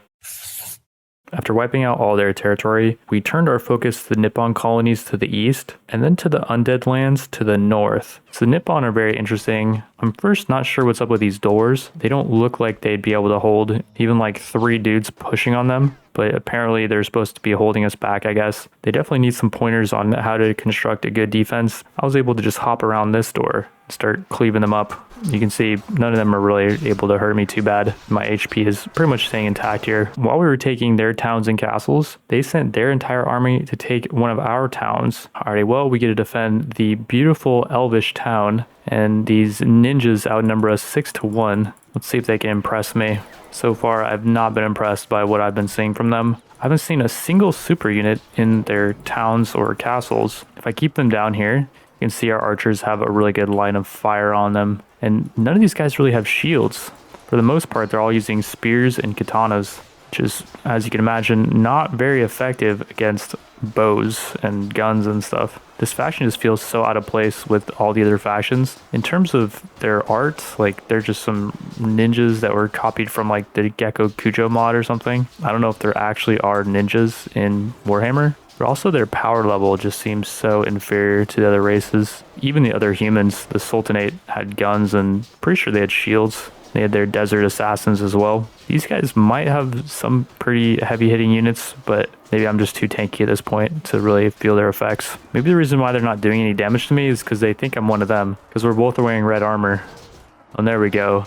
We have a giant unit coming in. Okay. I do got to make sure I don't get taken out here, because though our ratio is really good, we've killed or injured about 1,100. We only lost 80. If I do get taken out here, then they could overrun us. And these ninjas might be able to just tear through our archer line. I would imagine that's the case. I think the best play here is just to hold the line and wait for our gunmen to take out the giant. Maybe I shouldn't even swing. Unfortunately, our archers are not focusing the giant. I'm going to have to fight him pretty soon, I think. Maybe the best thing I can do is just pull back a bit. And we have this whole group of Heralds of Corn that are ready to fight. Okay, I'm gonna pull them in here. Wait, pull you guys back a little bit. Wait for the giant to get to the top. Yeah, I don't want to lose Heralds of Corn for no reason. And we gotta just surround this giant. Our archers are just gonna pepper it too in a second here. Here we go. Take out the spiked mace. And already, that was easy. That thing was down there getting shot at for like, I don't know, 3 minutes. So by the time I got to the top, it was very injured. I'm going to have our Heralds of Corn follow me, and we're going to do a Lord of the Rings Theoden ride out to meet them and basically farm a bunch of XP for these guys. I'll tank for them. And crap, another giant's coming. I told everyone to pull back, and let's go back to fighting on the top of the stairs. What's weird about this siege is we also have some archers over there that have done nothing for the whole siege. Unless we let these guys get to the top, then they can start shooting. And I just realized I told our Heralds of Corn to go somewhere really far away. Like I told, oh yeah, they're up there. I think there should be a lot of them coming in a second here. I told them all to charge now. I realized I didn't have the buff. Okay, I need to kill some stuff and get the buff quick, because I do not want to fight this giant without the buff. I don't know. It's gonna make it into our archer line. And that is our elite archer line over there to the right. Here we go, got the buff. Just knock this, yep, we got it, nice. This is our elite archer line that I should be pulling like over here. We got some ogre fire belchers that can do some AoE, like our big boys like Gotrek and Thrud. They need to get into the action. And speaking of action, we got another one of these giants. Let's try to focus him down. I think it's funny how I can stun lock him. It's kind of weird that I'd be able to have that much of effect on such a giant unit. And another one down. Well, that's pretty much it for the ninjas. They did not put up much of a fight, as you can see. And off of that battle, the rest of these undivided knights that I've been training up all got upgraded to dragon ogres, which is pretty sick. And then we got another super unit with this Necrofix Colossus. Upgrades from the ogre fire belcher. Got a Drake Master as well. Is that a super unit? No. But the Colossus definitely is. 900 wage on this thing, and it looks like a freaking walking pirate ship. It looks so sick. I'm actually moved to the top of the party. You can see it in the next battle. And here's the Dragon Ogres. They're not quite super units. They have only like 150 or 180 HP, but they're really tanky. And yeah, here's the Colossus. I feel like it should be a bit bigger personally, like maybe double the size of it. Because, yeah, it looks like an actual ship. Maybe even triple the size, because maybe it should be basically like a ship. Because right now it looks way too tiny to be a ship, right? I think it could even be like triple or quadruple the size, just massive walking battleship thing. Other than that, though, like I have no critiques on the design. I think it's just so awesome. Well, okay, what is the cannon thing coming out of the left arm, I guess, would be my only question. Maybe the left arm should be like an actual cannon, like, you know, a black cannon. Or maybe it's covered in like algae and stuff. And maybe what that is like 4 cannons welded together somehow. Huh. And I just noticed the sailors that are stuck to the sides of it. Wow, that is cool. I'm upgrading a few more units. We got a bunch of Skull Crushers of Corn ready to upgrade, and another Bloodthirster super unit. You'll notice every time we get a new super unit though, our maximum party size lowers. And right now we have, I think, 7 super units in the party, so we're losing a ton of party size. With the Nippon fully crushed, we press on to the zombie pirate base of Swamp Town. At one point in time, this was a safe place for trade, but that time is long gone. Ships have run aground or run air. It's floating. What the There's people on there. And yes, there are pirate sharpshooters in that ship shooting down on us. I'm sure there's some dark pirate magic responsible for this anomaly. I do think the undead pirates are one of the stronger factions because of their range power, but at this point it seems I'm just too tanky to really be affected by their weapons too much. They do have some awesome layouts though. This one looks like the pirates tore a ship in 2 pieces and slapped it onto the side of this lizard temple, which if you think about it, it's pretty believable because they have territory near the lizardmen. They have pirate cannon shooting out the embrasures to really complete the look. I got stuck attacking this coastal pirate base, but I was able to get a good view of our bloodthirsters just annihilating these guys. After wiping out the pirates, it was on to the final faction, the Dark Elves. Our giants would not be as effective against them because their executioners can in fact one-shot even giants if they get the proc. I was going to need some help, so I spent a few weeks gathering our lords to assemble at Greathorn before marching into their lands. I do one more long tier 10 dungeon with all of our looting companions, and though one of them gets knocked out before the end, we get this really good head armor. I think our looting skill definitely helped us find this piece. I just think when you have such high looting as we do, there should be no chance to get crappy rewards. One of our new Beastman Lords is apparently quite the badass, and he gets my attention by casting some buffs on us. This is the first time in a while I've seen any allied spellcasters, as none of our lords really have them in their army. This main Dark Elf town reminds me of those Oblivion Gate towers. Just throw some red haze background in there, and voila. As far as the actual defensibility of it though, it just seems too easy to attack with these 2 ladders that are leading up. And their archers are all just on this little tower thing here. You'd think for something that looks so elaborate with all those giant towers in the background, that it would be a little bit more difficult to attack. I'm seeing some issues here. They have a bunch of archers back there and there. Okay, so this town is a little bit more defensible than I thought. We're going to find out how defensible it is because the entire Dark Elf army tries to attack it. Thankfully, we are pretty close by and we are able to get into the town before they take it. Malagor is already buffing us with a shield that makes it so people that would have gotten knocked out or killed will be saved by the shield. Cast another buff. Not sure what that did.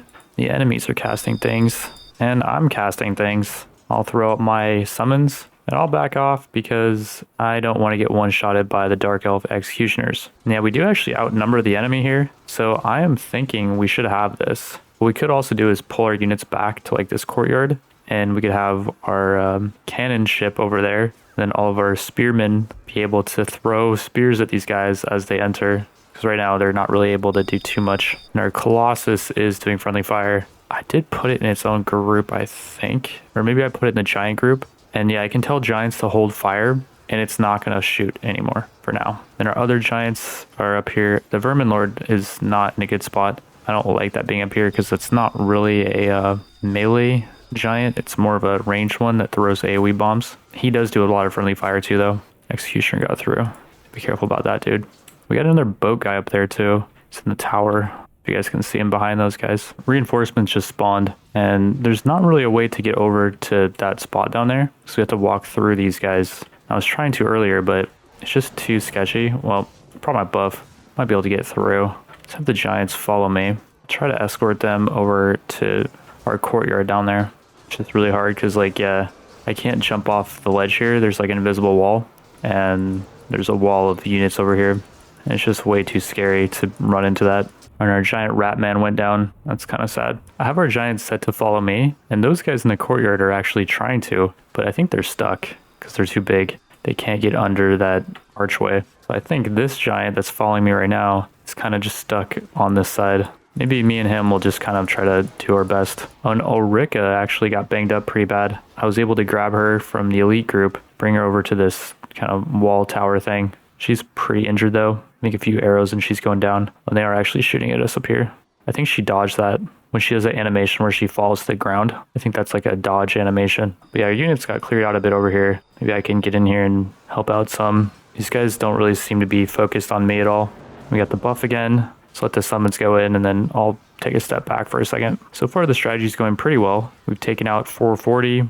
We've lost about 350. So not crazy good. And you can see on the kill feed, we're not doing amazingly. The enemy brings out a couple super units, the Hydras, which we've seen before. I was too scared to walk up to melee these things because of the executioners, but thankfully we have a super unit spawn in of our own. I have no idea where Felix was hiding earlier, but for the rest of the siege, he does serious work with his Gatling gun. My job at this point is just to protect him, and it was our giant's job as well, but he fell off the wall at some point, so he's just going to be doing nothing but blocking my screen with his wings for the rest of the battle. Ulrika, the lad, got 110 kills, which is pretty respectable, but Felix, who showed up late, is already smoking her with 140. By the end, you can see Felix over doubled her kill count. Beastlord Malagor did pretty good for himself as well, seeing as I didn't even micro him. I don't know what group he was in, but he was just doing his own thing. And yeah, that was pretty much it for the Dark Elves. We just crushed their army here. And yeah, as we've been growing our territory, it's been harder and harder to manage the lords for some reason. You can see Scarlock has 5 towns, 4 castles, and 19 villages, and he's indifferent, so he's like about 0 relation. Bastich is below 0 because he's suspicious. He has 3 towns, 5 castles, and 12 villages. And when that dude joined us, he was level 1 as like a poor pirate. Now he's managing way more than any other lord has ever managed in this game. Asmero, 2 towns, 4 castles, 10 villages, indifferent. And these are just the crappy companions that join you. They're not happy with 2 towns, 4 castles, and 10 villages. Like, come on. Some of these guys don't have too much requirements. Like, you can see these guys are all 100 relation with not that much stuff. But then, like, another crappy lord, indifferent, with holding a bunch of towns. This guy indifferent. And we go down to the Chaos Lords, and some of them are kind of annoying. Like this Strykar guy has 4 towns, 11 castles, 22 villages. You'd think he'd be like super happy, but no, he's like 20-ish relation, I think. Owning, you know, half the map pretty much, which is crazy. Cooperative is also pretty bad, and this guy owns way too much territory for him to be that ungrateful. Then we got some of the Beastman Lords, Torox the Brass. He's below 0, I think, with all those holdings. And then we got some other lords that are not too high maintenance, but then this guy down here, 2 towns, 5 castles, he's suspicious. We'll give him that. And you can see his relation goes up to 21, and some of the other Beastman Lords do appreciate that, but a lot of our other lords don't like the fact that we gave him something. So for them, you could give them 100 towns, but they're still going to be upset if you give over towns to someone they don't like, I guess. I don't know how that whole thing works. It's really stupid in my opinion. And it's yet another reason why you're never going to see someone do a full map conquest in this game. But yeah, let's just go over the map really fast.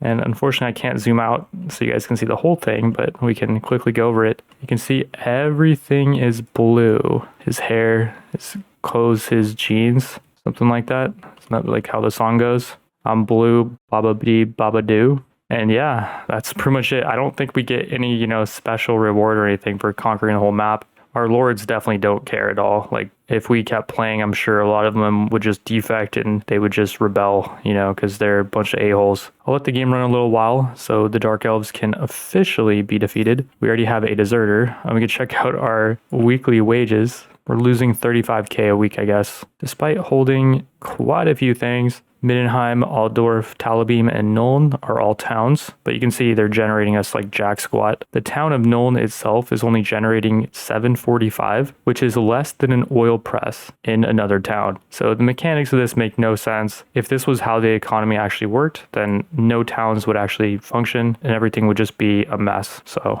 yeah, the economy part of the game and like the town management stuff really sucks. There's no sugarcoating it. It's terrible. We actually reached the end. The old world conquered by one kingdom. Our kingdom has defeated all rivals and stands as the sole kingdom. Drop a like if you liked it. And if you have any suggestions for other games or anything, then feel free to let me know. And yeah, with that, I want to thank you all for watching, and I will see you in the next one.